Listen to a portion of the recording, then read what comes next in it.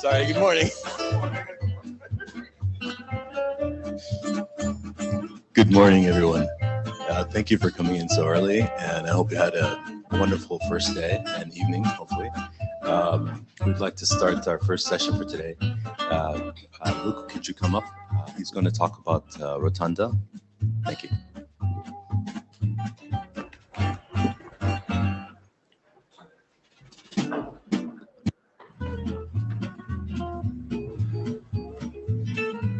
Good morning, everyone.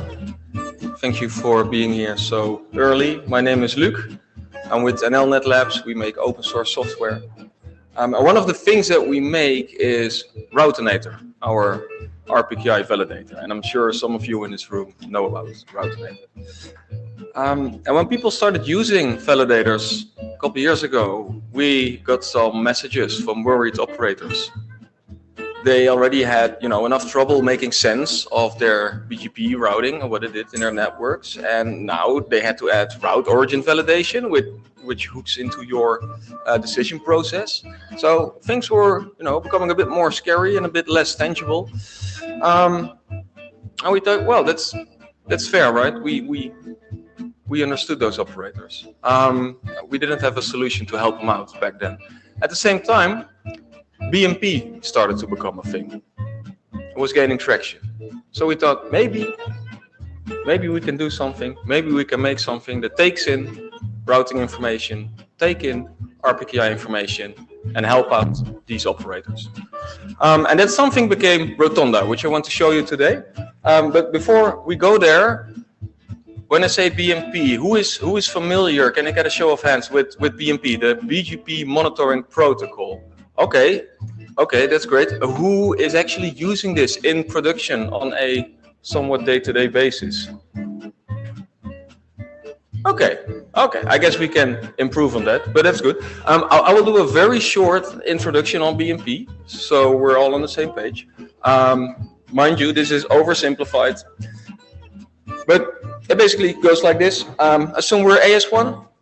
And we hook up our router to a BMP station, right? It's the BMP collector. Now, if AS2, thank you, sends us routing information in forms of a BGP update, our router will encapsulate this into a BMP message and send it to our collector, to our BMP station.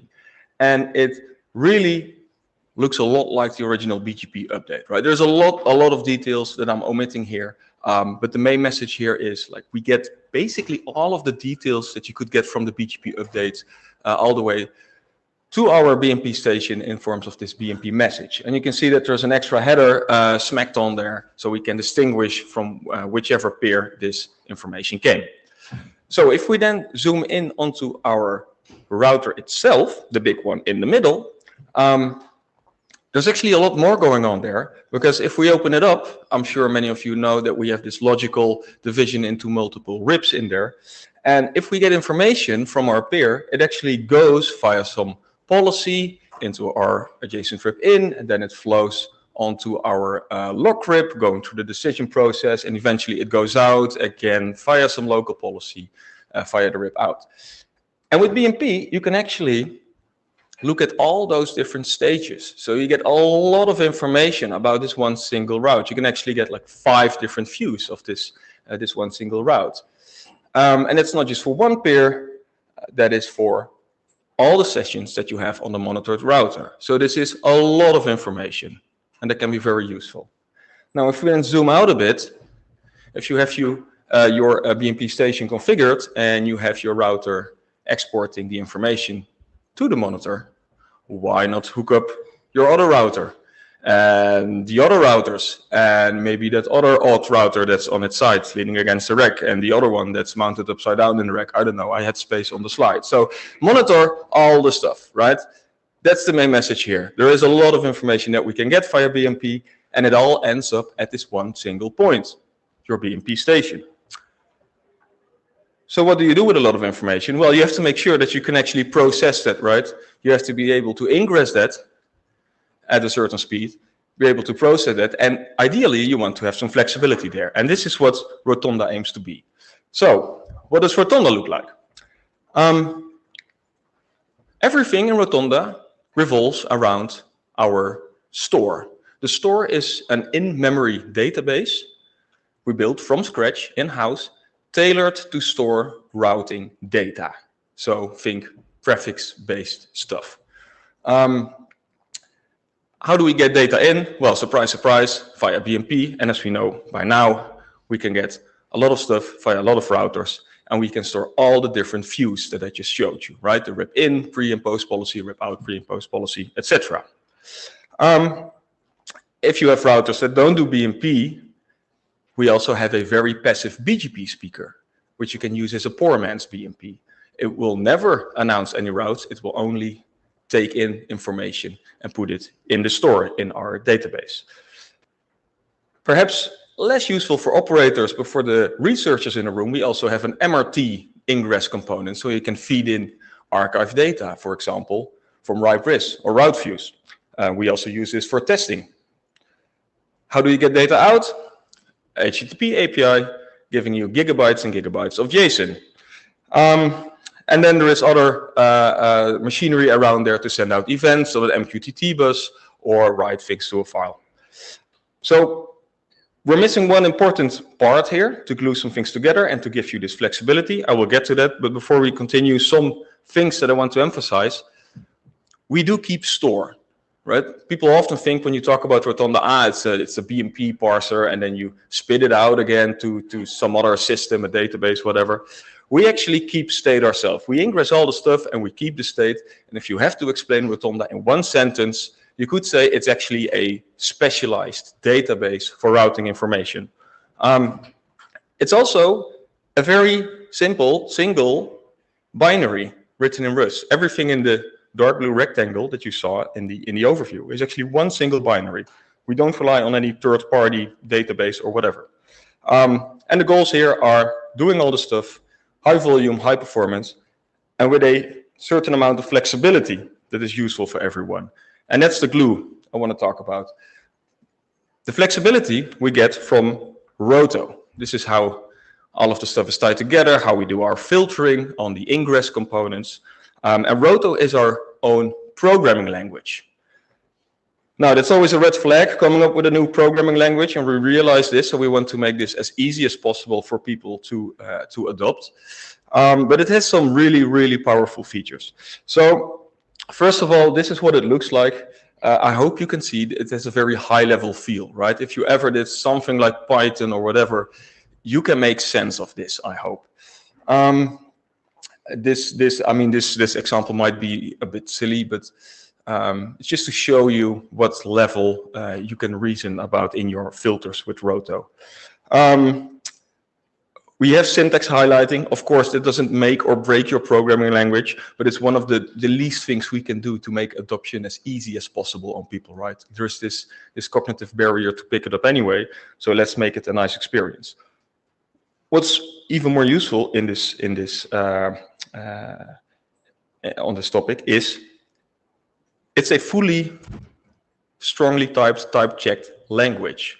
So if you see the change I made with the definition of my ASN, where I now accidentally put in a prefix, this won't blow up at runtime because it will actually be compiled before that, and the compiler will actually warn you in a very user-friendly way about, hey, seems like you made a mistake. I'm expecting an ASN in this method, but you gave me a prefix. So no surprises at runtime, because this is all type-checked and compiled before we use this. We're leveraging this thing called crane lift.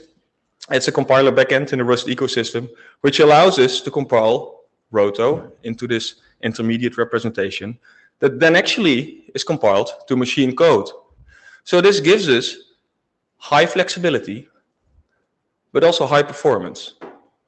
Right? There is very little overhead this way compared to if we would implement the same logic in Rust itself. So, where do we use Roto in Rotonda? Well, basically everywhere where you see the small cogs. So let's see what this looks like in the ingress part, where we feed in the routing data. So this is an example Roto filter for your BMP connector. You get both the BMP message and some additional information on where the message came from. So if you want to act upon, for example, the peer address or the peer ASN the thing came from, you can reject this message and it won't go through to the RIP. You could also add some commands to log or send events out onto an MQTT bus if you want to keep track of a certain peer ASN this way. But you can also look into the message itself. So you can actually access the path attributes and say, hey, if there's a specific ASN in the AS path, I want to accept it or reject it or log something about it. Then if the message is accepted and it goes through, it ends up at the store. It will be stored in our in-memory database. And just before that, there's another Roto filter that you can hook into. Now the message is exploded into all the individual announcements, right? The message can contain multiple announcements, but here you have access to an individual route, an individual announcement. So now you can actually look at the prefix for that thing. And maybe there's a certain list of prefixes that you want to keep track of and log something about it. So this allows you to do that. Then, oh, this was fast. Can I go? Yeah. We have more ways to ingress data other than routing data, namely RPKI data. This is where this ID came from, right? So we have an RTR connector that you can connect to your favorite RP software to then feed in RPKI data into Rotonda.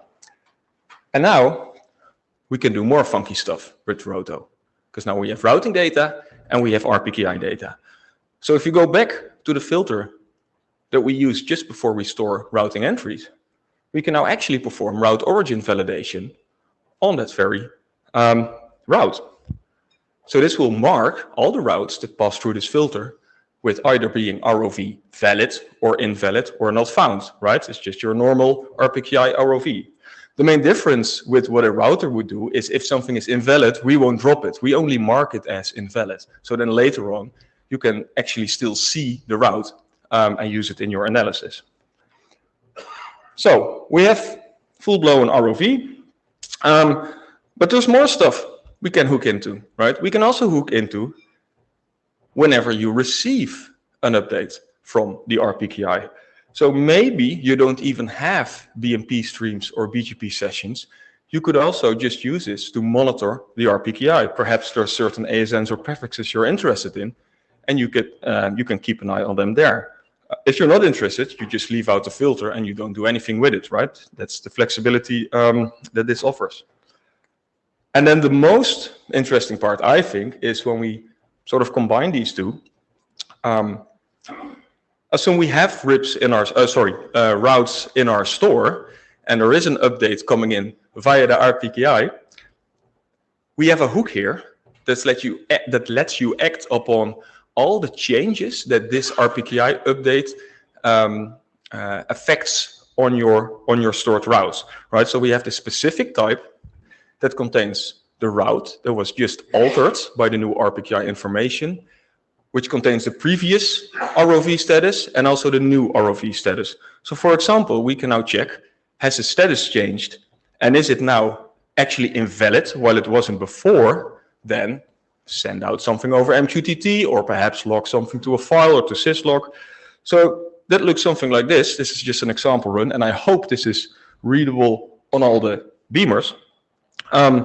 This is an example where a new VRP came in via RTR, which was now all of a sudden covering a certain prefix which wasn't covered before, right? So before, the ROV status would be not found, but because it's now covered, but with a different origin AS than what's on the ROA, we actually see it's ROV invalid.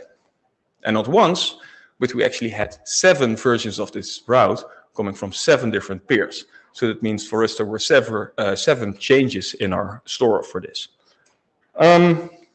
So what's next? Getting stuff out via the HTTP API.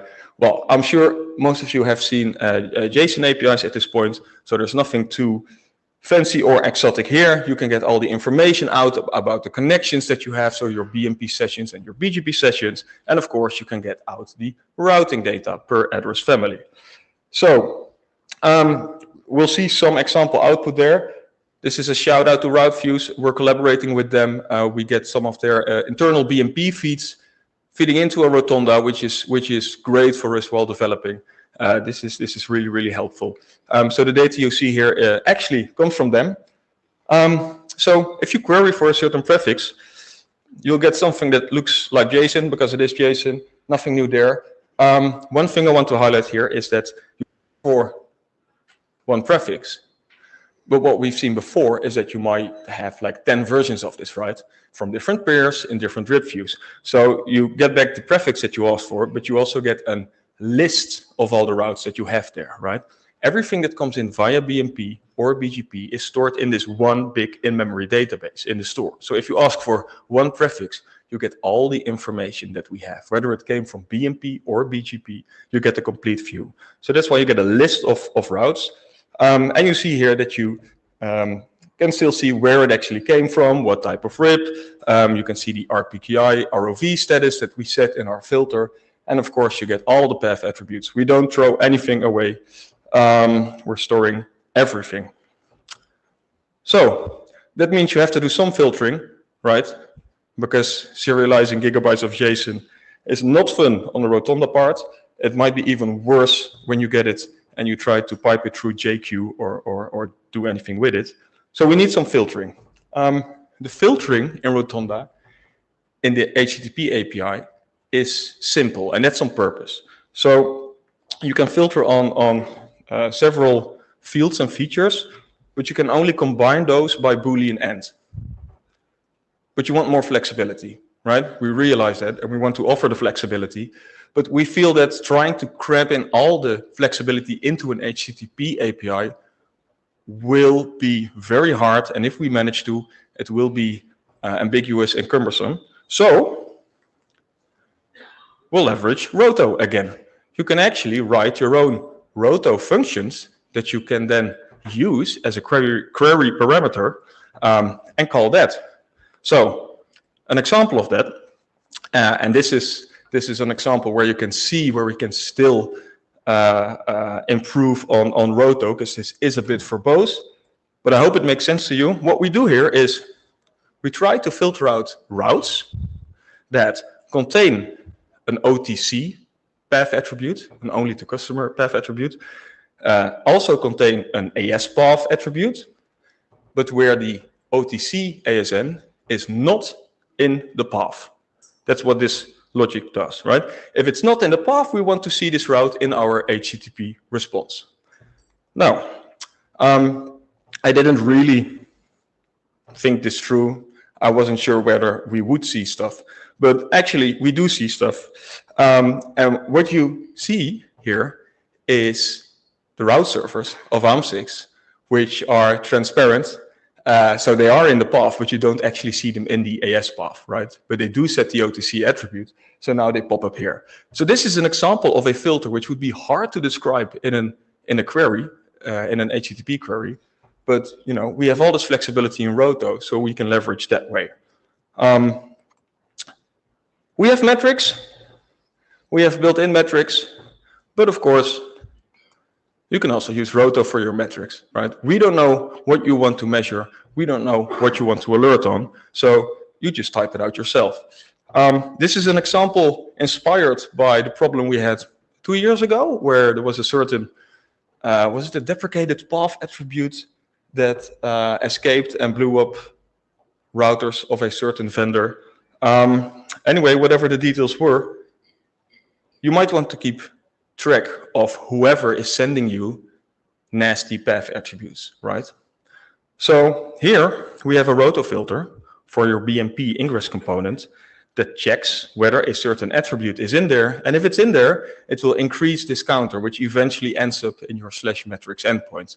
So this is not built into Rotonda. This is something that you can define at runtime yourself. Well, I guess most of you know the Prometheus Grafana toolchain. You can then plot this in any way you like. Probably most of you can plot this in a better way than I can with Grafana, and you can configure your alerts on that, right? This is not a thing to name and shame. This is just another obsolete type code that I found in the IANA registry. This is not the problematic one that we saw 2 years ago. This is just an example. So what else is there? There's a big gap because we're still working on some parts. We want to do high volume export of data as well. So we're working on, amongst other things, a Kafka egress component there, but that's something for another day.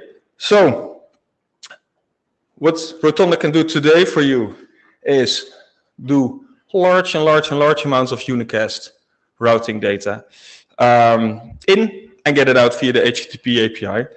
What we're currently working on is doing non-unicast stuff.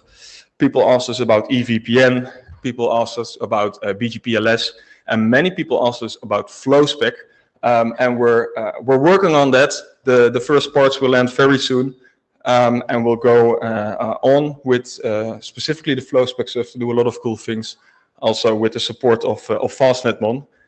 Shout out to you guys. That will be a lot of fun.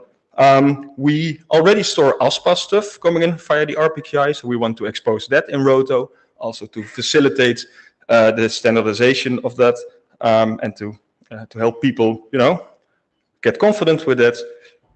Persistent storage instead of only in-memory stuff, interaction via CLI, other ways to do configuration, and we have a lot of other cool and crazy ideas. So I invite you to actually try this. This is all open source software. You can install it yourself, run it in your own network. It's not a hosted thing. We don't want, well, we want your routing data, but not in that way.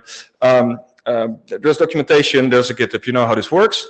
And please, if you can, help us out.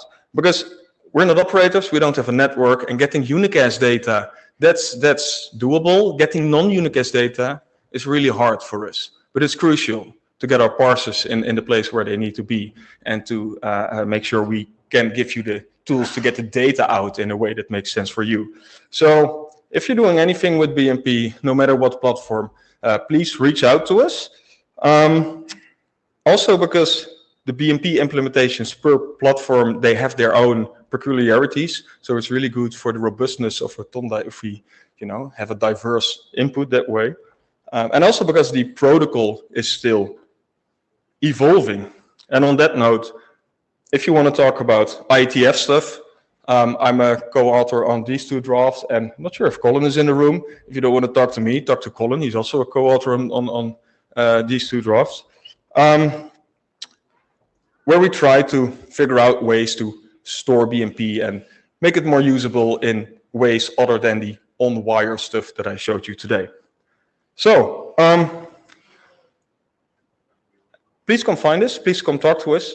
We're here all week. I'm here all week. Jasper is here all week. We hope you want to give this a shot. Try to break it. Let us know where it breaks, how it breaks. And we invite you to get very creative with all the roto stuff and make some cool things. Thank you.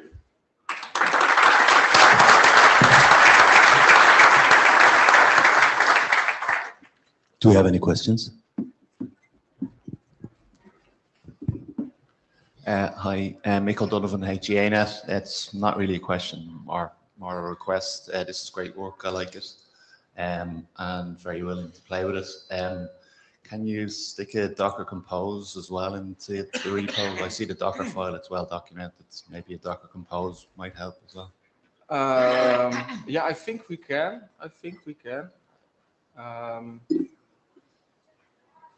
Yeah, we'll need to figure that out, but let's talk about it. I'm sure we can make it work. Yeah, sure thing. Any other questions? Thank you, Luke. Oh, one more. Here we go. Rudy, go ahead. Name and affiliation. Rüdiger Volk. Look, I wonder the Roto language, as I see it explained right now, is essentially a filtering thing. It did not seem like to actually include elements that allow to express policy. Going from filtering to policy, which actually means you manipulate, you change the roots, probably is not a huge step. Correct. Yeah. So it's not included in the examples, and not all the features have landed yet, but we have things in the work that indeed let you change things from path attributes, that kind of stuff. That's not in there yet, but it will be soon. Okay. The other thing that I wonder about is the in-store data structures are I didn't see anything that indicated timestamps from when a certain update was observed. When you look into how permanent storage of BMP traces are handled, of course you need that. Is that just not there? And are you just having data structures that kind of keep a current state of tables? So kind of actually monitoring and expressing things that are related to changes in time would not be supported.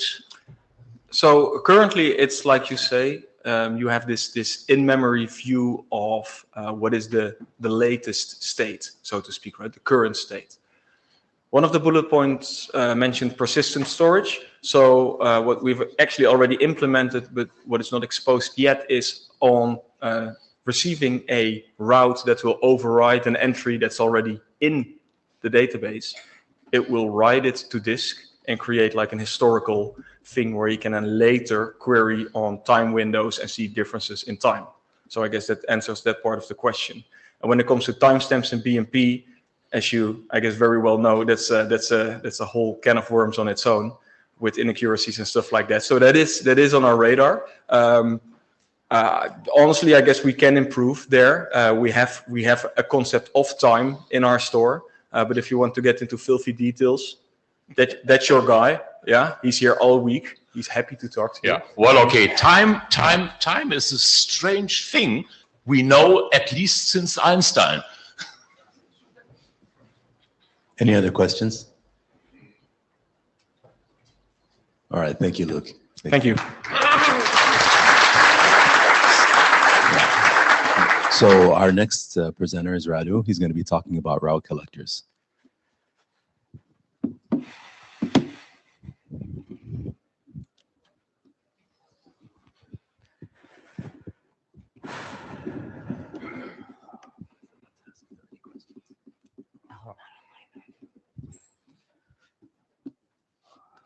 I'm guessing this is the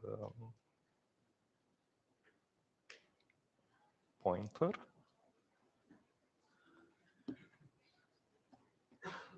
Yeah. So, hi, good morning. I'm Radu. I do internet measurements, which means I often look at root collectors. So I'm going to share some of the things that I found there. I will start with a short intro, even though this is the RIPE meeting, so probably everybody knows what root collectors are.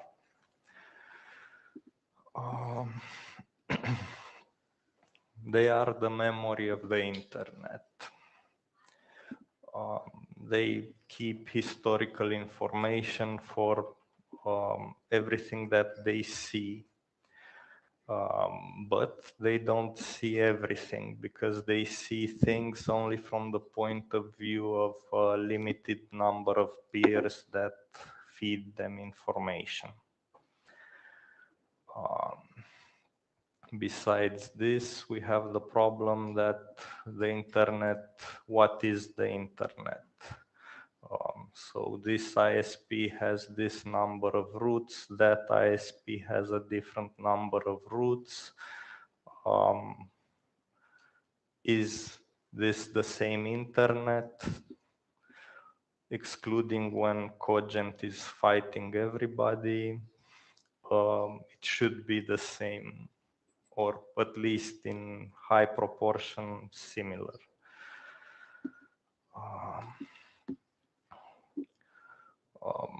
This data is used for a lot of things. Geoff would like to plot some IPv4 graphs, depletion, table size and stuff. You can use it to detect hijacks. You can perform alerts. You can alert on certain events. People use it to infer relationships between ASs. This is more or less successful.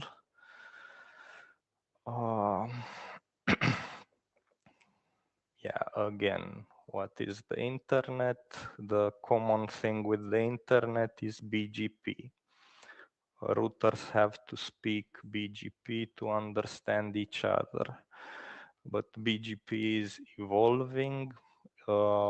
We keep adding things to it. We keep adding RPKI, soon ASPA, I hope. So this is constantly changing, but we still want to analyze it.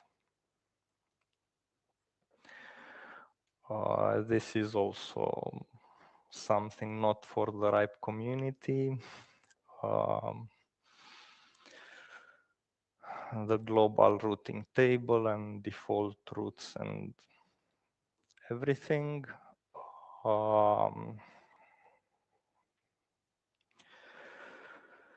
Yeah. Now we have the path vector protocol problem because each router only can tell you how to get to a certain destination from its point of view. The router doesn't know how somebody else's router can get to that destination, or even if that other router knows that destination. This is different from OSPF, where the routers know everything about everything.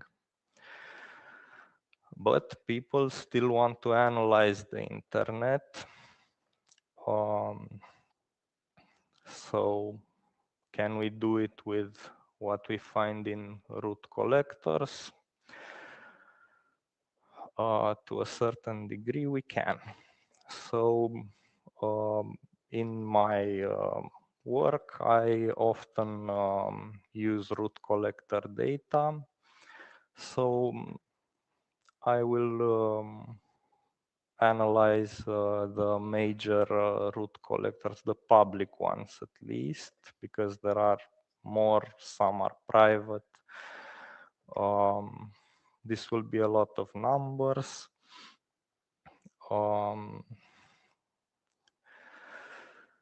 Yeah. I will start with Packet Clearinghouse.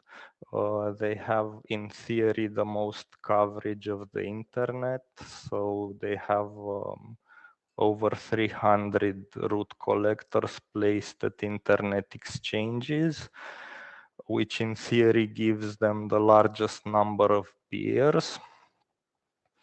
However, they don't provide any RIB dumps. They only provide updates every minute and the daily show IP BGP text file. That text file is missing perhaps important information such as BGP communities and other attributes that could be interesting. And the fact that they do this every minute makes it quite unusable if you want to process their whole information. Then we have root views. Root views is a very nice project from the University of Oregon. They have 46 root collectors. Actually, 6 of them are retired and one of them has a different naming scheme when you try to download the RIBs. This is not very fun until you understand it. They have a lot of peers, but there are duplicates, so they have the same IP and ASN peering at different root collectors, meaning they get the same data in multiple locations. There was also a problem with processing their updates because they use free-range routing with BGP extended messages enabled. So most tools were not able to process this. So these numbers are lower than the actual numbers they have, but yeah. Then we're going to RIS. RIS is from RIPE, as everybody knows. They have more peers, more ASNs providing feeds. As a difference from root views, all root collectors from RIS have at least one peer providing a full table, and they also have IPv6 tables from everybody. Root views was missing some of this information. So just comparing them, there is an overlap of almost 300 ASNs between the two projects. which basically means that most of the peers of root views are also peering with RIS.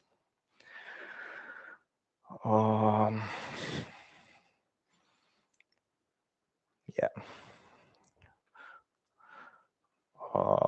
Then we're going to what information you can find in these. You can, of course, find private address space, default routes, that in some cases are useful, in some cases they are not. I think it would be nice to have this documented somewhere. There's a squirrel to distract you from the private space. Yeah, as probably everybody expects, the RFC 1918 space is the most popular that appears there, which in my opinion is the bigger problem than the second one, which is the CGNAT IPs. Because of the age of the RFC. In RFC years, the CGNAT IPs are young. So I would expect the older private IPs would be better filtered, however, they are not. Then we can see the more specific routes. I've put them in different orders for IPv4 and IPv6 because this is how I'm estimating they are representing what appears there. This could be useful information. For example, for remote trigger black hole routes, you might find hey, this IP is under attack, and draw this conclusion from the root collectors. However, the company announcing it, the ISP, might consider this private information. We don't want the internet to know our customer is under attack. So I'm not sure if these should or should not be there. The point-to-point links and internal routes could provide external people some information about what ISPs do inside their networks. Yeah. However, these are limited to a low number of peers, so they are not globally visible. Then we have the multi-origin AS prefixes, which for the general public are not okay. According to my currently favorite RFC. However, when you operate root servers, you can push for an RFC that says your critical infrastructure and rules don't apply to you. So VeriSign has around 60 or something ASNs.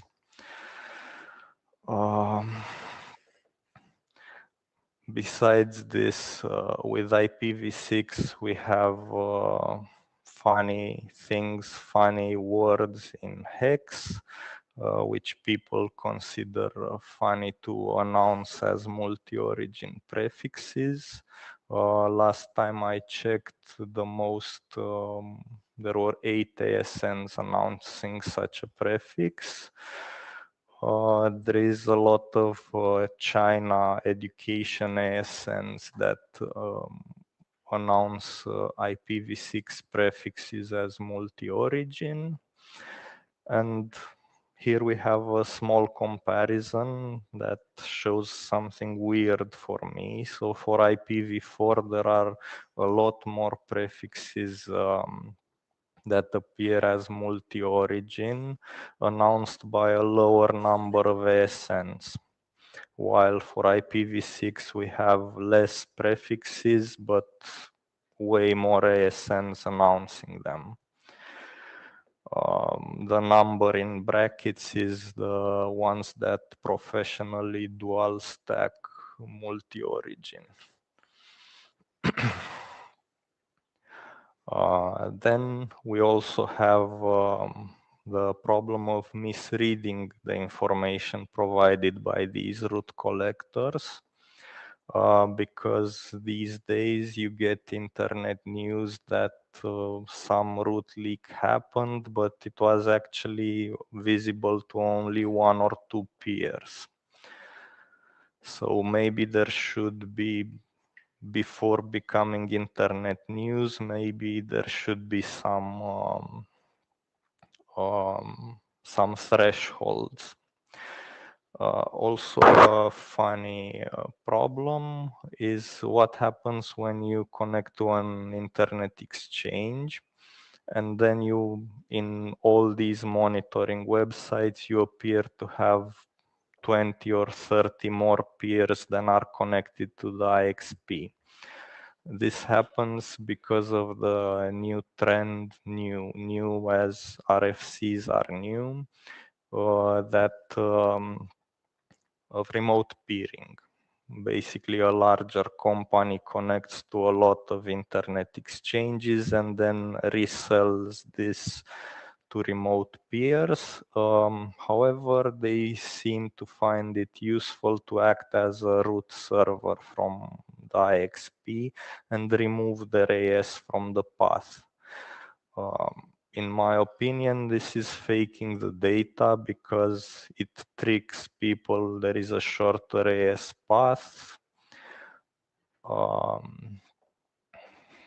I'm not sure how useful this is. Maybe ASPA can fix it. Or maybe the internet exchanges could enforce the first hop AS. That would also be nice. Then I think we should be aware on certain features and limitations of these. For example, there was this ticket to PyASN, a tool that transforms rib dumps in MRT format to plain text files. And this person was opening a ticket because, hey, I found in this root views snapshot private IPs with the public ASN assigned to them. Why? And they considered it as a bug of PyASN, when actually it was correct because that specific dump contained those roots. So there is a lack of documentation as to what is included in these, and this confuses people. Then remember earlier when I talked about root views and not being able to process their updates due to BGP extended messages. This was fixed like 3 days ago when BGP Kit launched a new version that is able to process these large packets.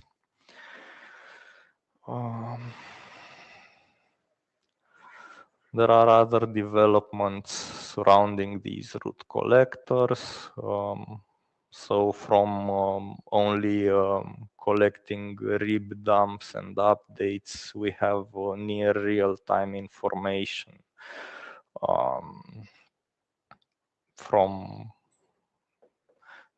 there is also an attempt to increase the data available from network operators through a thing they called Manners VIP, which suggests in order to have a trusted badge, you have to peer with a root collector.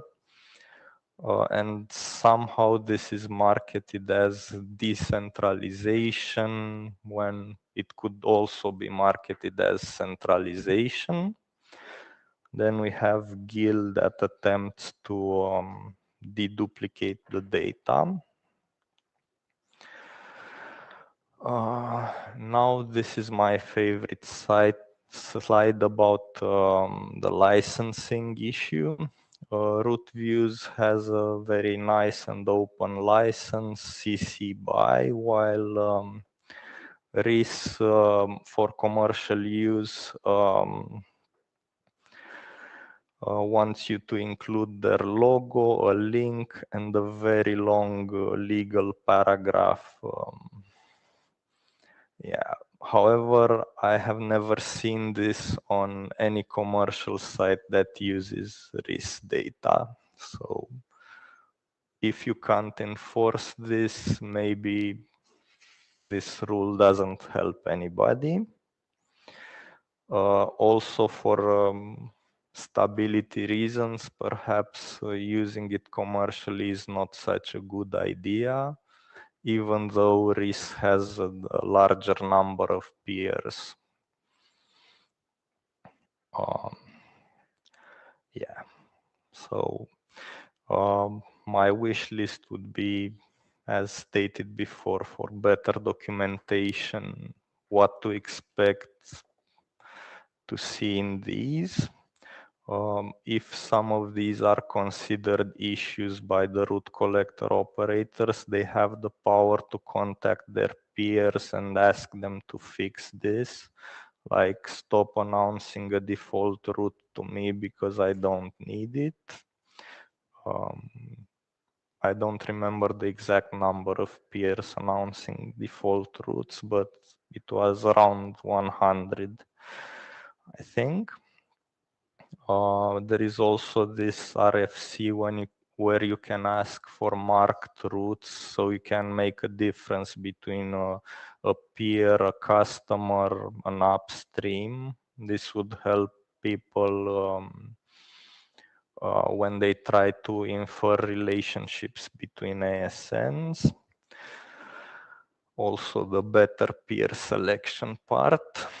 Root Views published a new peering policy in January.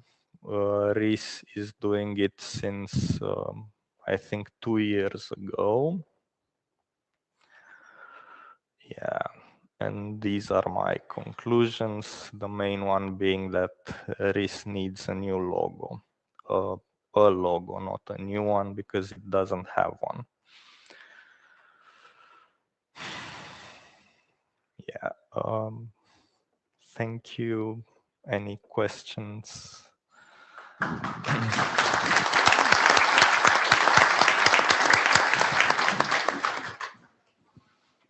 Do we have any questions?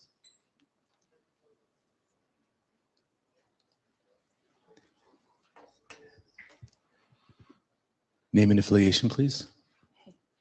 Randy Bush, RGNet, IIJ, Arcus. Some of the differences between them are also what time period is available.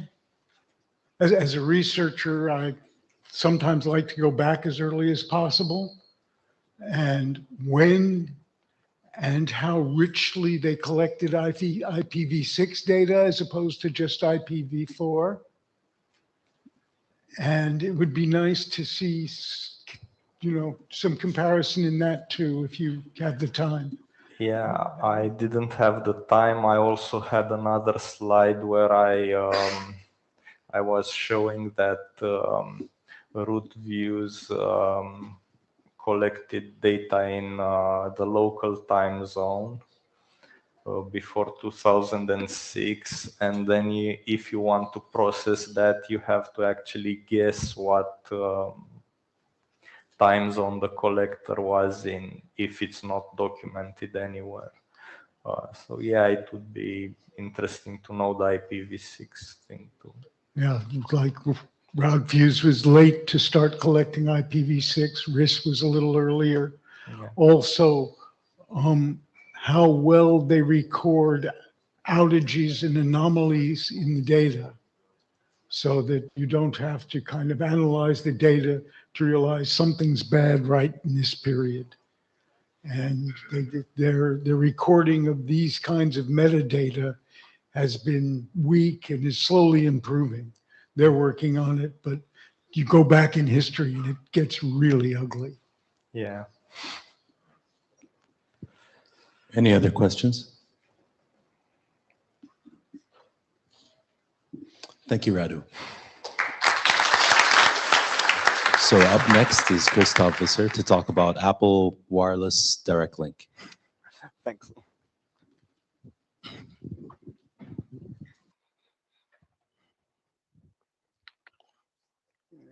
Cool. Hello again.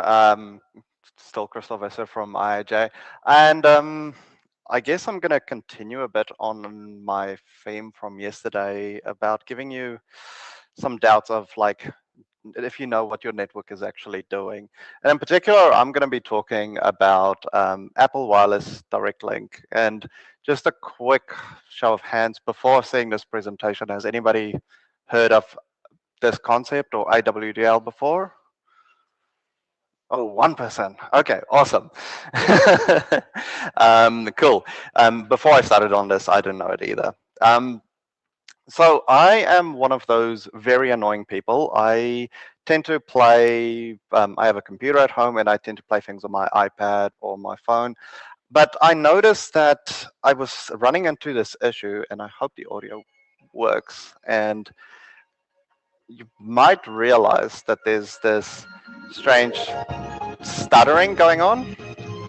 And I'm just going to skip forward to it because nobody needs to hear that.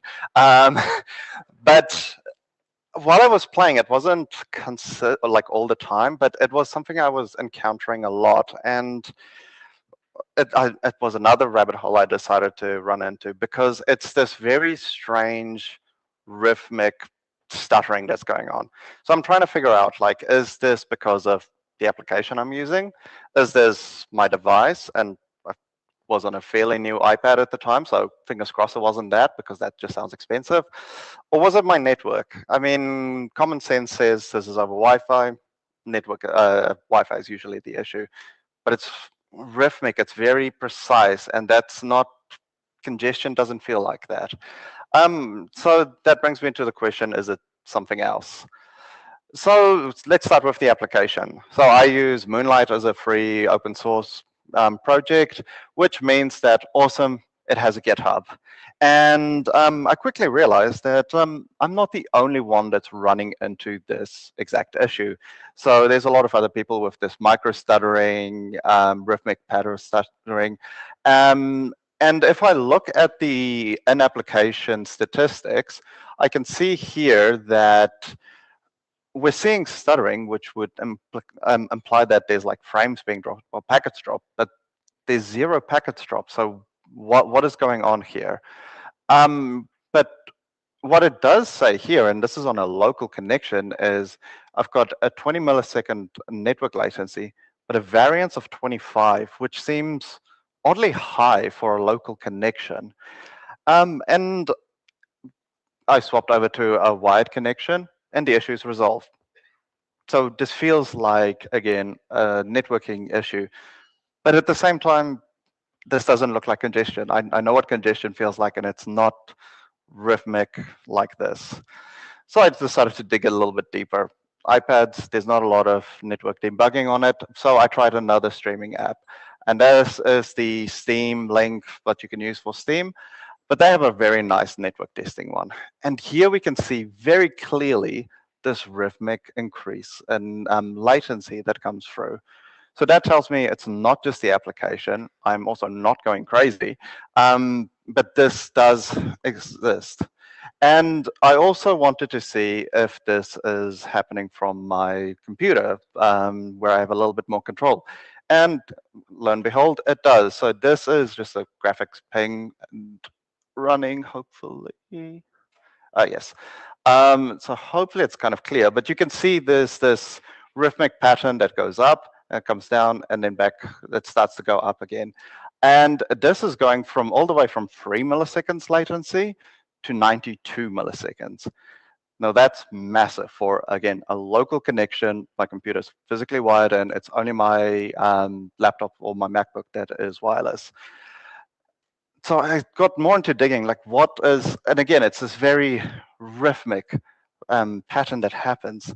And I've done enough software development that this feels like a software issue of some descript. So I was trying to figure out what is causing this. Clearly, it's pointing to network, but network doesn't feel right. So I tried a less congested network. So I'm very much alone on my network connection here. I even tried 2.4 gigahertz. I was desperate, but the issue remains. And frankly, I've like had this issue on and off for the last like 3-4 years. But nothing ever really showed up until, well, I tried like my normal Google search, and because we live in modern day, I need to add site reddit.com to actually get anything useless or useful, sorry. Actually, those slides are in the wrong order. And lo and behold, somebody is talking about exactly this issue I'm having. But they're talking about it in the Vision Pro. So these were originally made last year, so the Vision Pro is very new. So the latest, greatest thing has the same issue.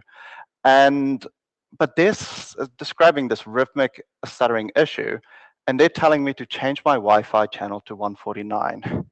And that feels strange. Why would a Wi-Fi channel fix stuttering? It doesn't add up. But what is nice is they refer to this AWDL, which up until this point, I've never heard. But it points me to something I can look into now. There's something to work with. So I followed the link, and yeah, the summary of what AWL is. So this is the source of our link. So this is from TU Darmstadt. They've got a lot of great work reverse engineering this. But as the name implies, it's Apple Wireless Direct Link. So this is, so in order to make handoff between your phone and your MacBook, or between different MacBooks, it does your AirDrop, your auto unlock of your machine, all of these really nice things that makes kind of the Apple ecosystem what it is and keeps people there is really just this Apple Wireless Direct Link. And the thing is, it's using just normal Wi-Fi to have this communication with each other. So what it really does is, digging into it a bit deeper, is in order for, doesn't matter where you bought your device in the world, for them to be able to talk to each other, they need to be able to communicate with each other. So the way this is done is they have these free social Wi-Fi channels, which is channel 6 for 2.4 gigahertz, 44 and 149 for 5 gigahertz. There are some for 6 gigahertz, but I don't have a 6 gigahertz at home, so I don't test that much. But as part of this whole process, AWDL needs to essentially listen if anybody wants to share stuff with it. It also needs to be able to advertise to others, like, hey, I want to airdrop something to someone else. And ironically enough, they also negotiate which Wi-Fi channel to use to send data over. So they have a concept of Wi-Fi channels to some extent. But I'm annoying a network engineer. I want to optimize my network. So I want to use channels that are empty, but that causes a big mistake, because what ends up happening is that if you are not in one of these social channels, you get this periodic like Wi-Fi channel swapping, where it goes to the channel, the social channel, listen if anybody wants to talk to it, then swaps back. So creating a very rhythmic stuttering, what we just saw. So I wanted to test this theory. Like, does this actually work? So I've said channel 6 for my 2.4 gigahertz, 44 for 5 gigahertz. 149 is not available in Japan, so I can't test that. But from what I've seen, that one's quite highly recommended because there's even less congestion on that. And it works. And I hate that it works. I really hate that this works. As you can see, like the line is, it's flat. And the stable and speed has also increased from 50 to 105. So it works. And everything inside me just hates that this is the case, because the whole point of Wi-Fi channels is to share the network and stuff. Why do I have to use specific ones? And the same thing for when I run the pings from my MacBook. It looks exaggerated, but the main thing is this is a max of 9 milliseconds now instead of 92. So a lot more what you would expect with Wi-Fi in a local network, but significantly more stable than what we were looking at. So what is actually happening in this whole process? So what I did is I set my Wi-Fi's AP to 120 as just an example, because no congestion, and it wasn't one of the ones advertised. And I had to do sniffing on a different laptop because these packets are completely hidden on the host machine that's using it. So you might be able to do some jailbreaking and get into the low kernel level, but with the new Apple Silicon ones, I just didn't want to gamble with that. But so I ran pings from one machine across on over Wi-Fi, and the other one was just sniffing on this channel 44. And you do see, and then all of these red ones is where the AWL packets are detected, and the blue is the latency. And we can see that there's these jumps and increase in RTT times whenever it kind of lines up with the red. Now, as you might notice, there's a couple of these red clusters. So the first one is when I went and unlocked my iPad. It starts to do the negotiation, etc. And slowly, as they've kind of communicated a bit and see, okay, we don't actually need to send stuff to each other, it starts to like slow down and the space between the messages increases. And then I unlocked my iPhone, and then there's a lot longer one there because there's some sense of hierarchy, like who's going to be the device that's in charge and doing all of this negotiation. But again, we start to see more and more of the latency increases with that. So there's definitely like some correlation going on with that there. And I did reach out to Apple on this thing. What I've discovered, especially talking to the Dumpstead guys, is they don't really have any good communication things. So this is from the feedback assistant. So normally if you've got a beta iOS or thing, you put something there. It's about the only place you have. If you encounter these issues yourself, please use my reference because apparently that's the only way to get some sort of a response. I have reported this like start of last year. I've included my talk of this all before and I've had no responses since. And this still exists in the latest iOS and macOS updates or versions. So what are our options? What can we actually do? So the first and most easy one is like, just don't use AWL. That means there's no more AirDrop, no more continuity camera. Personally, for when I'm traveling, I use the iPad sidecar as a second monitor. It works really nicely. So, you know, a lot of these nice things that incentivize people to stay in the Apple ecosystem. But that fixes the problem for me. There's approximately over 1.5 billion other iPhone users in the world. And are you really going to tell your users in your network, just don't use the features on these Apple devices for why they got them? So it's not really a solution. The other option is to do, well, the Apple way of networking. So for the best experience, you use the same Wi-Fi channels as everybody else, or you're going to suffer some jitter at some point. And the problem is because, as the name implies, it's Apple Wireless Direct Link, a newer, faster AP is not going to fix this because the issue is not on the AP side, it is directly between the devices. And I put a question mark here, but I have found social channels for 6 gigahertz, so this issue is only going to keep persisting moving forward. And one of the big things that Apple is trying to push is this RFC 9330 L4S in order to reduce network delays. But again, this is between your device and like your router, etc. It's not going to fix this direct link between things. And the big thing with this is, again, because it's direct link, somebody doesn't even need to be connected to your network. They can just be walking past while you're on a conference call or something, unlock their device, and there's going to be some jitter included. Now, most like Zoom and stuff have ways to like counteract this a little bit. They didn't really know, but like at the end of the day, the question really becomes like, should Apple or any vendors really decide how we do our networking? Should they decide that like we only use these Wi-Fi channels to give like the best experience? So that kind of like again, one of my talks. I don't really have a good solution, mainly because I don't work for Apple, and unfortunately on the list I don't see any Apple attendees here.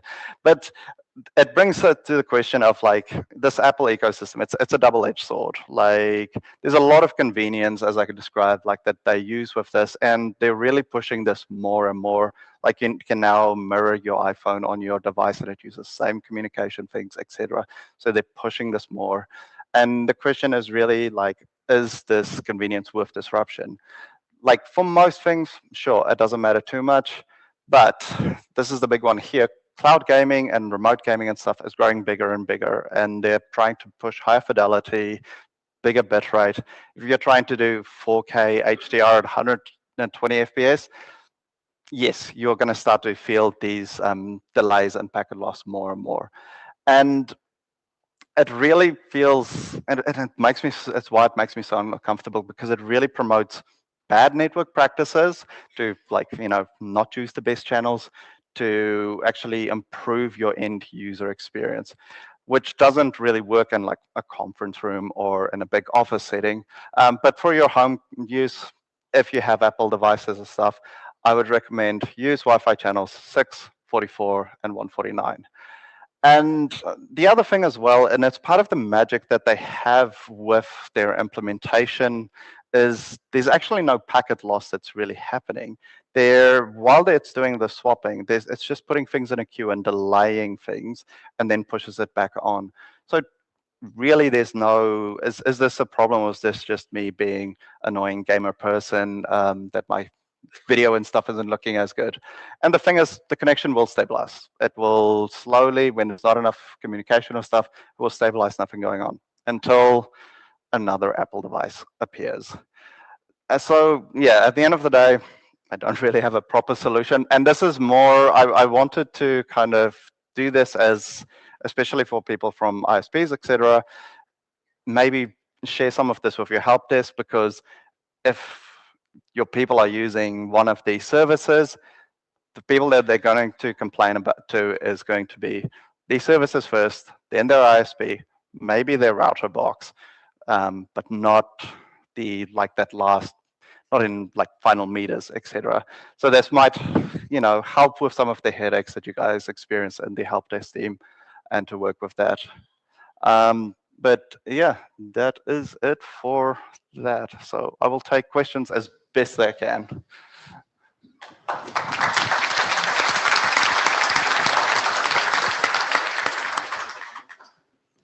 Name and affiliation. Start. Hello, Radu Feurdan from SEX. I was wondering, what are the security implications of this? So, okay, we have some stuff which is systematically on the same channels, and it's supposed to be used to communicate between Apple devices, I don't know, random Apple devices. How about, for example, in order to push Apple, start weaponizing, let's say it? You start intentionally in a big conference, especially an Apple one, for example, start pushing junk. Yeah. And what can you gain as a malicious attacker? Because this is even worse. Yeah. So I will actually, where is it taking me? So I would highly recommend, okay. Follow these guys. Main reason I didn't put a specific paper is they are more of a wireless security team. What you're describing, they did find and disclose. It was worse in the, from my understanding, one of the first things that they found with it is it would, on plain text, put like all of the Apple IDs of people in these communications. Now it's kind of encrypted so that, so for instance, AirDrop, it won't share your stuff if you put it to only contacts or stuff. So there are a lot of security things that they overcome from it. I don't know if it's necessarily at this stage. Potentially you can disrupt it large enough, but apart from, there was the Steve Jobs, like first introducing Wi-Fi on the iPhone, that there was the disruptions that, apart from that, at these Apple events, I haven't seen anything there. So I think these guys have tackled it a bit, but yeah, I was more looking on the network latency aspect of that. Thanks. Name and affiliation? Gordon Guido Falvi, Nokia. Thank you very much for this interesting presentation, and it feels actually really good to hear that I am not the only one who went through almost this exact same troubleshooting process for this exact same problem. I've heard that a lot when I've presented. A lot of people has that like light bulb, like, oh, that's what's caused it. Out of curiosity, so you haven't received any official answer from Apple on this, but have you perhaps gotten any unofficial confirmational information from somebody who works at Apple, whom you might have met at conferences and such? Unfortunately not. I would love to, but as you see on the attendance list and things, they don't really come to events like this, so it's hard. The thing is, going back to the GitHub page and things, there's people complaining about these things since 2019. But they see this issue, but everybody's blaming something else. It was only until I really did a deep dive that all the stars align.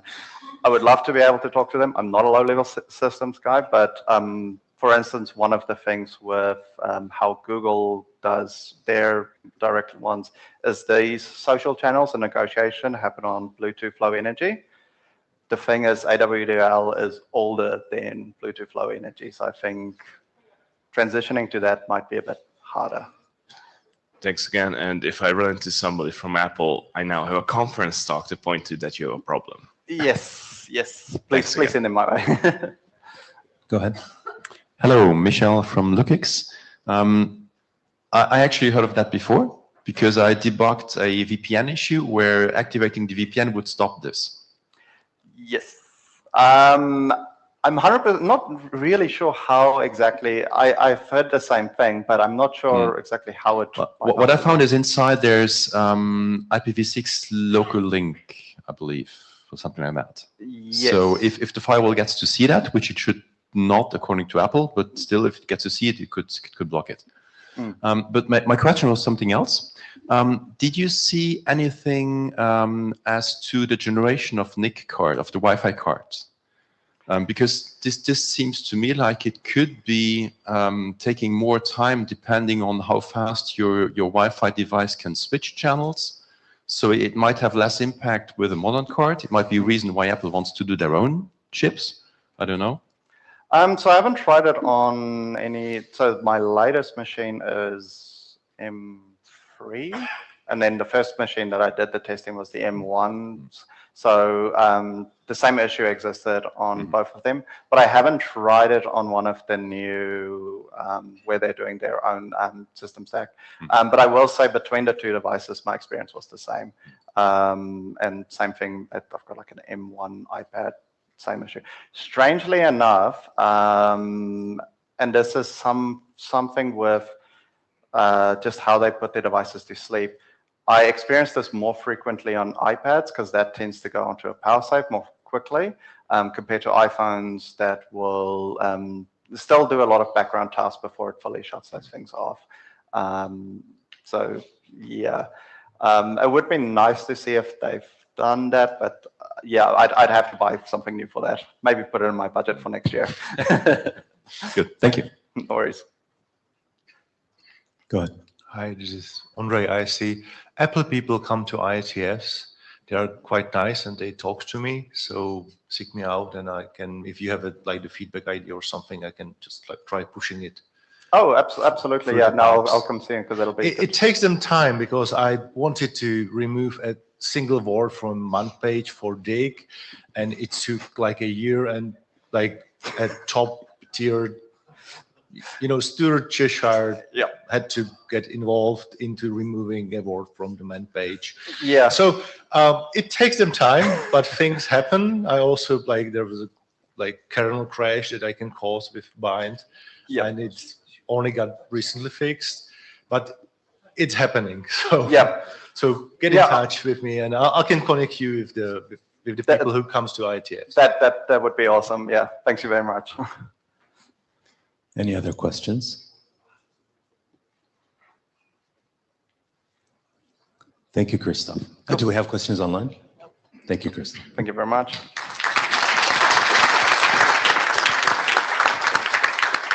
I'd like to remind you to rate the talks online. They're very useful for us to do a better job. So it's an opportunity to give us constructive feedback. So please rate them on. There's a few more announcements that we have.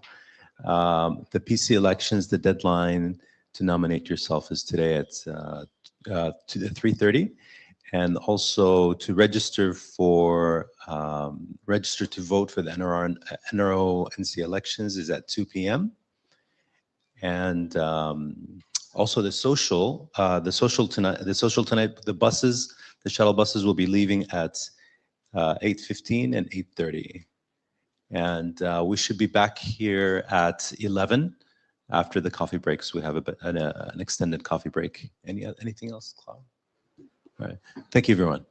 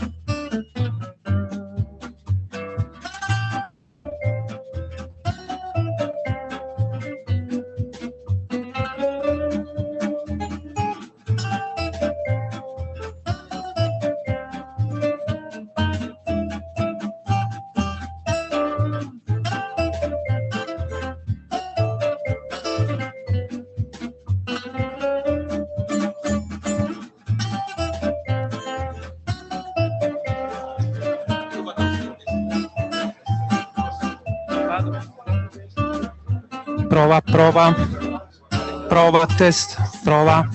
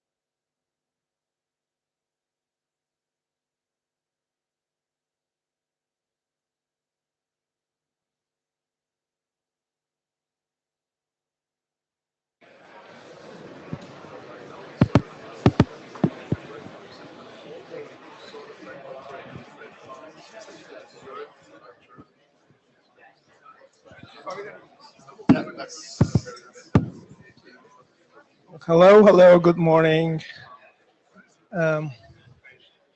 Welcome to the second part of today's session.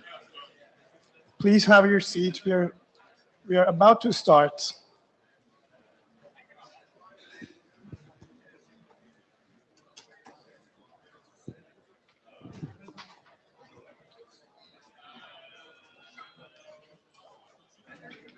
All right. So for the first presentation for this segment, for those of you who were not following IETF development recently, we have an interesting talk. Suresh, Eric, and Miria are going to tell us what's new at the IETF. Please. Thank you.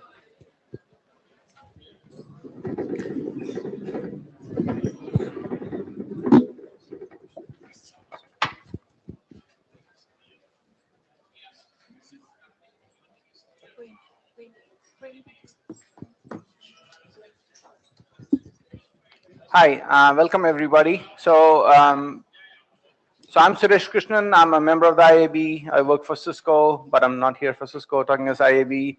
And that's Eric on my left here.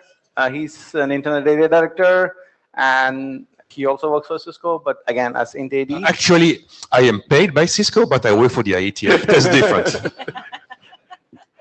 And on my right, it's Miria. Miria is like also a member of the IAB, and she works for Ericsson.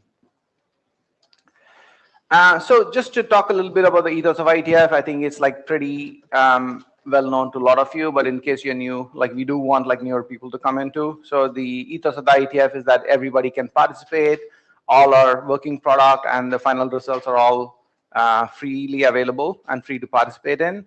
And we judge everything by technical merits, and we determine our success by voluntary deployment. So this is not a treaty-based org, just like the RIPE, like it's a community-led org, and we see our success by our standards getting deployed.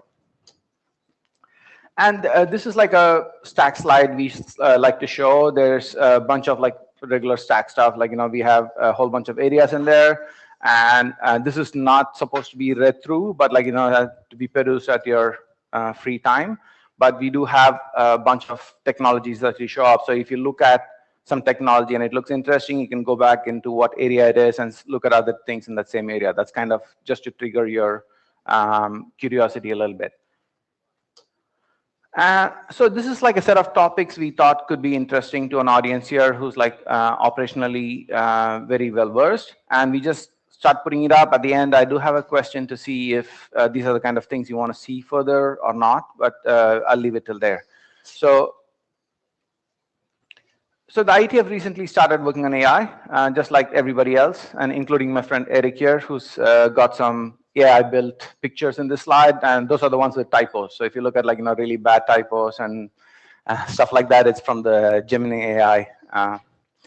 And Eric, you want to say something? Yeah, you really like to make fun out of me, right? So don't you? Yeah. So one important thing that we started working on is something called AI preferences. And this is, if you know robots.txt, robots.txt is something that told crawlers like whether to access a site and crawl it for search, right? Like that's kind of how it started off. And we're kind of extending this to see if people can scrape for AI training or like generative AI or like inference and stuff like that. So this is something that got recently kicked off like this Jan, and we are making progress, and we kind of have a whole bunch of people from content providers, AI platforms and stuff and so on coming and talking here, and we'll be continuing to have this discussion in Montreal. And there's also this thing called WebBot auth. So the with all these AI crawlers, it's become very difficult to check whether somebody is who they say they are. So somebody could say, I'm a Google bot, but like nobody checks if you're the Google bot, right? Like, and then you could get permissions to do things that you may not want to. So there's also this work to kind of start doing some cryptographic identity for this, so to check if they are who they are and are they authorized to do something. And of course, like any hot topic, there's like a whole bunch of side meetings happening in the IETF. So I don't know if there's like a similar concept in RIPE, but in IETF, we have some bunch of side meeting rooms where anybody can book it like with like 2 weeks advance and get a community to go and talk. So this is something like akin to a bar boff, but without the drinking. And so there's like a whole bunch of stuff that's happening in the agentic AI front. Again, not to be read through here, but it's something you can click through. There's like a bunch of links you can go follow in this presentation to go look at it.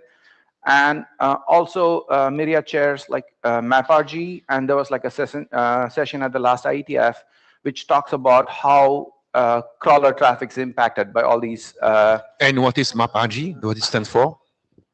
So MapRG is a research group, part of the Internet Research Task Force, and we are looking at papers from research communities that have interesting results for the IETF community. So usually we look at protocol deployments, but we did a special session on crawling traffic last IETF. You can watch the recordings on YouTube. I think it's really interesting. We had people from Cloudflare and also from our own tool team, but then also Wikimedia actually had a long presentation about problems, because they see that like nowadays, like 30% of all of the traffic comes from bots, and that is actually loading the system unnecessarily. Right. And also, like, if you look at the results that came out, like the TLDR version of it is like there's a lot of blocking happening. So a lot of the stuff that's happening for preserving internet history, for example, like archive.org or like a lot of the educational research stuff is getting blocked as like a collateral damage for a lot of the AI crawling that's happening. So that would like be editorializing it, but you can actually go look at the whole presentation a little bit further. And now passing on to Eric for the DNS stuff. Yeah. So as we all know, and I'm pretty sure that Jim and the other people in the room understand that DNS is the foundation of the internet, right? So we see what has happened a couple of days ago with AWS. So what's happening there that could have a deep impact on you? One is the newly formed, for about 1 year now, DELEC, Delegation Working Group. It's about how you can delegate to a zone. Right now, you use NS, DS, and then you need to look for Quad A later. We want to simplify this and basically have a single record, technically called DELEC, looking like Service B or SVCB, where you get in one shot all the information you want. That's, at the IETF, it's quite new. That's a very narrow scope working group. So the charter is only about this, requirement and solution. So 2 documents only. A very dense working group, heavily working, with a lot of people coming from the Riot community working there. Right? For instance, I don't know who he is, but Dave Lawrence, Dale is somewhere in the room, or should be, or he's sleeping upstairs. And Jim is here as well, right? You wrote the requirement. Will it change a lot? Not so much, right? So the same DNS traffic, it is simply the zone changing. Other stuff, Deacon, Domain Connect. It's coming from an operator, so it's coming from people like you, GoDaddy in this case. And this is how, for instance, if you are running a hosting service and you have a web service there for customers of yours, but you need to then update the A and the Quad A or the ZCB or HTTPS records, right? Yeah, but you don't run the DNS for your customer. So you need, you as the hosting provider, tell the DNS server, hey, please update this record. This is about Domain Connect. Just newly formed working, never met already. DNSOP, DNS operation. It has become a huge, huge board. I think there are about 100 and 150 people participating in meetings. They are typically meeting twice during the IETF week with an overloaded agenda and a big queue of documents.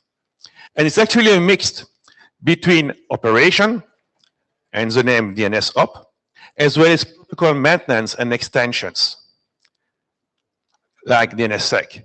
So 2 kinds of people, right? So one that are more the people in the blackboard and one of the operators. It's nice to have both of them in the same room, of course, so they don't invent something which is not deployable, and vice versa. It happens sometimes, right? So there is a talk to split DNSOP in 2, one doing still the operation and one doing the protocol extension and maintenance. At the bottom, and looks like some people are like questioning this, there is a new top reverse zone in the IPv6. The 3, something like that, at the bottom line. it will appear, it's already there, right? The ANA maintain the root servers, and the root servers knows how to address this. There is nothing below, as far as I know. This will be for registering all the drones. Of course, the one that obey to the law, right? Not the one that are used nearby. Alas. You will know who is operating this, what is the mission, and so on. So you will see this appearing in your DNS cache sometimes. Most of you will not be running it, this zone, because it will be managed by ICAO, International Civil Aviation Organization. Okay, operation. Yeah, thanks. So on the operation side, like the IETF started some work on energy efficiency, so mainly metrics for that. So there's this green working group. Yeah, we are very good at like cute acronyms, and there's actually a working acronym for this. So there's like a bunch of metrics that are being defined and like kind of turning on and off specific parts of a router or a switch and stuff and so on. That's all in scope for this working group. And they recently had like a whole bunch of like meetings to start working on the modeling things. And there's going to be a readout in Montreal. So like, please feel free to participate in the meeting or like look at the recording. You can certainly sign up for a remote registration. And if you cannot afford it, you can certainly get a waiver for that too. So please try to join in, because this is very important, like with all the energy that's getting consumed by data centers, more than networks right now, but it's something that everything is covered in here. And again, like NMRG, they do like a lot of cutting edge research into network management. So this is like something that either is like something like issues that are identified and they are being researched, or stuff that's like kind of really in the bleeding edge and it's going to bleed into engineering pretty soon. And there was a NEMOPS workshop. I think some of my colleagues came and talked here like about this workshop, about like what do we do with like what happens in the last 20 years in network management. Like, how did the Yang NetConf solutions work out for people, right? So we did find out like some very interesting findings from it. Like people still use SNMP a lot, and that was like a really shocking thing. But it's like in retrospect, not so shocking, but it was pretty shocking when we saw the survey results. So there's like a report for this thing that is out. Like look at it, but there's also like follow-up work that's going to happen. There's this thing called Onions. Again, they plan to meet in Montreal and online. And Eric. Yes, so just one draft at the IETF. That's a draft, right? So not an RIC yet. It's about the prefix length of the end site. You as a provider, you get a /29 for your V6. And you give out /48 to your end customer. So you will be able to present into the INET the data that, hey, I have my /29, but what I'm giving to my customer is a /48. So if you want to build reputation database, for instance, one customer equals a /48. So you know exactly the size of your end zone. Could be very helpful for management there. I mean, at least we hope. Comments are welcome. Other stuff on the Sunday morning, and you can attend for free, right? IETF remote, you have a fee waiver. You can attend for free if you want. IEPG, that's where many providers and operators, including enterprise, for instance, like the big Google or others, are coming and present experience. It's most probably the most RIPE-like or NANOC-like part of the IETF. So it's on Sunday morning, but if you are based in Europe, it's Sunday afternoon, right? There will be 6 hours. Welcome to PV6. Any comment on my Gemini sketch, Suraj? No, I'm good. The screen is in the back of the monitor. Other than that, I'm good. Okay. So what are we doing there? So as you know, there are two main groups, V6 Ops, Operation, and 6-man, and we have the chair here. It's Jen, about the maintenance. One is about, if you want to do NAT 6.4, the NAT, you need to understand which is the prefix used by NAT 6.4. There are two ways of doing it. One using DNS and a specific domain, and one using arrays, right, route advertisement. This draft, or this RSC, basically say, hey, let's use route advertisement. It's much more convenient and much reliable. There is also a way where the other one, this RSC 9818, is about, if I have a CPE, you receive a dedicated prefix from the provider, but the CPE itself should be ready to also send prefix delegation towards downstream routers, allowing a home network like mine, where I would love this to get delegated prefix and making a cascade. Another one, you know about the 2001 DB8, about IPv6, documentation prefix, is only a /32. If you want to make a big documentation about, I don't know, VPNs and so on as a service provider, it's not enough, right? So you need to get another one, a shorter one, which is the one that has been allocated there. I need to speed up. Yeah, I got big addresses, right? So it takes time. Yeah, IPv6 mostly, right? That's what we are running, and I was talking last time on this. 6man, there is one RSC about how do you do the interface identifier with the link local. You know, typically we took a person, but if you use a person in a URI, yeah, it doesn't go, right? The person in the URI URL I use basically to escape characters. There is one draft that's KA.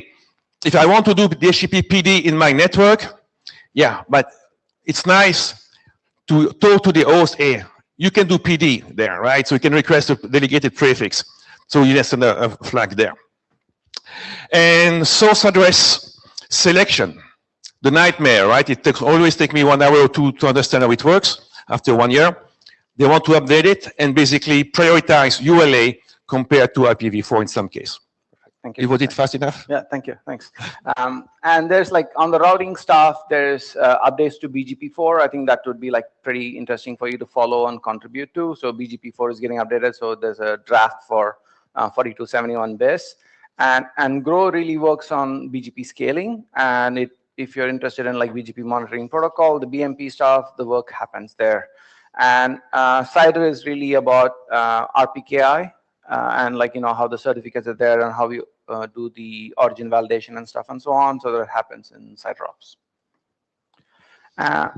Transport, that's me. So, no, that's not, sorry. It's okay. Yeah, so just to like also point out, there's like a whole bunch of post-quantum work happening. So like there's like a lot of work that has been kicked off regarding post-quantum crypto, because it's something that's happening in multiple governments are pushing for it and stuff and so on. There's like HPKE, that's like something that's probably done something an IETF group has never done, like publish something in a couple of months. And that's something that is ongoing and they're on track for doing that. And the plans is something that's a new work. It's like a BOF that's interesting. It's because like post-quantum signatures are like really big, right? They're like thousands of bytes long, and like the certificates are going to have issues when you do certificate transparency with that. So they're trying to do something interesting with Merkle trees. That is not Bitcoin. So like you should probably follow that too. I just wanted to point out one thing in this slide that's super interesting. There's this thing called post-quantum cryptography for engineers. This is like excellent document, whether or not you're interested in IETF or like anything like this. This is like a really nice document for you to look at to understand the engineer's perspective of post-quantum. So it's approved for publication as RFC. It doesn't have a number, but I have a link to it in here. So please go take a look. And now it's me, yes. Yeah. So in the last year, there are 2 new working groups in the transport. There's no area anymore. So in the transport working field, which might be of interest to you. One is the HAPPY working group. The HAPPY working group is working on a new version 3 of the HAPPY eyeballs protocol. As many of you might know, the HAPPY eyeballs protocol was developed to raise IPv4 and IPv6 at a time where IPv6 deployment was still somehow buggy and had a bunch of problems. So the version 3 that we're working on right now is not only doing this racing, but also takes more protocols into account. So for example, it's also racing QUIC against TCP. And I think the other thing that is new here is also that we now know that IPv6 actually works better. So the algorithms are slightly changed in order to favor IPv6 a little bit more, and to also make sure there is some kind of report out or logging or whatever, because one of the problems with HAPPY eyeball has been that it just conceals problem with IPv6 and they get never fixed. So that's kind of the scope here. The SCOAN working group is working on a specific use case, especially in mobile networks. You often see that video traffic gets throttled. So the SCOAN working group is developing a small protocol to provide throughput guidance to endpoints, so a video server can throttle itself rather than the network doing it. That gives better user experience because you don't have delays and drops and whatever. The thing why I'm mentioning here and might be interest or for curious people who like quick like me is that the way this works, it's focused on quick, and it uses a new quick version number. It's not quick anymore. It just uses a quick version number and does something completely different. It just provides the throughput guidance. It's not a transport protocol anymore. So you might see this on your network at some point. And then another interesting part is about tunneling maybe is there was a BOF at the last IETF meeting in summer about protocols for transposed transactions over HTTP, also called PTTH or potato.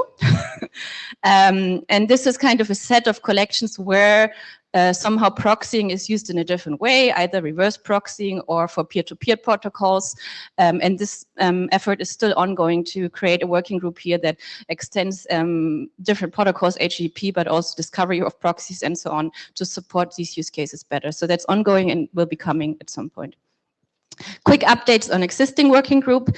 First of all, the quick working group just rechartered in order to work basically on quick over TCP or quick over streams. TCP is one solution. Why are we doing that?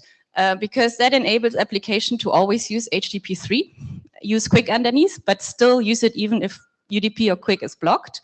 So it's kind of a deployment consideration. And we always like to stacking protocol on each other, right? So that's coming. Then the MASP working group, this is kind of this tunneling over quick working group, so modern VPNs ++ that use quick instead of IPsec. They completed their base work about the base protocols. They're working on extensions right now, optimizations for quick over quick. Basically, the one thing I'm mentioning this is because the last bullet point here, the working group is about to recharter to work on a document which is called the mask proxy. So that's more like explaining the concept behind that. So that might be an interesting read for you if you never heard about mask before. And then just to say more about quick, there's a bunch of like whatever over quick going on in the IETF. Quick is everywhere, and like one of the biggest effort is actually media over quick. So this is a completely new media protocol that uses quick. And the interesting part is that like having a relay that where you can subscribe and distribute your media over is part of the architecture there. So somewhere in the network you have a relay, and then you split out your video traffic from there. Thanks, Peter. Eric? Yeah. So we are all engineers, right? So we read Star Wars, Star Trek, and the like. All of us knows better than the rocket scientists. We know about space and rockets. So can you imagine the IETF creating a working group called TipTop, taking IP to other planets? That's one in int. This is basically how we can use existing protocols, mainly DNS and quick media, right? So your influence is everywhere, and not TCP timeout, right? To go to the moon, which is 3 seconds, or to Mars, which is whether Mars is near the Earth, 4 minutes, on the other side of the sun, 20 minutes. And of course, if it's behind the sun, you don't get communication, obviously, right? So not only you get huge delay, but you get also intermittent communication. So that's where TVR, time domain variant routing, and DTN, delay tolerant networking, can help there. There is also a space research group. And look about the acronym, right? It's space, but it means something, can be expanded. So feel free to join again. Very interesting. It's on Thursday, the full day, in 2 weeks. DM, digital emblems. Again, I was talking about drones.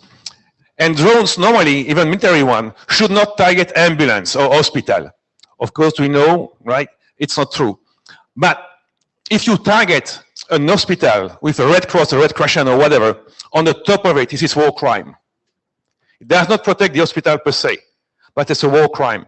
So what about now the server, a DNS server, a web server, having Red Crescent data? If you target such a server by a cyber attack, then really it's a war crime as well. So that's how you can signal this. Thank you. And just like passing on to Miriam for the IAB workshop, and then wrap soon.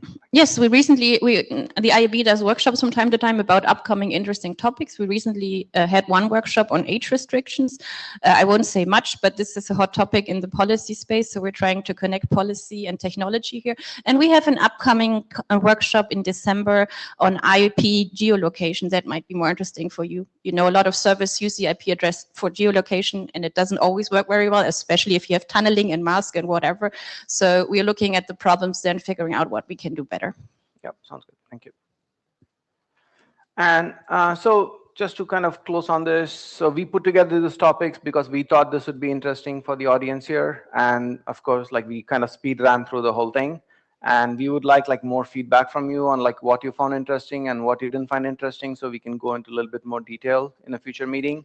And we do want to have this continuing engagement with the RIPE community and all the operator communities. We also done this at Nanox, so we kind of want to keep the protocol development people in sync with the operator people, so we kind of get the feedback much faster, because like we have seen when we don't do that, things don't go very well. So like we kind of want to keep this like as an ongoing engagement between people. And as I said, like, you know, we are like, we can talk about a lot of things for a lot of time. Like Miria can talk for a day about Quick, and Eric like a couple of months about IPv6 if he wants to. But like we would really like your feedback on what you think is going to be interesting for you. And on this one quickly, tomorrow at the Cooperation Working Group, I will be running a panel with 4 other people that are RIPE community members, also active at the IETF, and to get their feedback. See you there. Thank you. Miria? Yeah, and we will be around at least until Thursday. So if you have any questions that you can't ask right now, please approach us and talk to us. Sounds good. Thank you. Okay. Thanks. Questions, please. Thank you. Perfect timing. Okay, I didn't see which one of the two of you got there first, so Rüdiger, please. Okay, Rüdiger Volk. I wanted to add for a gap that I did see in your presentation for network management or operations, which is very much of concern to this audience.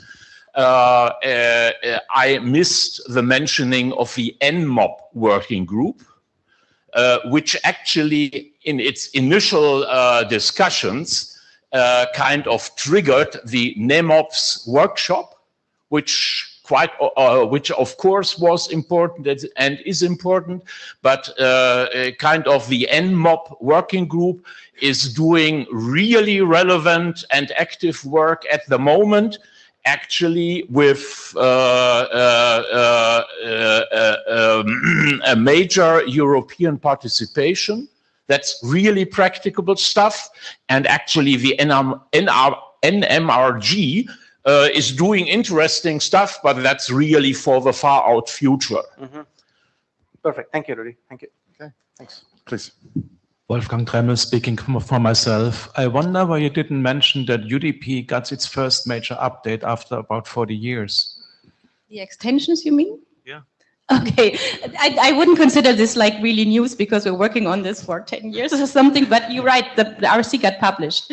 So, yes. Thank you. Okay, Andrew? please. Hi, Andrew Campling, ITF enthusiast. Impressive, by the way, to run through all that stuff in such a short time, given all the scope of things. I thought the recent age sort of restriction sort of workshop was very interesting. Look forward to the output from that. But what I wanted to say was more directed at the group here. It will be fantastic to have even more people with operational experience from the community present in the ITF, because the more actual hands-on practitioners that are present, where we get much better standards. So it'd be great to have more people here. And as you said, I think remote access, there are sort of freely available fee waivers.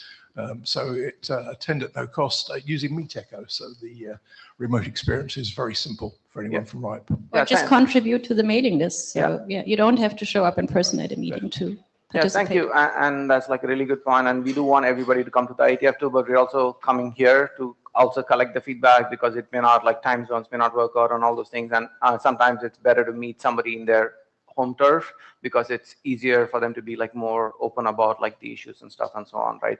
And this is something we realized during the NEMOPS workshop, is that like we got much better input from outside, from the operator forums, than like people coming to ITF. So like we would love both, and that's kind of what we're trying to do, to kind of get the inputs here as well. Thanks. Cool. Jim? Please. Thanks very much. And Jim Reed speaking for myself. Thanks to you guys for coming along here and explaining more about what the ITF does. But I think there's a couple of fundamental things that maybe could have been brought out earlier on, is that participation in the ITF has a very, very low barrier for entry. All you really need to do is have a working email address and some command of the English language. And that's all you need to do to take part. Join the mailing list, because every working group has got a mailing list, and all the key decisions that are taken on the mailing list. they're not taken at the meetings. So you don't have to physically attend the meetings. And you can also participate remotely. And again, the fees for participating remotely are very low. I think it's the order of a couple of $100. And in many cases, you can get fee waivers for that. So particularly for impoverished students or others who get case of hardship, even those fee waivers can be, that there are waivers there. So those charges don't even have apply. So anybody who wants to take part in the ITF can. There's no really any restrictions or limitations on that. It might feel a little bit intimidating because there's a lot of greybeards and old guys like myself hanging around the corridors, but anyone's welcome, everyone can take part and everyone's got something to say. So don't feel that you're intimidated because of the fact that you're not a regular contributor to the ITF work. Come along, take part, follow the mailing list and make contributions to them when the occasion arises. You should have been on the stage with us. Yeah. Thank you. He's going to be on stage with you, Eric. Yeah, and for the fee waiver, just to be clear, it's for remote, and there is no question asked. You don't need to be a student or a retired guy, anybody, right? Thank you. Yeah, we didn't put any participation information on the slides, but if you have any further questions, also come to talk to us. We're really happy to help you. So one very quick question for myself, because obviously some of the things you're talking about, encryption, all of these pieces, is there any law enforcement engagement in the ITF? Not so much, but there is policymaker enforcement. So the ISOC, in collaboration with ITF, they get a whole bunch of policymakers that on the specific region that like ITF meets in. So last time we had like a whole bunch of like European policymakers come and attend. So it kind of trickles down that way, that the policymakers and regulators get into this program where they kind of walk through a program and look at relevant working groups, and they get the feedback and they take it back to the governments to push back. So that's kind of how it works. And like Andrew mentioned, this age restrictions workshop, right? So that's gets input from the regulators and policymakers rather than directly from law enforcement.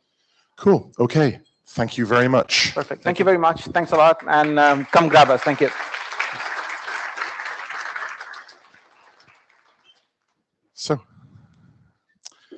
So time is, really important, as the program committee are very clearly aware. So we now have Sharesh talking about NTP clients and are they always right? So please steal one of these microphones back there.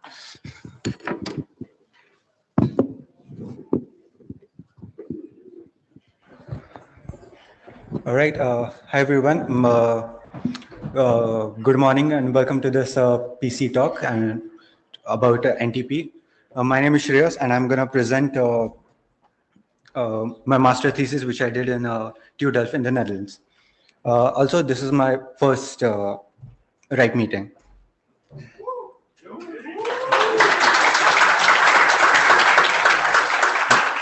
Okay, so today we'll talk a bit about NTP and we'll analyze the behavior of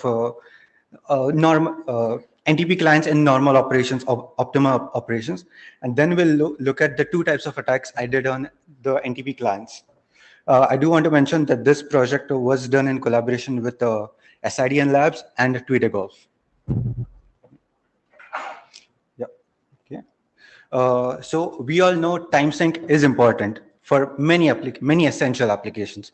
RPKI, TLS, DNS, all of these protocols depend on write time, and if they have bad time, they can be significantly affected. NTP has become the default time synchronization protocol on the internet, and it was designed to mitigate the effects of changing networks, changing latencies, and it can still provide exceptional accuracy in the terms of milliseconds over the internet. NTP takes accurate time from satellites, from atomic clocks, and distributes them across billions of clients very efficiently. So the latest version of NTP is the version 4, which was standardized in 2011, and it added better algorithms for clock selection, offset calculation, and so much more. They also added a kiss of death mechanism, which we'll talk about a bit later. And in 2020, a new extension was added to NTP, which is the NTS, which was aimed to increase authenticity and integrity of the packets.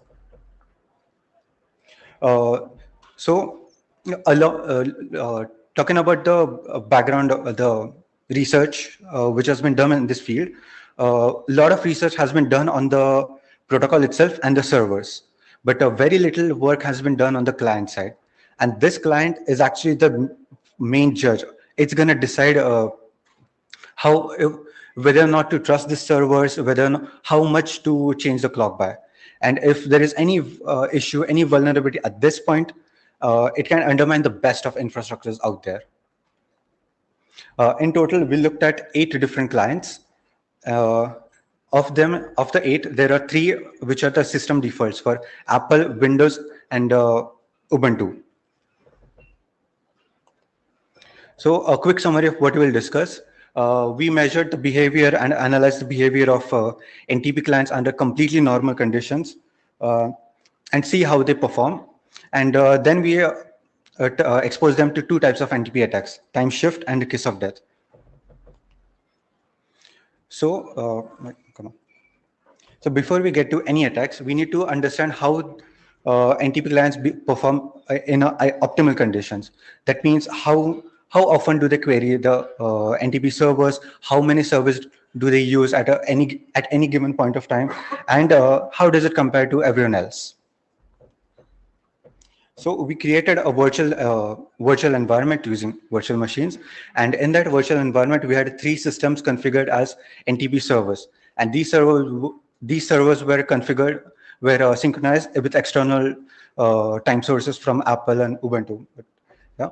And all of these 3 servers were behind a specific domain address, and all the client virtual machines were configured to use this specific domain. This is the very representative of the real world scenarios, real world setups, where usually the clients are just configured to use a specific domain address, and the local DNS server directs them to the nearest NTP servers.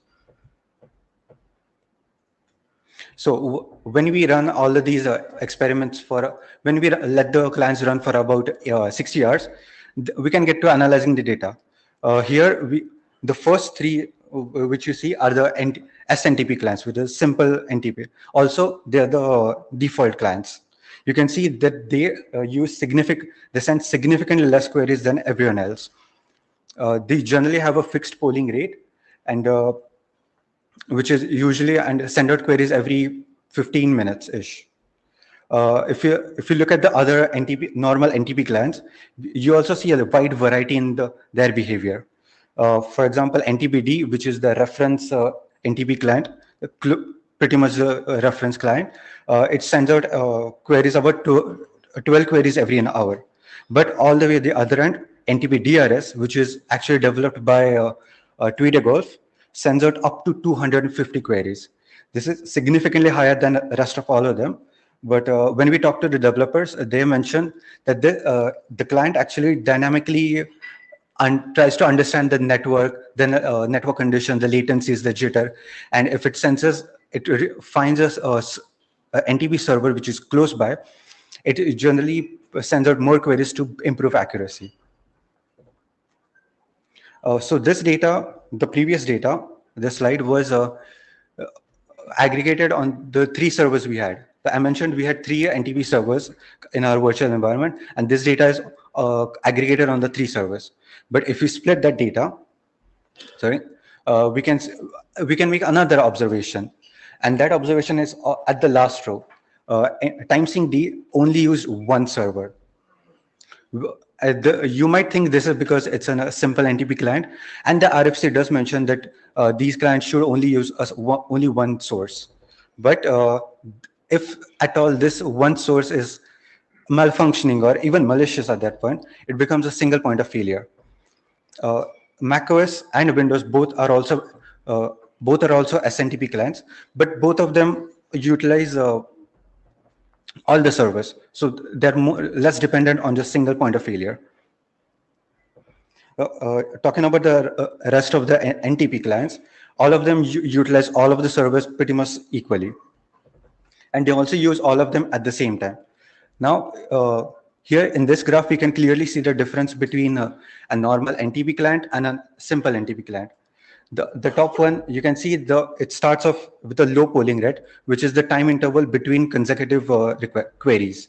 You can see it starts off low and then it goes up and down and up and down, and it varies depending on the network condition. But on the other hand, simple NTP, it just starts off at a specific polling rate and it just stays over there forever. We can also see that the NTP clients are using all three servers at the same time. On the other hand, SNTP is just using one server. Again, we mentioned this to the developers of TimeSyncD, and they mentioned the limitations of SNTP are widely known, and if the users want higher accuracy and better protection, higher integrity, they should switch to more robust alternatives. So now, yeah, I mentioned TimeSyncD is the default NTP client for Ubuntu, but in a few weeks, Ubuntu will be rolling out an update where they'll switch to NTS by default, which is the extension added to improve authenticity and integrity of packets. Ubuntu operates its own private pool of NTP servers, and they control all the servers in that pool.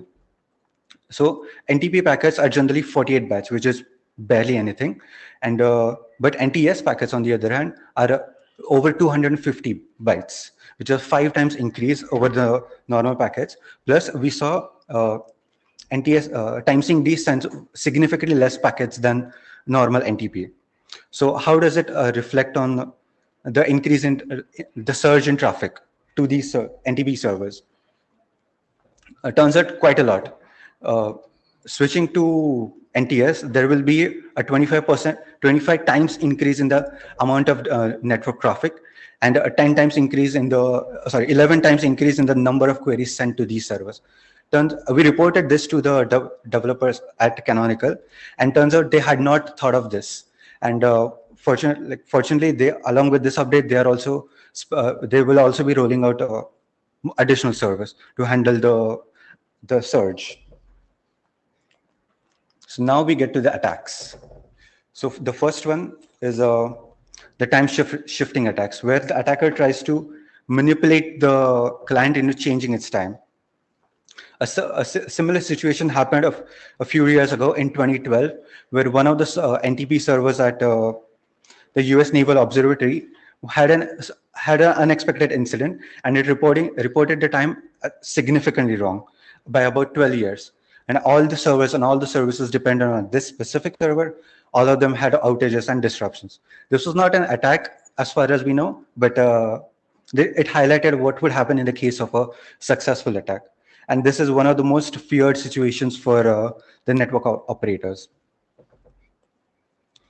So to combat this and to resist these massive jumps, NTP has specifies a panic threshold, which defines the maximum allowed offset during operation, and it recommends the panic threshold to be around 1,000 seconds, which is about 15 minutes. And in our experiments, we will try to force the client to jump beyond this. Talking about the threat model, so in this environment, in this experiments, the attacker controls NTP servers, and we had configured the clients to use the attacker servers. This might seem like an impossible or very difficult position to obtain, but this is very easily possible by just adding malicious servers in the NTP pool, which is a volunteer-driven program, or by DNS hijacking or IP spoofing, or even like BGP hijacking. Yeah, so how did the NTP clients perform?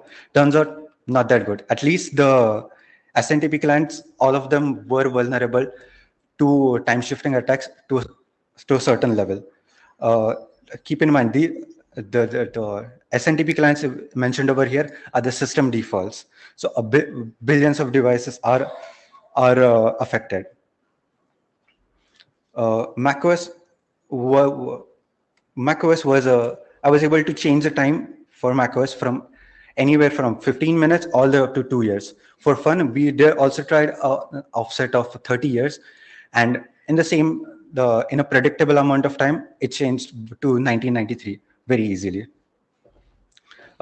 Fortunately, Windows at least has some protection where it does not allow time jumps over 2 weeks. So that's why you can see any time jump over 2 weeks was not successful. The time needed for a successful time shift attack was also different. macOS, for example, needed 2 hours predict like the same amount of time for all the different offsets. TimeSyncD needed just 13 minutes, which is nothing. Windows, on the other hand, needed a significantly more time, which is about 36 hours. This probably means it has some sanity check, or like it takes longer for it to trust the servers. Now we move on to the next type of attacks, which is the kiss of death attacks. A quick background about kiss of death. It was introduced in the version 4 to protect the servers from aggressive clients. By aggressive, I mean clients which send out way too many queries in a short amount of time. And it was used by servers to send control messages. For example, to tell clients to send less queries or just stop using it completely. But it has it used the same packet structure as normal NTP packets, and it was again susceptible to the same limitations of NTP, which is it can be easily spoofed, it can be easily inspected because it's unencrypted, and an attacker can use spoofed packets to kind of manipulate the client into stopping synchronization completely. So the goal of our experiments was to see if we can do that. There was a RFC which was published a few years ago, which detailed detailed best practices for NTP to help mitigate some of the drawbacks of NTP. This RFC does mention it recommends the client should honor the kiss of death packets, but instead of completely stopping synchronization, it should only slow down up to a certain point. So, and we try to manipulate the clients into pushing it beyond this limit and like seeing if the developers have actually implemented this safety mechanisms. So for the experiment setup, we had a similar setup from the previous experiments where the clients were configured to the attacker servers, and we tried out 2 different types of kiss of death packets. The first one is a rate, which means the client should reduce its polling rate, and the second one is deny, where the client should just stop using it. Again, this scenario where the client is automatically directed to the attackers can be achieved by DNS spoofing, having malicious servers in the NTP pool, etc. So after running the experiments for a bit, we can see most of the clients are not vulnerable and are unaffected by these kiss of death packets. This does imply that the developers are deviating from the established standards, but this is actually providing better security for the users. We had some we observed some bugs, some issues with these results also. For example, one of the clients, NTP DRS, sent out 500,000 queries in just 5 minutes, which is about 6.5 million queries in an hour. Fortunately, this was a bug and which we did report and which was subsequently fixed.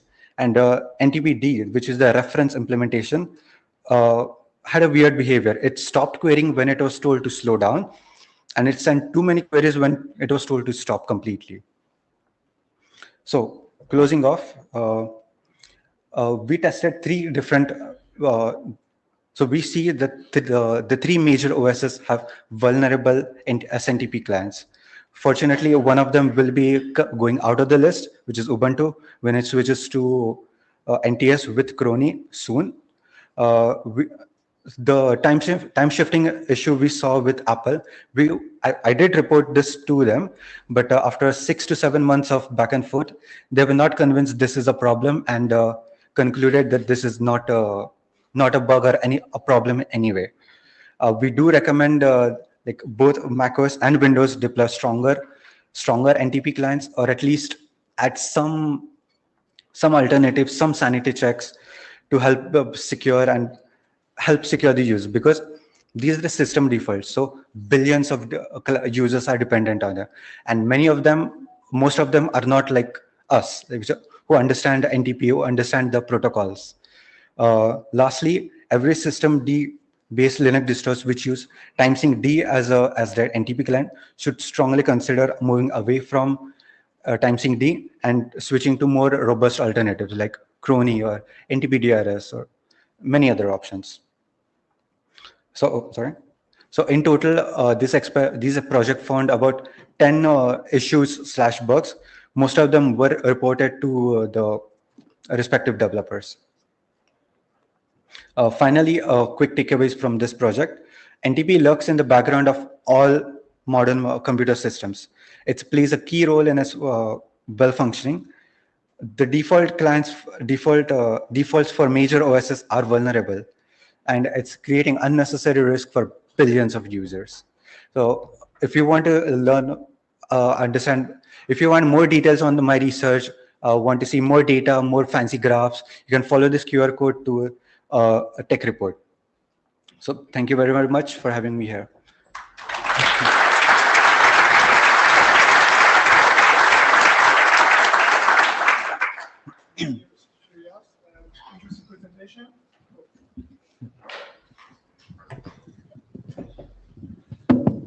It's working now. Thank you. Interesting presentation. And I see there are some questions in the room. So, Suresh, you want to go ahead? After you. Tom, I insist. Please go ahead. He's buttering me up for something. Tom Hill, BT. I've really enjoyed this presentation. Thank you very much for doing the work. It's actually very fascinating to see such differences in clients.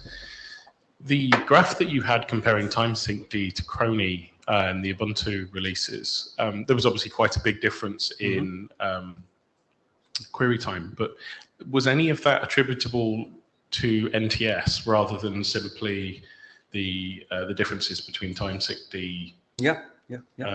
So what proportion of that was the difference of daemon versus protocol? I will try to go back to that slide. Come on. Yeah, okay. So the graph on the left is the increase in network traffic. So that includes the bigger packet sizes and the more frequency of packets. Okay. And on the right is just looking at the queries. So if you just look at queries, there's a 11 times increase.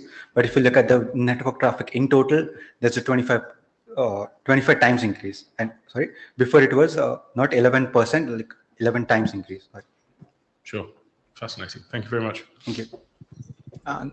Thank you. And thanks a lot. So I really would like to see follow-up of this result with NTS, because like a lot of the things were stuff we looked at when we did NTS, right? So that's 8915.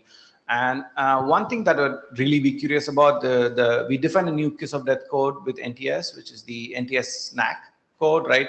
I was wondering if there's going to be any attacks possible on that, right? Like to see, but I would love, this is super good, but like I would love to see some follow-up with NTS, like when the Crony stuff goes on.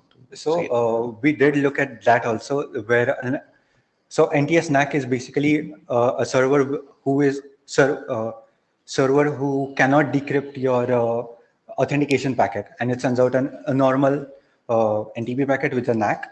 We thought of that where an attacker can spoof that packet, making it look like a normal NTP with a NAC. Correct. But we did I don't know if it was a limitation in my setup, but we could not get any good results from it.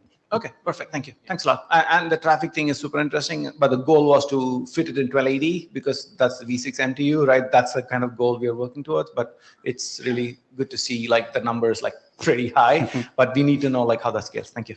Thank you.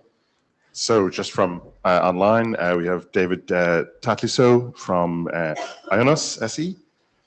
Have you tried jumping Windows time over several steps instead of one big jump to try and circumvent the sanity check? Yes. Like if you go, so as I mentioned that it has a 2-week threshold, but if you go step by step, like 1 week at a time, you can make it go beyond a month. Peter? Peter Hessler from the OpenBSD project. We're the upstreams of OpenNTPD, and one of the tricks that we do in OpenNTPD to prevent the time skew attack is we have a feature called constraints, and what this does is reaches out to an HTTP server and gets the time from the HTTP headers, and we validate the certificate and all that, of course. While this is only 1 second resolution, it's very good to see if the NTP server we're talking to is giving us bogus or realistic time. Yep. I just wanted to mention that for the audience to see. Yep, we've also found that recently, like the constraint feature. But the one small limitation is it's not on by default.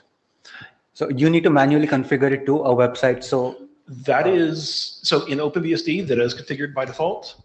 I do not know what the status is of the portable distribution that we create for use on other operating systems. And it's entirely possible that Ubuntu or any third-party packager has turned that off by default. So from our perspective, we have it on by default, but we should look at the details to see if everyone can at least for the portable, it's not on by default. So you need to manually configure it and direct it to a specific HTTP server. Okay, right, thank you. Let's go ahead, please. Okay. Raymond Jetten, Eliza, Finland.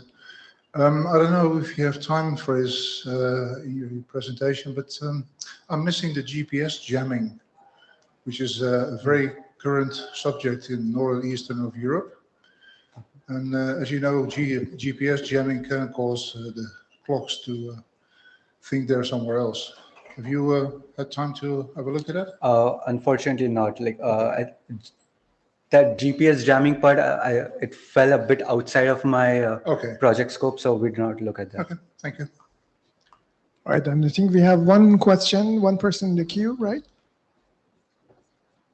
We do. I'm just trying to give them. There we go. So this is Carol Donahue, I'm the chair of the NTP working group in the IETF. There's a couple things that I wanted to mention. First of all, I would invite you to bring this presentation to the NTP working group. I think that would be very helpful.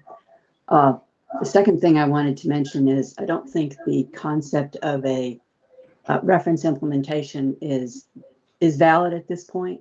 I realize that that's the way it's documented in the RFC, but there is no single reference implementation for NTP going forward.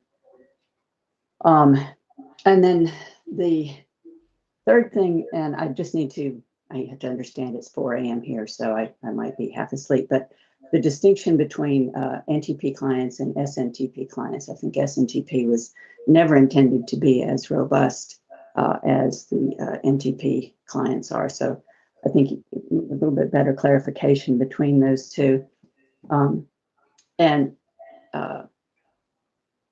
And also, just as a side note, not to you, but to the person who just asked, there is a number of efforts going on in the GPS jamming, and that's been a topic in a number of other venues. I can get you some links to that if you'd like. But anyway, I do thank you for the presentation. I do ask you to come to the NTP working group. Contact me if you're interested in more details. Thank you. I would. Thank you, Shreyas.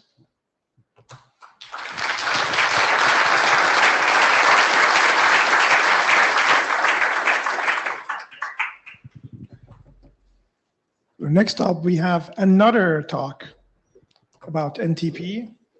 This time, Kaylin, Horia, Andre, Mihai, and Severin from TU Delft are going to present NTP Info, application for measuring NTP servers accuracy, and more. The floor is yours.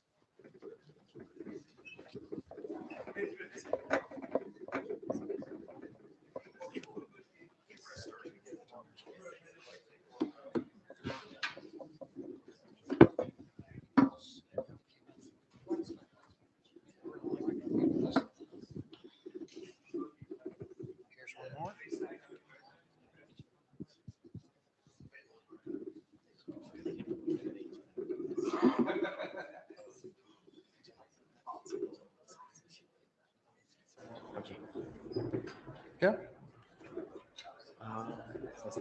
Let's skip the connection now. I was just waiting to get our connection changed. So, is there an issue? It's plugged in, right? It's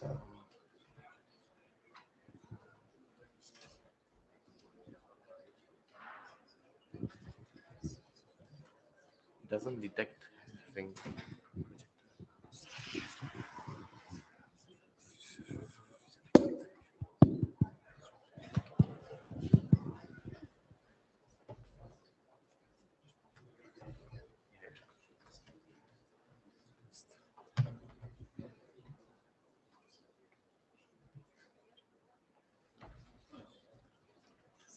Linux in IFI.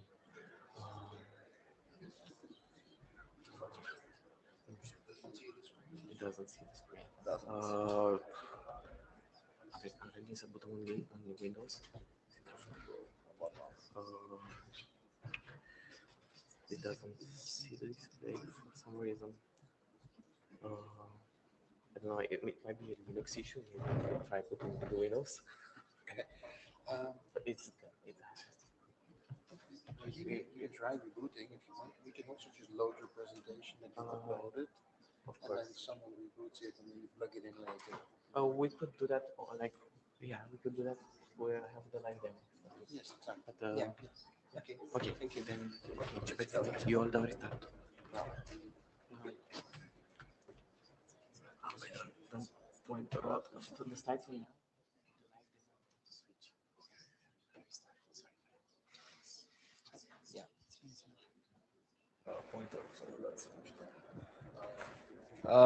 All right. So welcome everyone. Thank you for joining us here for our first RIE presentation. We have come to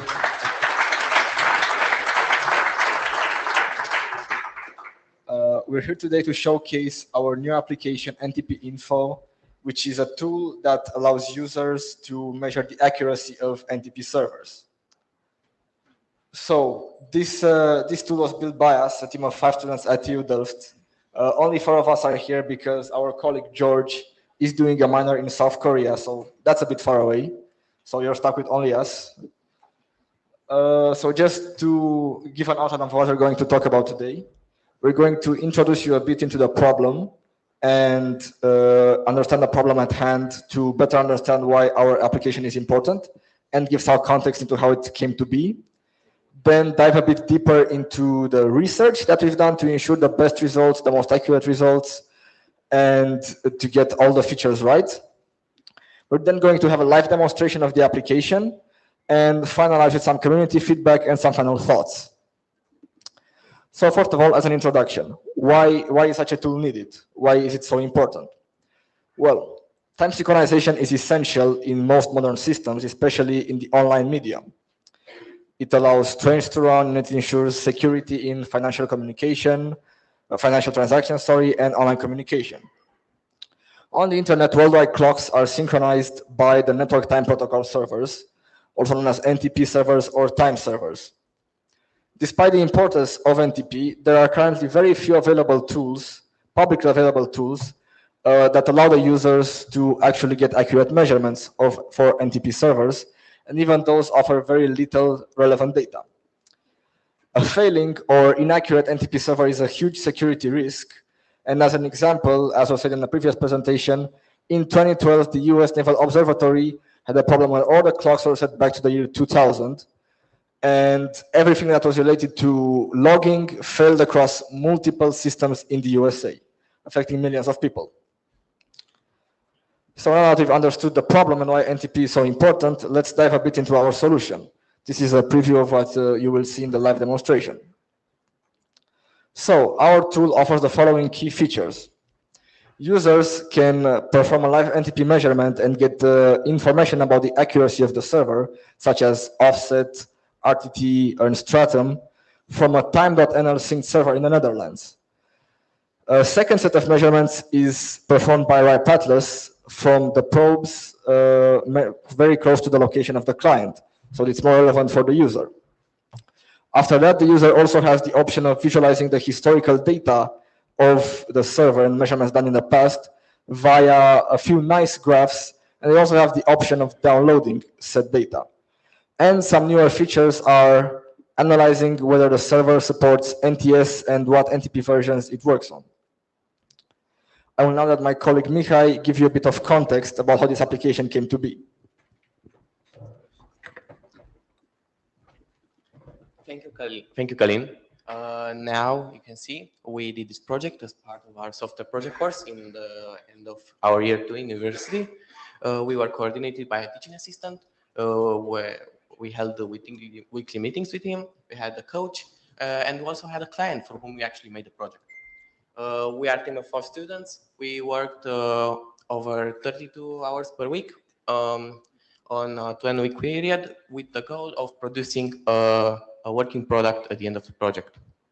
So now some context about our client. His name is Dr. Giovanni Moura. He's a data scientist at SIDN Labs and an assistant professor at TU Delft. He has worked in the field of NTP for years and has proposed the project to the university. He has collaborated closely with us, holding weekly meetings and providing us useful feedback, and helped us get the project deployed via SIDN Labs. Now we're going to dive into the research that we've done, and I'm going to let my colleague Horia talk to you about that. Well, thank you, Mihai, for the introduction. Now let's dive deep in the research and the challenges that we had during this project. So, one of the first challenges was getting the right IP to measure. Let's say that a user inputs a domain name, and this can resolve to multiple IPs. So we decided that we want to take the IPs that are closest, most probably used by the user. So how did we approach this? Our solution was using EDNS. EDNS has a client subnet option that lets us look like we did the request from the point of a user.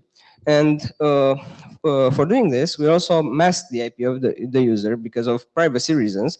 And we did a 40-bit mask for IPv4 and 56-bit for IPv6 because this gave us enough granularity to really get an accurate, more accurate location for the user. Now, the second challenge is related to the external things that influence the NTP measurements. And we have a lot of them, like geographic distance, latency. These two come really handy because they really affect the RTT time. And the next one is packet loss. We use UDP, which we know that it's not necessarily reliable and it doesn't have retransmission. So if we perform a measurement, it could be lost or we could have incomplete data. And the last one, it's IP type, but we will touch upon that later in the presentation. Now, I'll let my colleague Sherban talk to you more about a really interesting scenario. Thank you, Hoga. So now imagine this scenario. You are somewhere in Japan and you have some NTP servers near you, but our server is in Amsterdam. If we measure our server from which is in Amsterdam, you'll get results like this one, which is pretty inaccurate for your case because the distance will interfere too much. So they will be confusing and misleading and aren't very useful to you. So this is why we use RIPE Atlas, which I think you already know that it's a globally distributed measuring platform that has almost 11,000 of probes all over the world, and they can perform measurements. And for example, in this image, we measured an NTP server from London, and we used the 100 probes. As you can see, each probe behaves differently depending on many factors. And not every measurement result is relevant for our client because sometimes the distance and the network delay interfere too much and they just destroy the measurement. So now therefore we need to select the best probes because we clearly cannot use all of them. We need to get the best probes such that we get the best accuracy and realistic results for our client. But how do we do this? Well, you may simply say to take the closest one to the client, but close in terms of what? So for this, and the only information that we have is just the client IP. But from the client IP, we can get a lot of useful information, such that the location, which will help us in finding geographically close probes near the client. And also, we can get the ASN, which is the network of the client. And also the prefix, which helps us in routing. With only this information we need to find the best probes. And I think it's important to say that we currently use only 3 probes per measurement, but it's configurable. If you want, you can use 10 or more, depending on your needs. So now, after analyzing the different options to combine those attributes and discussing with Dr. Giovanni Moira, we decided that this is the best order in which we should choose the probes. As you can see in the left side, on the left side, having probes that have the same ASN and prefix as the client is the best category, because the network latency is very small and the distance is usually just a few hops to the client. Then if you don't find enough probes in this category, we move on to the second one and to the third one and so on until the last one, where we are guaranteed to have some probes. And also, I think it's important to note that in each category, we sort the probes again by the distance to the server, to the client, sorry. And we use MaxMine databases for this. Now, I let my colleague Jorge to tell you about an interesting problem that came up with this approach. Okay, you have. Thank you, Sherban. Now, let's talk about IPv4 or IPv6. Let's say we have the following scenario. Somebody with only an IPv4 address wants to measure IPv6, to do IPv6 measurements on our application. And we need some IPv6 details, obviously, for this. So, what can we harvest from the IPv4? Well, we can harvest the location. The prefix, it's related just to IPv4, so we can't use that. And maybe the ASN, but there are some special parts about that. Next thing, we found that a solution for this problem is trying to use a reverse DNS queries to get the IPv6 address for a user. And how it works, our server sends asks for a PTR record for the client IP to the DNS server. The DNS server then sends back the PTR record, and our server then sends a request for performs an IPv6 query for the PTR. And the DNS server can then send back either the IPv6 address or nothing, but this depends a lot on how the provider configured the whole network that you're running on. Yeah, and now I'll talk about the control flow of application. Like, this is a more high-level overview about how we perform the measurements. So the client inputs, let's say, a domain name to our server. The request goes to our server, and then we do what I also told you earlier in the presentation. The configured DNS server gives us the NTP server's IPs that were resolved through the eDNS, and then our server measures the NTP servers. Along with that, we also send these requests to RIP Atlas, who delegates everything to the probes that also perform the measurements. The probes are specially chosen to be really close to the client, so they provide more really accurate data and the more relevant data. And then at the end, everything is aggregated and presented back to the client through our really nice front end. Yeah. And now I'll let my colleague Sherban talk to you about the latest feature that we added, which is also measurements for NTS. Back to you, Sherban. Thank you. Since we finished the course, we continued working on this project and we managed to measure NTS servers. But first, let me remind you a bit what the NTS were. And NTS is, NTP wasn't designed with security in mind, so this is why NTS exists. And it basically adds cryptographic protection to NTP packets. And it has two phases. The first one is key exchange, and the second one is NTP protocol, sending NTP protected packets. In the first one, you can exchange some keys and cookies over a TLS connection, and also the AEAD algorithm to use. And in the second part, you just encrypt, you authenticate the packet and send it. And our tool can measure both key exchange part and sending and receiving the answers, can analyze the output, can also validate the cookies, see if the packet was see if the packet is corrupted or modified. Also, you can detect which server is NTS. And an interesting feature is that, I don't know, I think you know, but sometimes the key exchange provides you an alternative IP or port on which to continue the measurement. And our tool can detect this and tells you, hey, this NTS server wanted to do the measurement on that IP, not on this one. So basically, we think that adding NTS to our open source tool is something very useful because there aren't many things done, many public things on NTS, and NTS is starting to be something very useful. Like our colleague said in the previous presentation, Ubuntu will switch to NTS in a few weeks. So we believe it's very good opportunity to try to test it with our tool. Now it's time for a live demo, which I hope it would appear on the screen. Can you let please the slide? Okay. If you want, we hosted an AWS instance which you can access on this link and try to perform the measurements. But please keep your phone on the landscape mode because theoretically it's a desktop application, so on the phone it may look a bit strange. Also, if you want to try the project in the state that it was at the end of our software project, that's hosted by SIDN Labs at ntpinfo.sidnlabs.nl. But this is the newest version that we've created in the last weeks on AWS. And we're gonna let you guys try it, and we're gonna try to figure out if we can actually show it to you guys on our screen as well.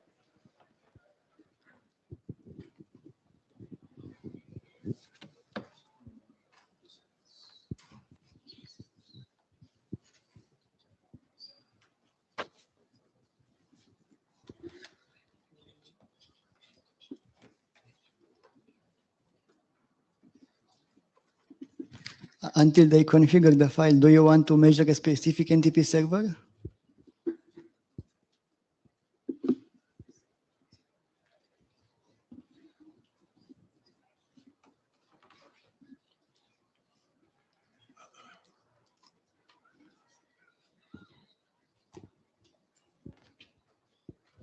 Yeah, we're just quickly fixing some technical issues with the live demo. It should be here shortly. I would still argue that it might be a problem with the HDMI port because we've tried 3 operating systems and 2 HDMI ports. So at this point, I don't know what might be wrong. It was on. I set it to duplicate before.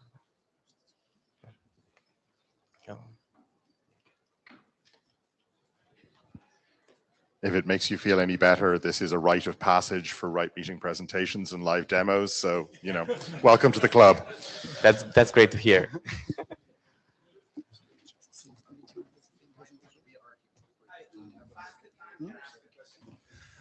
Well, I don't want to. I mean, if you're happy to take a question, well. Yeah, we are happy to take questions. Yeah. I don't. Who are you?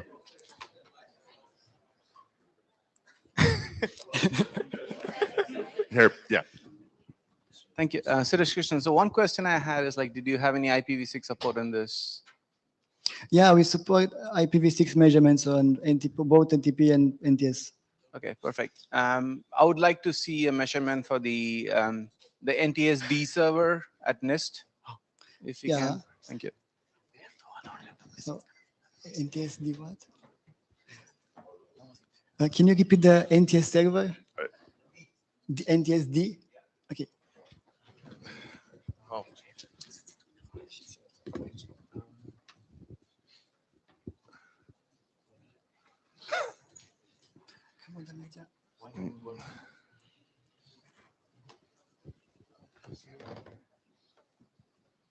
It worked for a second. If we could get the opening dancers back up again for a while.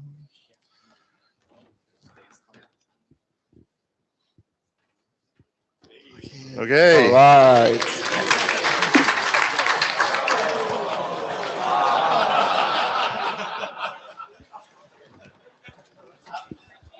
You guys saw it. It's not our fault.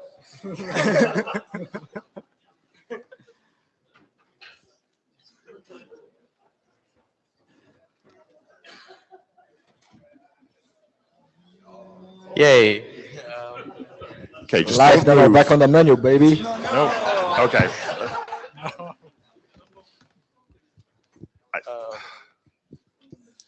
I don't think this is looking good. Yeah. No, I think we may have to. I'll try one more time, but Oh, Yeah, we could. Yeah, that's fine for us. Yeah, we can just go better there. okay. Run, flee, yeah. don't run. Running is dangerous.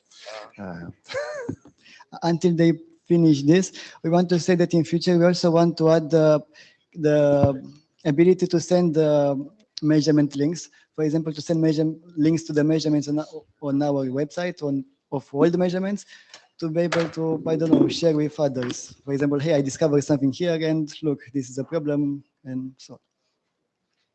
And maybe another interesting stuff is that I don't know if you know, but in April we found a bug in how the guy was calculating the offset for the probes. It was with an inverted sign, so I think this is pretty awesome for our tool. All right, I'm over here now, but you guys can see the screen now. So this is the version that we've worked on for 10 weeks during the software project. So for starters, I'm gonna just go and type like an NTP server domain name, and I'm gonna measure using IPv4. Yeah, now that's gonna load. So the first results that you see here are from our time.nl synced server that's situated in the Netherlands. And now it's also gonna load results from RIPE Atlas probes that are chosen close to this location. So as you can see here on the map, the probes are chosen here in Bucharest, close to our location, using RIPE Atlas. And the vantage point is the server in the Netherlands. You can also see the interpret servers that we measured. For more information, you can also see the measurement on the RIPE Atlas website. And right here, you can also see like a historical graph with offset and round trip time for recent measurements.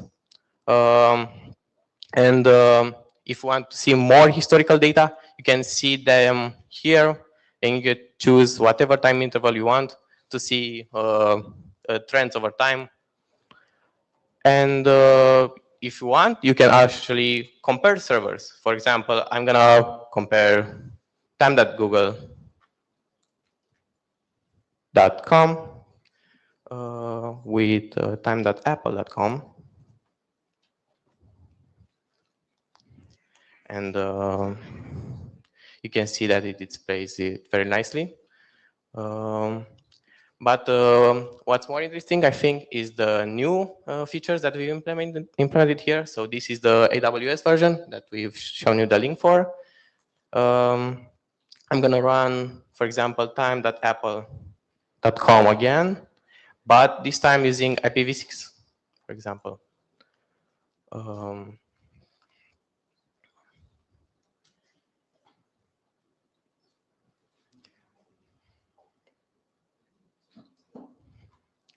And you can see now we have NTS measurement as well. It's gonna load us quickly, but time.apple.com doesn't support NTS, so you're gonna have a failure.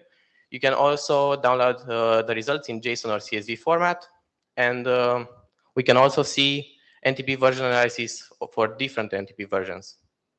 Last but not least, let me just try to run this server. I want to show you something interesting. I want to show you an actually successful NTS measurement on a server that supports it. So for this server, it does support the NTS measurement, and you can see more details about our measurement as well right here. I think that's everything that we could do in this time for the live demo. Thank you for sticking by, and we're gonna touch upon some community feedback back there on the stage. Colleen is gonna talk about that. Yes, thank you, Mihai. So just to move quickly through the community feedback and some final thoughts. So we've received a large amount of feedback from numerous members of the NTP community. Sorry. We received a large amount of feedback from numerous members of the NTP community, most of them deeming it very useful for researchers and for other people who are interested in internet measurements, but do not have time to make such a tool of their own. We also received some very interesting suggestions that led to the addition of interesting features such as NTS and NTP purchase analysis.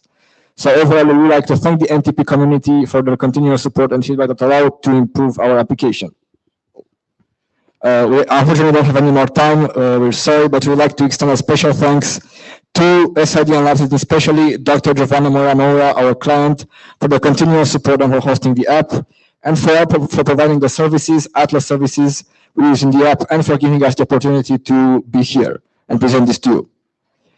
And I will leave you at that, but if you have an idea for a project, you can scan the QR code and submit it for the TU Delft software project if you don't have time to do it on your own. And it's a win-win because you get an interesting tool and the students get working experience in the industry. So thank you, I'll leave you at that, and we'll now open the Q&A session if there's any more time. Thank you very much. Okay, thank you.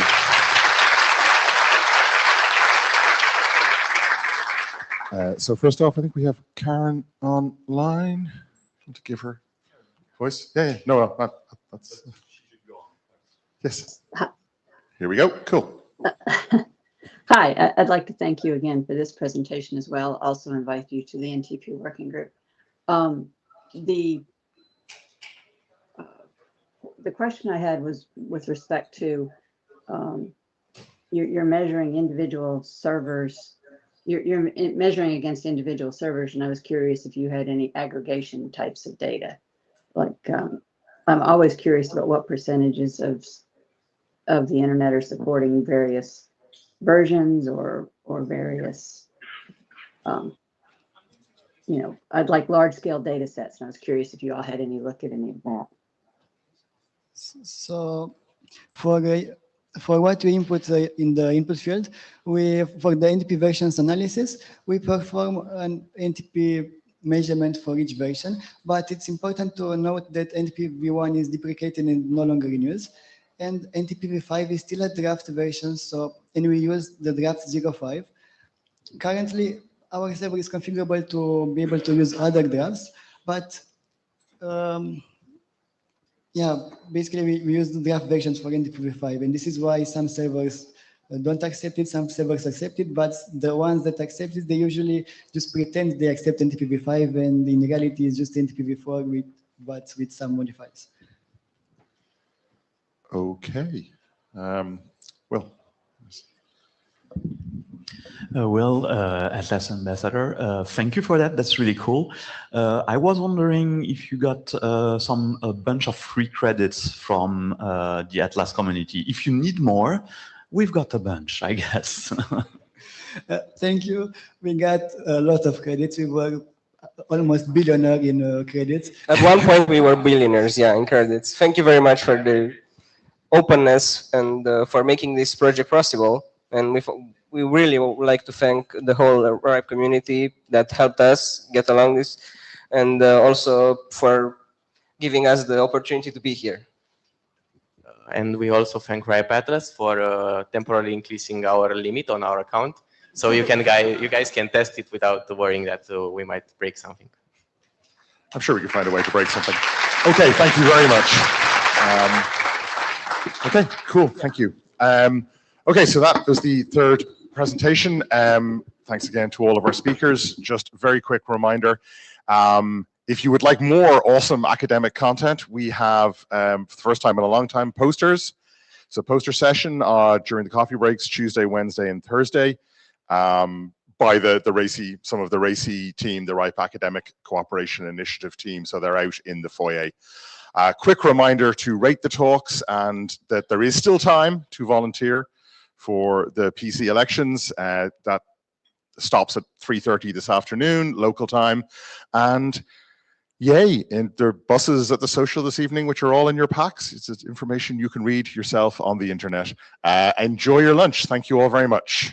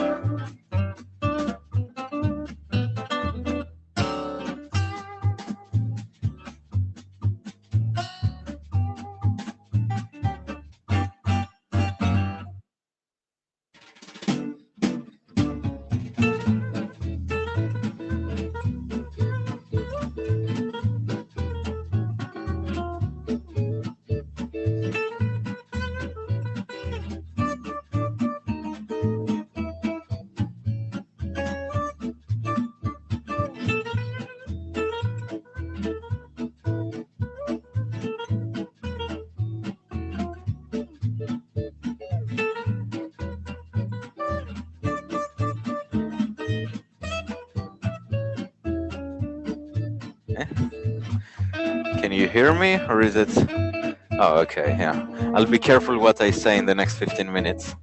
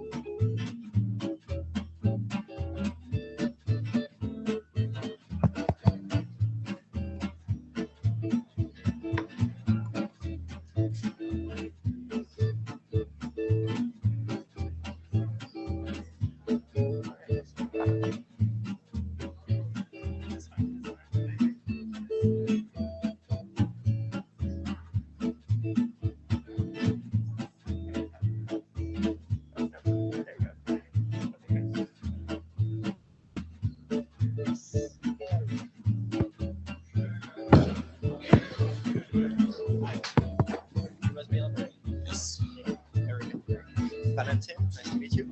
I'll be doing the technical checks for these presentations. No, you have to press long. 1, 2.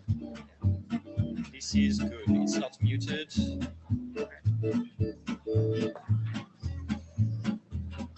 Yeah. 1, 2. 1, 2. There you go. Okay, how do I mute it? So, quick press. 1, 2. No, I think it's. You know how to do it. Just trying to learn how to mute it. Just take it. Okay. Just leave it on. Okay. I will. Okay.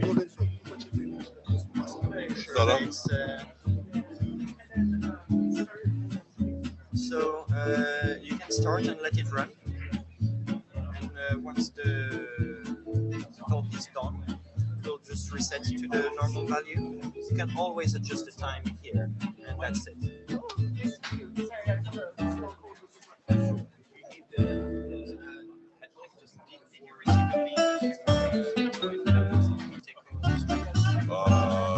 I will wait, but I will start the session. She's not. It's just when you connect, if you minutes.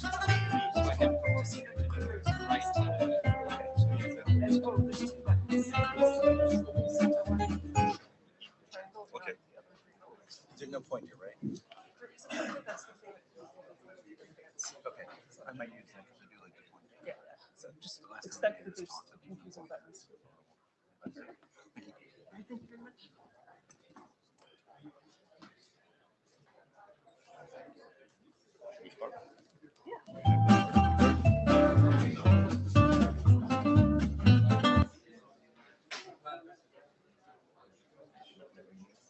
I don't know him. You're Antonio? Yes. Antonius? Ready?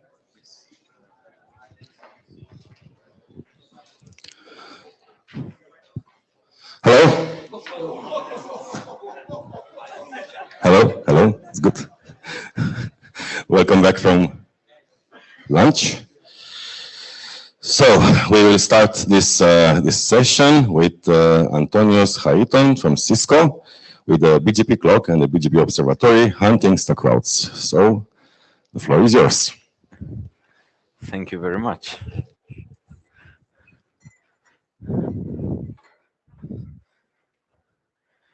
Okay, thank you everyone for coming. I know it's a great slot right after lunch, so you're all very excited to learn about BGP. So we're going to talk about these two things that we are using to hunt stack routes. But first of all, we have to understand what are these BGP stack routes, like a very quick recap for everyone not familiar with the concept. Basically, software and hardware has bugs, no matter where it runs or what it's for. And therefore, routers also contain these bugs. And one particular case of them causes these update messages between them to be lost. So every time you're informed that a new prefix is available or the path is no longer available, you need to learn about that so you can keep your routing table in order. Sometimes this just doesn't happen and the update is not processed. We're going to focus mostly on what happens if you lose a withdrawal prefix, because ASNs will not be informed that a path is no longer available.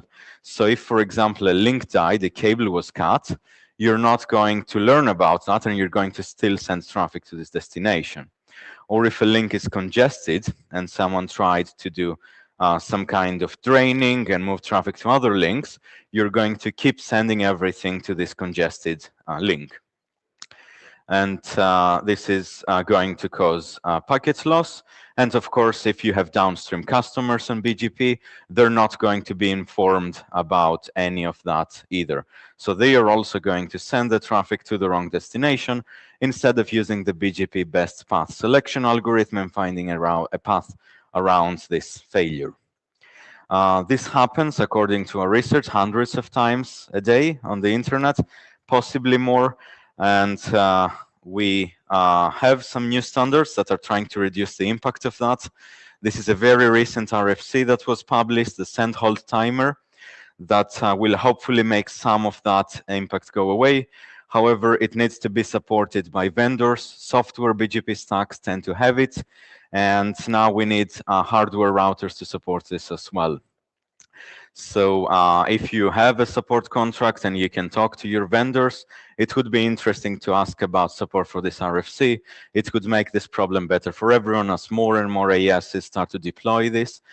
These routes will eventually reduce and maybe one day even go away. So the problem is that we don't know why this happens necessarily, because it's not something that was designed. It's a bug. We don't know which routers are affected, which models, which software versions. We have many questions open.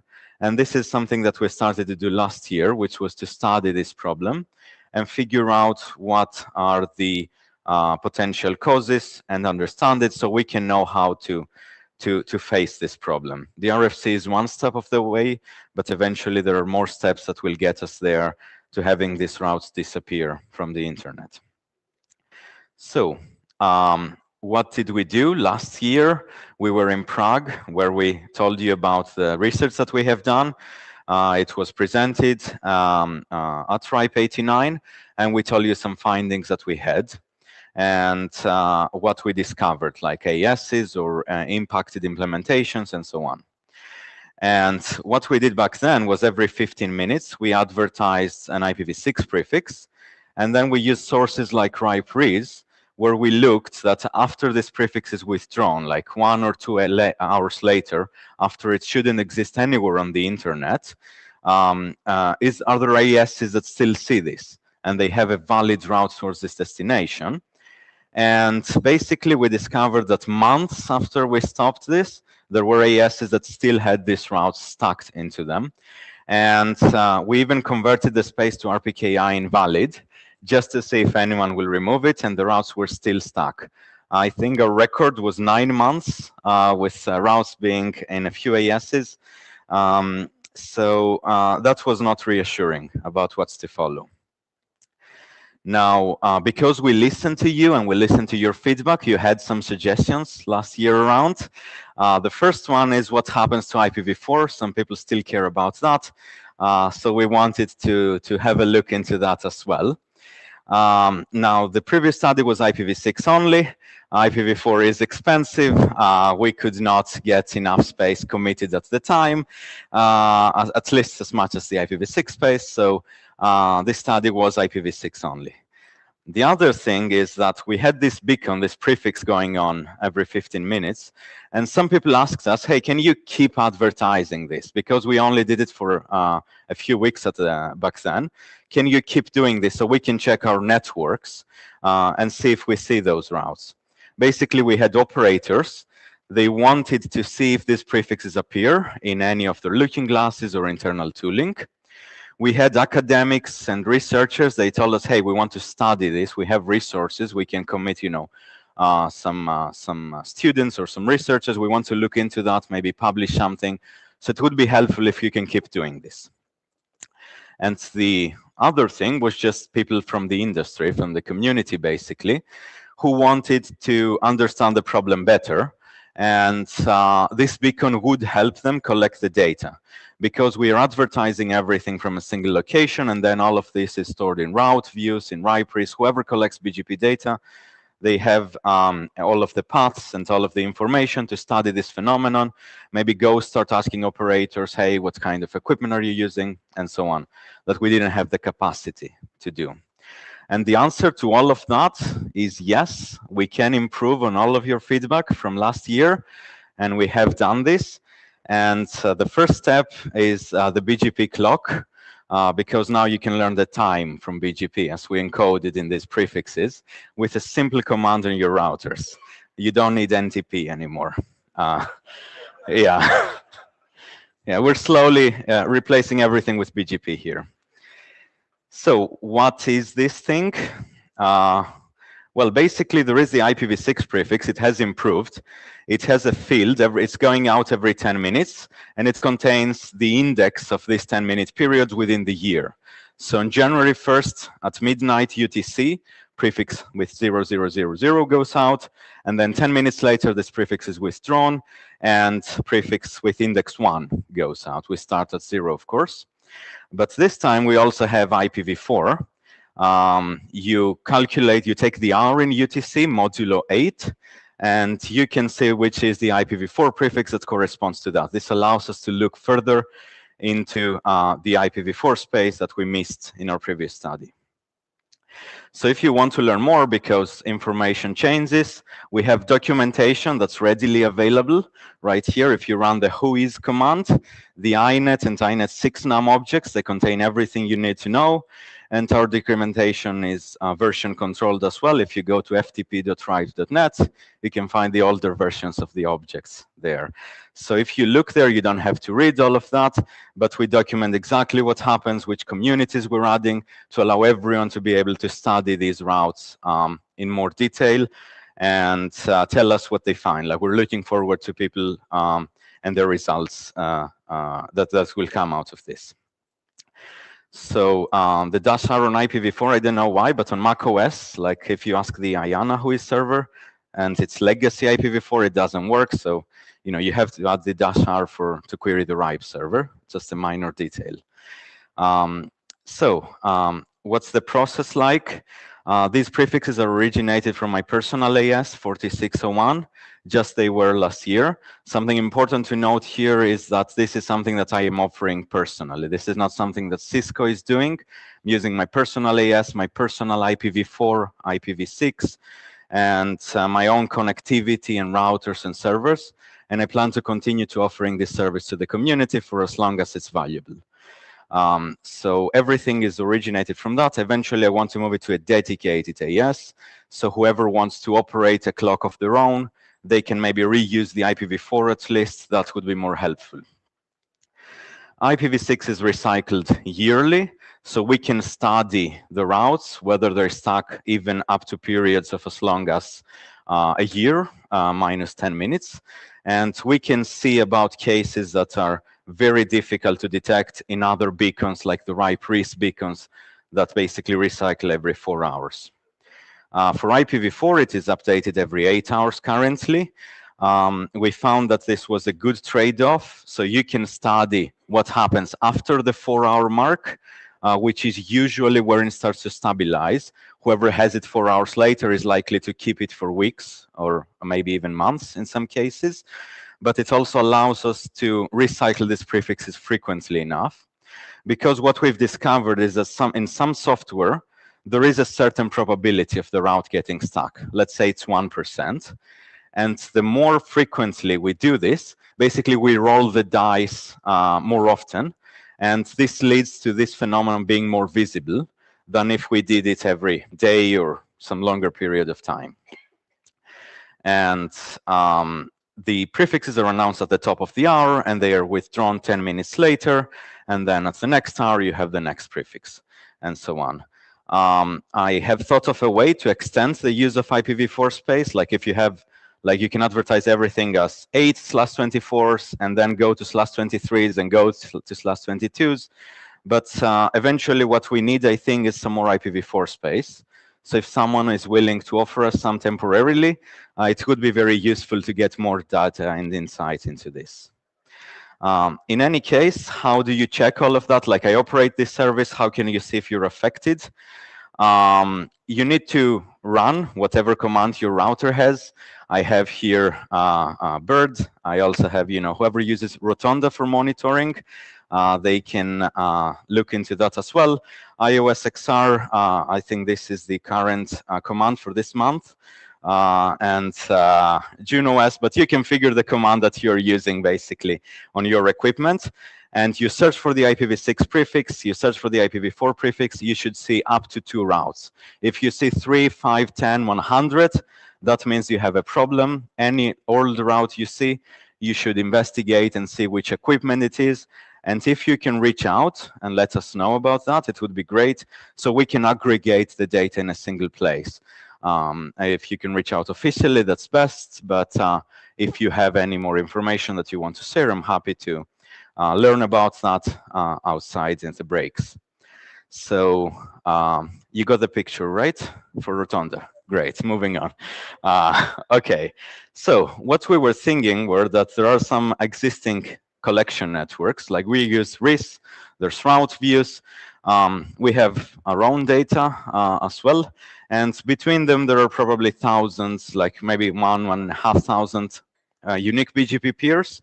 So we can get this data and study it and maybe find a way to identify which AESs have problems. And this is when we created something called the Stack Route Observatory. This is something that Cisco has created. So this is the Cisco part for a brief period of the presentation. And in this tool, basically, we get the data from all of these public sources. And we try to figure out what is the, which AESs see this route after it was withdrawn. This tool is available for free to anyone, so you don't have to log in, you don't need a Cisco account, it's just a public anonymous website where you can search by AES. And the idea is that if your AES is found anywhere in the path between the RIPE RIS or the route views collectors and the origin, then we will notify you based on the 3 possible outcomes. The first outcome is you don't appear in any path. Like we look for an AES here, doesn't show up on anything, which means that everything is clean. This AES is not affected as far as we know. The other possible thing is that you have this prefix visible from your AES, and we think heuristically that the route is probably stuck there. There is no way to tell unless you have access to every router. So we're trying to do some heuristical algorithms that can pinpoint where the route may be stuck. In this case, we will let you know that it was stuck in this AES that you have searched, and if it's yours, there are some information like the prefixes that we detected are stuck and some AES paths, so you can begin troubleshooting. The other case, the other possible case is that you probably don't have, with the same heuristics, you probably don't have a route stuck. However, one of your upstreams likely sent you a route that's no longer there. And if they did it for our synthetic routes that we are using for detection, maybe they're doing for real routes.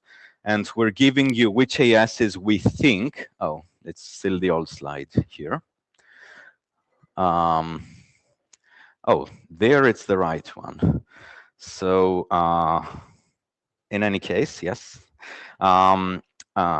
we tell you which AESs we think sent you a route, and it's stuck there. And we also give you the prefixes and the AES paths, so you can go and troubleshoot it with your upstream provider or with your partners. You can log into your machines. We give you some pointers that we hope will be enough. Now, while creating all of this tooling, we face some challenges, and I mostly want to talk about this because the tool, like, it will be out soon. You can go and use it, but that's not really the point of a technical presentation. So I wanted to tell you some of the challenges that we have faced while trying to build an automated way to detect these things and report on them. The first thing is visibility that we basically don't have. So if you look at this diagram here, there is in the blue there at the center, you can see where the prefixes are being advertised on. So I had to do something very difficult. Like, imagine I'm the center of the internet or the universe, and then I send data to everyone else. We can only see these paths that end up with a RIPE RIS collector or a route views collector. Every other path here, we cannot see. So we can only see paths that start from me and go to collectors. It turns out that out of all the ASs that exist on the internet, around 1,500 ASs are visible. So there are only so many between a collector and my AS right now. Which means that we can only, again, make conclusions about these specific ASs. Unfortunately, that's close to 1% of the total ASs on the internet, which is not enough. Ideally, we would like to have these networks grow larger and larger, and we would like to have more visibility, but that's what we have right now. We have to make do. The good thing is that this 1% is likely the more important 1%, if you can even say that, because it's all of the tier 1 providers, it's a lot of large networks that eventually have a lot of downstreams or stub networks at the edge of the graph. Like last year, we saw, for example, there is a specific AS, they have 2,000 downstream customers, only 20 of them have collectors. And we see all of these 20 collectors, they have stuck routes. Like we can reasonably say the other 1,980 also have the stuck routes, but we can never be sure without having this data collected from them. So eventually we can make very well-educated guesses for over half of the ASs, but this is something that you have to basically take all of the customer cones and try to figure out the probability of a route being stuck there as well. Maybe they have multiple upstreams and so on. The other problem we have other than visibility is invisibility, because there are some ASs that do not appear in the AS path. So when we collect these BGP feeds, we just cannot see them. Like, for example, an IXP route server here. These ASs, they do not appear by design. For example, any IXP would probably not be visible. And if it gets stuck in the route servers, we will end up blaming almost every member, while in fact it is the IXP fault. I guess there are some other providers, even if they're not necessarily IXPs. But if a route is stuck, we have incorrect attribution. And this is not very easy to fix with our existing visibility into the ecosystem. Thankfully, most IXPs, they use up-to-date software. So like a lot of them use Bird, OpenBGPD, which are implementations that do not seem to be affected in any of their modern versions for the past few years by this phenomenon. Anecdotally, there is one IXP that uses appliance route servers. And in this particular IXP, we think there is a route stuck there. But of course, it's very difficult to prove that it is there. But we see almost every member having this route stuck in there. The other problem is that we faced, the final challenge, let's say, was that BGP shows you a path and you see one AS, but this AS may have, 10 routers or 10,000 routers. You only see one number. You see there, 4601, and it could be 1,000 routers behind it. So, and it could be using route reflectors or whatever else they may want to use. And it so happens that only one of these routers may have a problem. Let's say every router is up to date, but one particular one is not. That means that this router will propagate these stuck routes, and the rest of the AS, depending on how it's configured, may be fine. And it's very difficult to identify, to narrow down the router or the POP or something more than the AS itself. And we try to look at what communities they advertise and have a meaning for the community, like, okay, this is North America or this is, Frankfurt. But it's really difficult. Communities don't propagate across the internet very well. And there's no easy and automated way to identify which particular equipment is behind the session if we're looking from far away from the RIPE collectors or around collectors and so on. We found cases where, for example, there is a tier 1 that has a stuck route, and only 5% of their customers have this route stuck, only 5% of the customers that we can see. That means that usually it's like these are networks in a single neighborhood, virtual or physical, that have this problem. And every other part of this tier 1's network is perfectly fine. And what do you do in this case? Like, do you attribute this route? Do you help the tier 1 by just showing them their AES? They need more data to be able to troubleshoot it and move further. And of course, there are some internal implementation details, like if you use IBGP, the route reflectors may split all of the routers into groups. They may update them a few at a time. And if you get something in the route reflector that's stuck, then a few routers will have it. And they may be, different hardware and software and versions and vendors. So you have a lot of red herrings in this research. And this is something that proves to be very difficult to solve. And it's not fully solved in the final tool either. We try to give the data and let the operator troubleshoot it. We made this trade-off, and we hope it's something that will allow you to eliminate these problems more easily.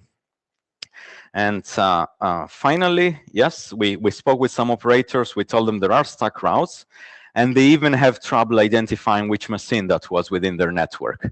So just because you see a prefix, you don't know who sent you this prefix, who actually got it stuck in the first place. And there are some tools like BMP that could help you basically figure out which router received it first. They can create a timeline and an audit trail of everything that happened. But BMP support in modern routers is not completely there, I would say. There are things that, like, for example, stability issues or feature support, and also BMP monitoring solutions, especially with historical data, like going back through time, do not exist in the wild so far. We don't have too many, if any, of them right now.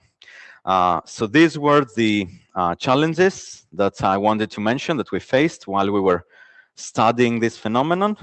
And I yield my time. Thank you very much.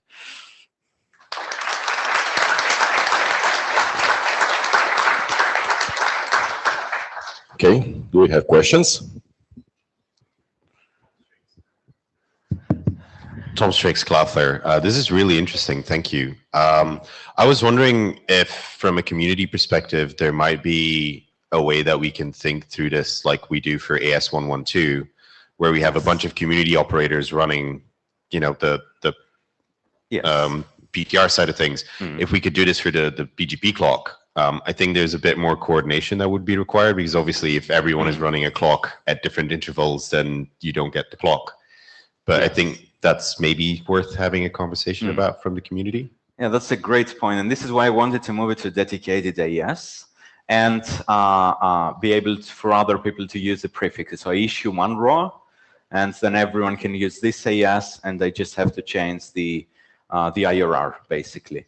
Eventually, like, it would be ideal if it's a standard and they don't commit, hundreds of thousands of dollars of IPv4 into that. And it would be great if more people run it. I have around like 2,000 BGP adjacencies right now, but I'm sure there are networks that have more.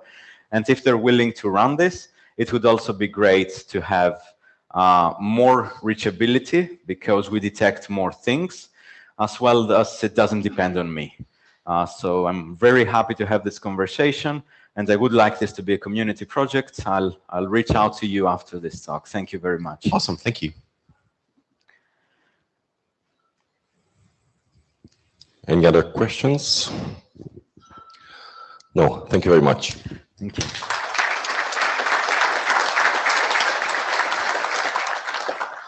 Next, we have Branimir Raitar with getting 1 plus terabits from an x86 server.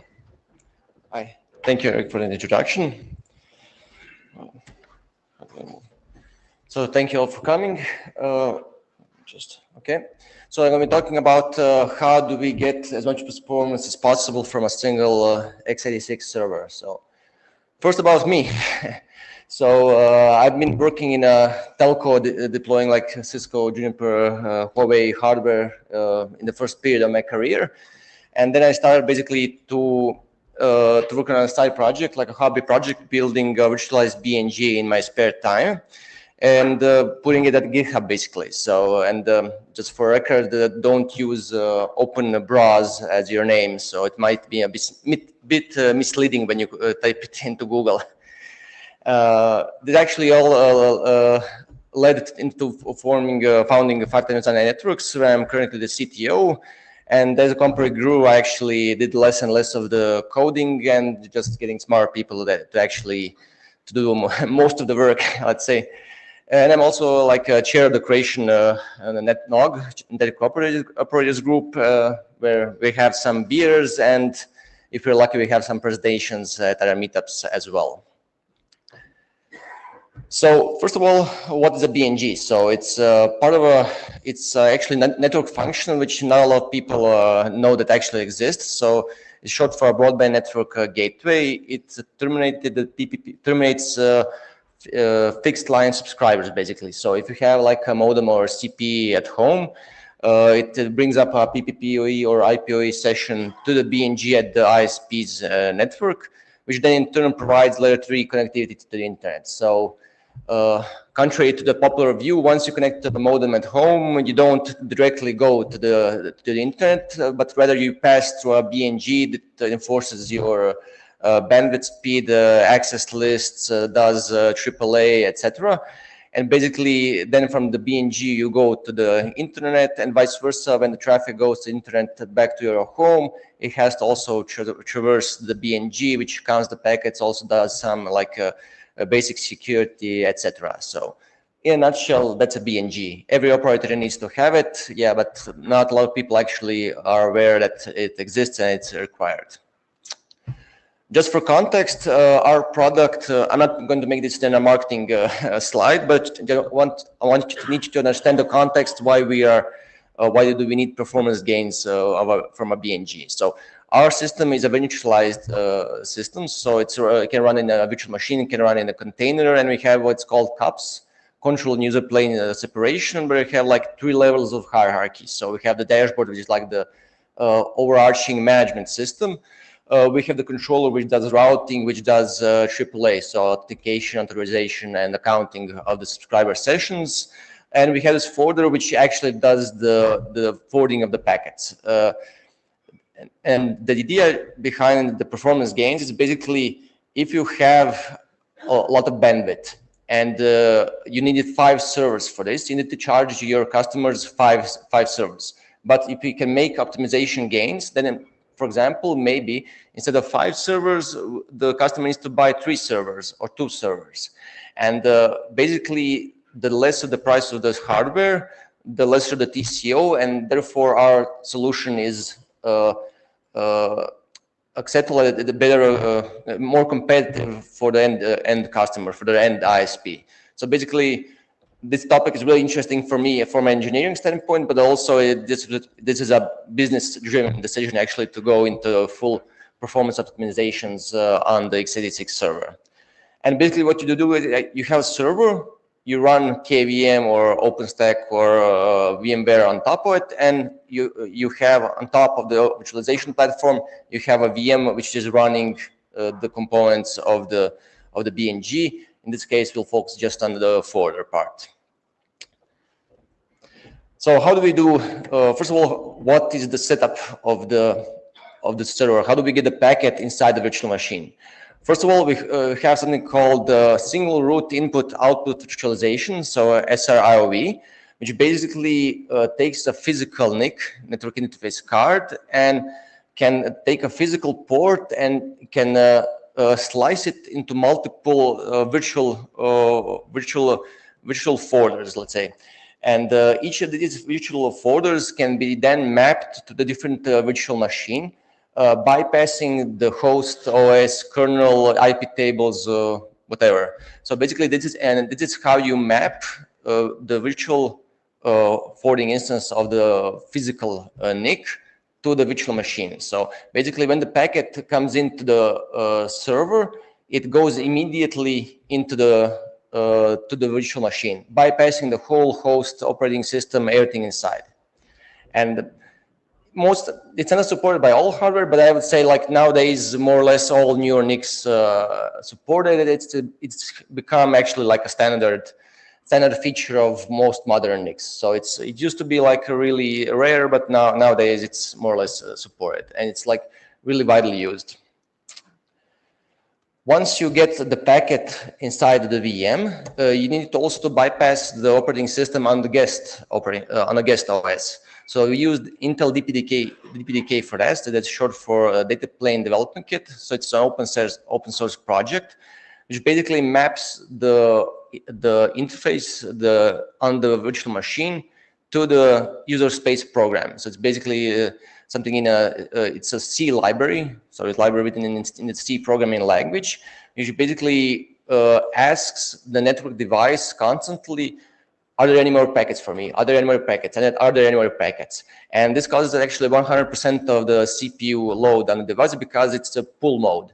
So the CPU always asks for the NIC, are there any more packets? And it brings the packets directly into the user plane program. So it will never, in this case, the packet will never also see the guest kernel, it will never see the IP tables. And actually, once you deploy Intel DPDK, the interface itself becomes invisible to the guest OS.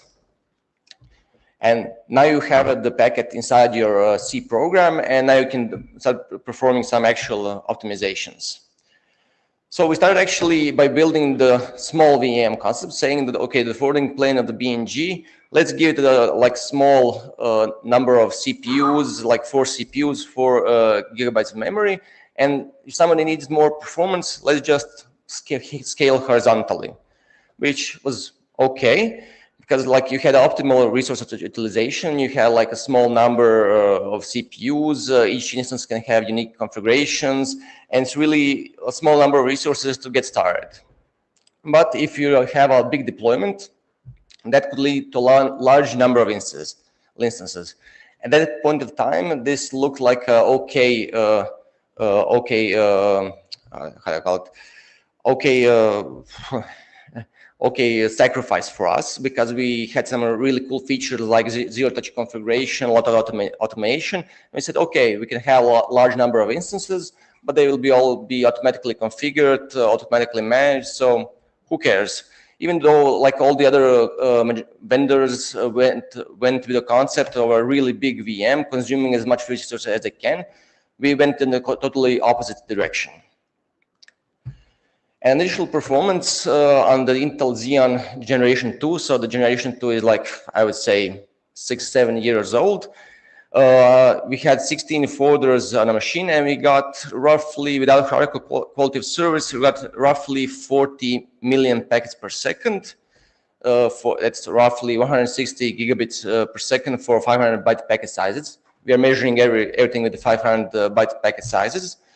And with hierarchical quality of service, we went down to roughly 26 million packets per second, which is a big difference if you're using shaping and queuing and stuff like that. The Intel reference document claimed for Intel DPDK to get 100 million packets per second for CPU.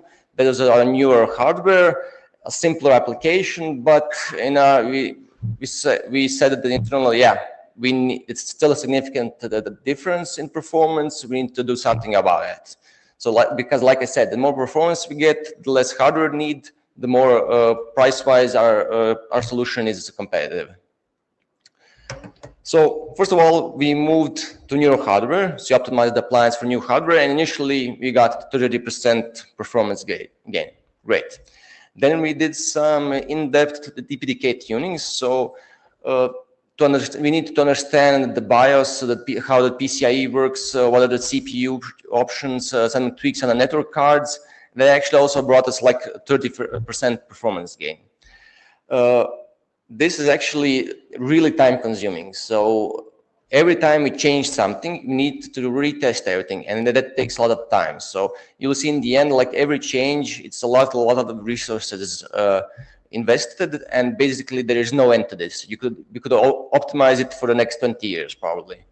And yeah, you need to lose a lot of time and to verify the performance of each change, but also if it doesn't mess anything which is currently working okay. We also did a deep dive into the code. So we used the Intel vTune application, which basically puts breakpoints into the code itself. And it runs a really in-depth code analysis on the CPU, how the CPU internally handles it.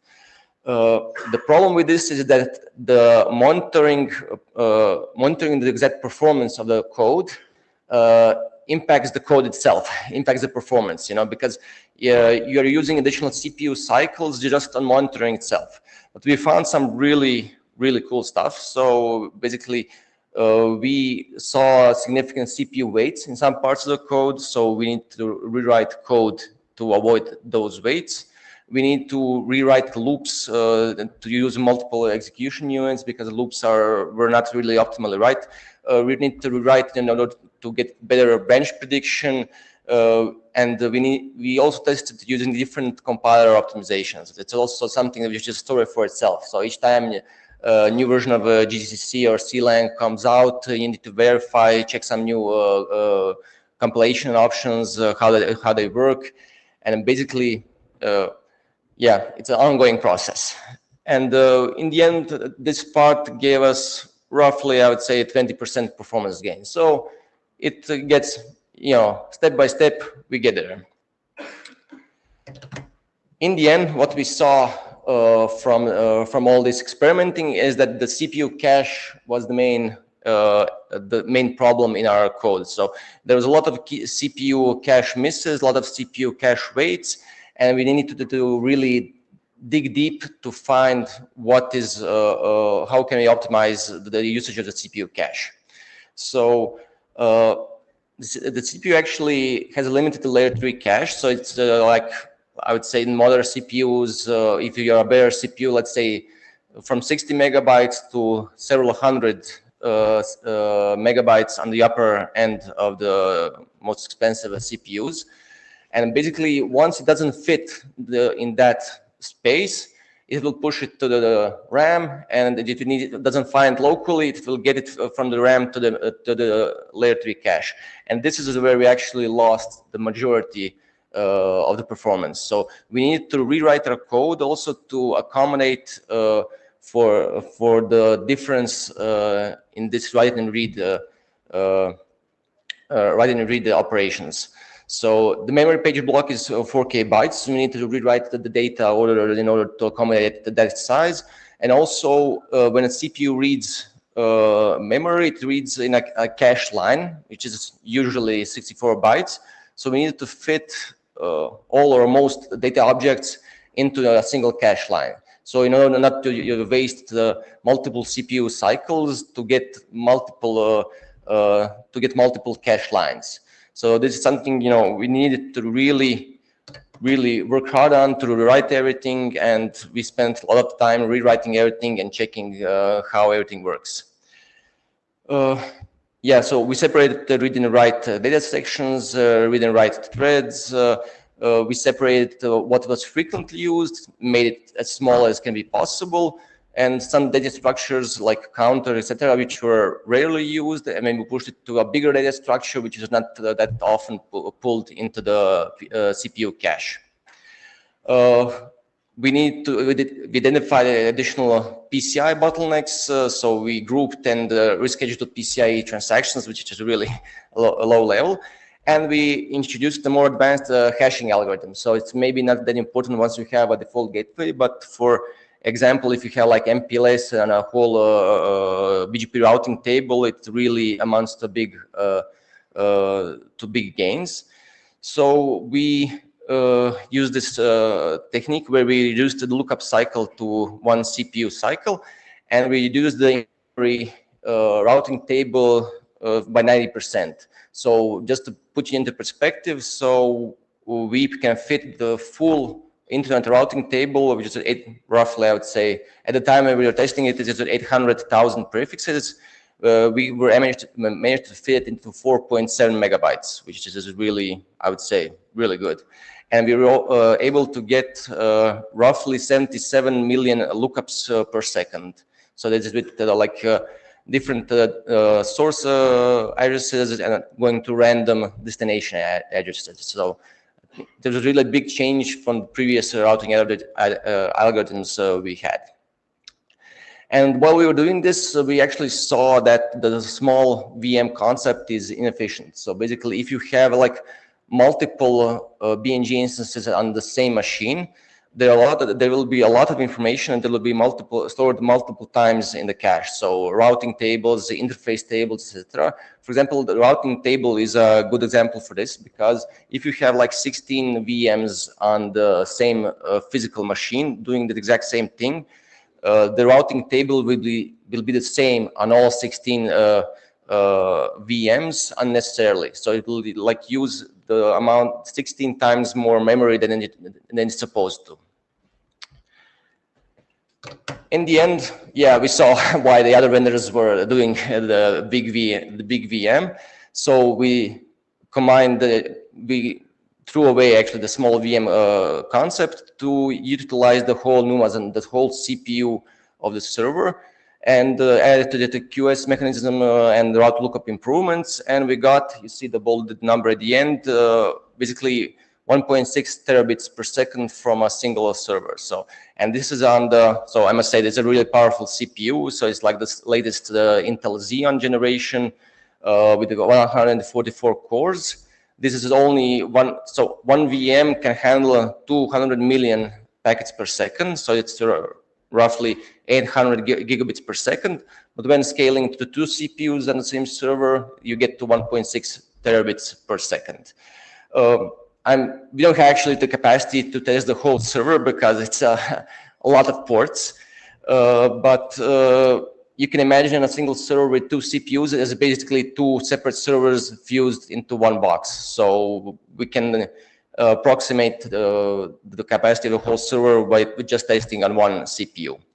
And I also want to point out we did some also QS improvements. So once first, before we test, if you remember, we tested with quality of service and without quality of service. Now we have some logic which basically turns on quality of service when the customer actually needs it, because turning on quality of service leads to roughly 30% lesser less throughput on the server. But if you but only like 1% of customers actually use QoS at any given time. So we turned on it dynamically, so you don't lose performance on the same server just because a couple of users are using quality of service. So basically, in the end, 1.6 terabits per second on a really on a good server. But don't think that this server like costs like 50,000 euros. It's approximately, I would say, if you go in a store and buy it, it's like roughly, I would say, 15 to 17,000 euros, depending on the NICs and etc. So it's not really that expensive server, you know, when you compare to what kind of performance you get from it. Lessons learned. So basically always use the latest hardware. So it sounds obvious, but really each new generation of the servers, it's much better than the previous one. You see like roughly 20 to 30% better performance in each new generation of CPUs. And yeah, we were actually, in the beginning, we were skeptical. And when we started, it's like 8 years ago, these kinds of speeds were, you know, not really imaginable. So I told you in the beginning, like Intel had like 100 million packets per second in their like best case, and now we're up to 1.6 terabits per second. So it's really a big change, and where the servers have evolved from 8 years to now, it's really, really significant difference. The CPUs, like they have the more cache, which is really important for us. They have higher frequency. They have lower power usage, which is also really important for CPUs. So it's really, it's a good evolution. And it's not just CPUs, but also the NICs. So it's not listed here, but I just saw like a couple of days ago that there is now an 800 gig NIC for the server. So basically you can use, you can put an 2 times 800 gig cards into a server. So it's really powerful, and really you can see really the benefit you know, of using a server comparing with a hardware-based solution. What we did also, like we embraced the change, like I wanted to say. So basically, we moved from the small VM concept to a, let's call it, big VM concept, but it's not big VM in the sense that it's not flexible. We made it so we can accommodate any number of CPUs you give it to it. So basically, you can say that we merged the small and big VM concept into a single, let's say, concept, single type of VM. We just to take any hardware the customer gives us, because usually customers, maybe they have some servers that they are not using, they want to use it for a BNG. So basically they give us what they have, and we put the forwarding instance on top of it, and regardless of how many CPUs, RAM, etc. they have, our code and our VM can accommodate that and then use it most efficiently. What's also important, you need to use the available tools. So like open source, closed source, AI. Yeah, I don't like to use AI, but it helped us sometimes when we were stuck, and not to give us the correct answer, but maybe just to point us in the right direction, you know, and or give you a new idea, give you inspiration on how to do next. And basically, you need to spend time investigating tools, what can help you in your work. And like I also said, continuous optimization is a must. So this is a never-ending story. So we will not wake up one day and say, okay, now we have, this is it for performance, so we won't go any further. You can continuously work and you can continuously improve it. There is just no end in the sight. Kind of pessimistic actually, but yeah, but also optimistic because who knows what else can we get out of that single server. Yeah, you need to be curious, learn, have a learning mindset, and then have the right attitude, and then really, you know, what gets measured, it gets improved, and yeah, that's more or less from my side. Thank you.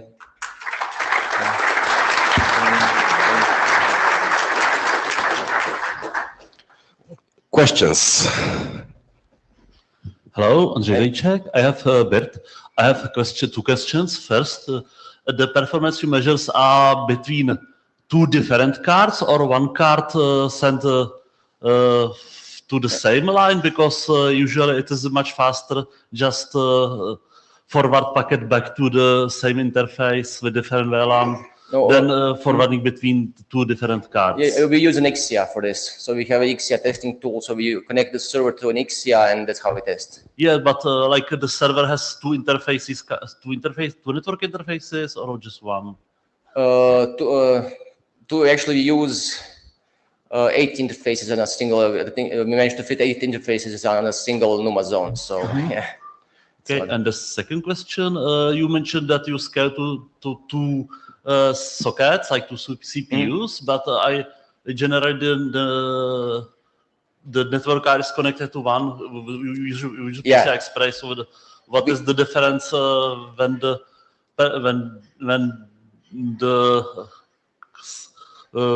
processing is on the remote CPU? Yeah, so basically the problem is that we don't have enough ports to measure the whole server. So if you imagine that a single socket is basically a single server, and basically two sockets are basically two servers just in a same chassis, then we just approximate, you know, if there's one socket, then we multiply by 2, then we get the performance for the whole server. So unfortunately, we don't have the performance for the whole server to test, you know, all together.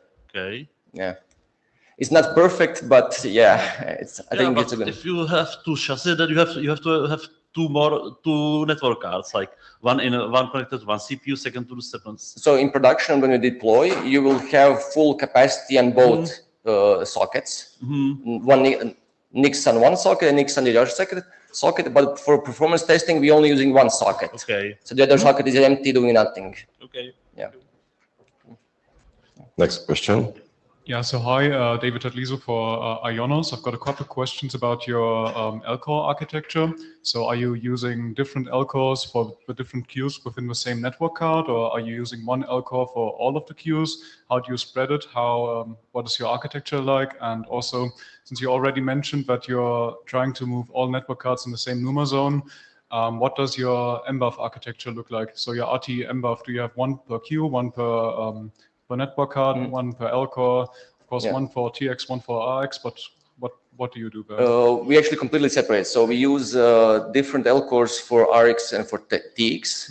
And since the internet traffic, the fixed line subscriber traffic is widely asymmetric, we use more L cores for downstream, for download, rather than for upstream. So it's usually like, it can be perfect, but it's like usually like 4:1, 5:1, depending on the exact core count. And we separated the MBUFs also for XTX, and so we have a pool of cores for upstream, pool for downstream, so RXTX, and we have also a pool of threads for QoS. So it moves around a bit, but we found initially, I think I mentioned in the slide, everything was composite. Everything was in the same threads doing everything. But then from testing, we saw that it's better to split everything up. So we're trying to also the MBUFs, we're using MBUFs per thread, per L core, just splitting everything up. Yeah. Okay, thanks. Okay, Thank you. Valerie. Welcome. We have a question from online from Bengt Jordan, Resonance AB, Sweden. Do you have a packet per second figure for the machine? In the end, it's about IP packets forwarding. Sorry, I didn't catch that. Do you have a packet per second figure for the machine? Oh, yeah, I think I have it here somewhere.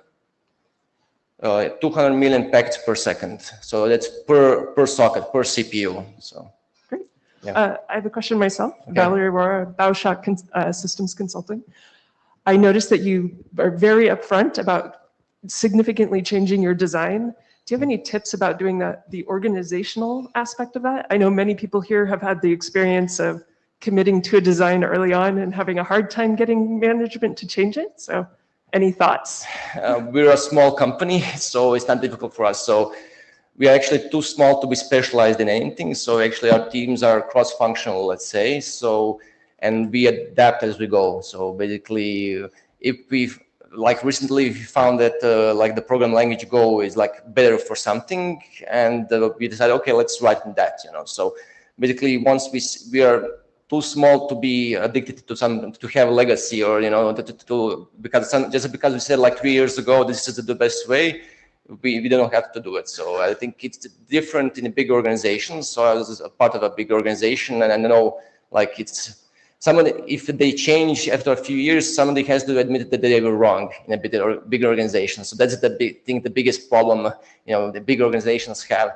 But here, we saw what fits better. We knew that we needed to get more performance, and if it didn't work in the past, let's try to change it and try to get better performance. Yeah. Yes, so be small and agile. Thank you. Yeah, you're welcome. Thank you. Thank you.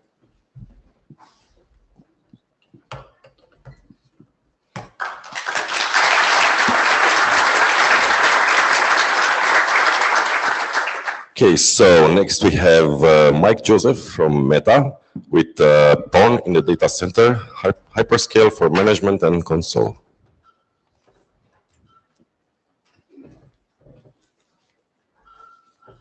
Thank you. I'm Mike Joseph, or as many people call me MJ, and I do work for Meta. I also, this is my first time presenting here at RIPE. In fact, it's my first RIPE meeting, so I'm honored to be here presenting to you. I have been fairly active in North American events, so some of you may know me from there. So today I'm going to talk about PON in the data center, which is kind of an interesting concept, I think, for a lot of people. So first, I'm going to talk about a little bit about who I am and what we do. So I mentioned I'm MJ. I run the infrastructure network engineering team at Meta. We're responsible for the provisioning, management, out-of-band, disaster recovery, and VPN remote access systems at Meta. We also run the facilities networks that connect all the infrastructure for buildings. Basically, we're a little bit unique in Meta in that we're the only product networking team that touches 100% of racks in POPs and data centers. So while the other networks at Meta might use much faster links, we are the ones that touch everything. But we do have our own backbone. We do have our own infrastructure. We don't ride Meta optical transport. In fact, we pretty much do everything ourselves in order to maintain that independence and out of band. So first, let's talk about how most people operate networks for management and recovery. This is actually very similar to, I think, what many of you probably do with end of row Ethernet switches and terminal servers. Meta does the same thing. At the end of our data center rows, historically, we've put in one or more Ethernet switches and one or more serial console servers. In Meta's case, we actually put them in what we call goalposts, and these are 19-inch double-wide racks elevated above the data center floor. But aside from the interesting height and shape of them, they're pretty similar to what you probably use in your data centers. Now, these are great for pretty basic deployments, but they have some limitations. One of the challenges with them is that they're fixed. Now, we could put more switches and terminal servers in. We could choose not to elevate them above the floor. We could put them in many more RU, but at the end of the day, you have to make some fixed decisions about how big you're going to make the deployment and what ratio it's going to look like. In addition, when you get it really big, you're carrying a lot of copper from that end to each rack. And then you have to have the copper trays to do that. On top of which, it makes it hard to change out the racks as your needs change. One thing that happens at Meta relatively frequently is we pull racks out of the data hall and put new racks in, or we have new rack designs coming into our data centers, and those racks may have differing console needs. Now, today, most of our racks actually use one Ethernet and one serial port, but we have racks that use 12, 15, 20. We even have some racks coming down the pike that are going to use 80 or more copper drops per rack. And so because of this, we need the ability to deliver service flexibly. The other thing is when you put more console servers and Ethernet switches in, those are additional devices to manage. You have to manage them at the end. You have to upgrade them. You have to manage software, and you also have to cable them, right? So if we do want to change the ratio that we deliver per row or per rack, now you have to potentially order additional devices to be installed. You have to have somebody go run the copper for that. And if you pull that rack out, you have to have somebody go remove that later. So we decided to do something a little bit wild. We decided to install PON in a data center. Now, for most of you, you probably know PON is traditionally a residential access technology. Many of you may have PON service at home, usually serves residents, sometimes SMBs, sometimes cell towers. To the best of our knowledge, we're the first ones who did it in a data center in a production way. But for us, it solves a number of specific problems. One of the biggest things we get from it is flexibility. As I mentioned, we need to support increasing number of connections per rack position.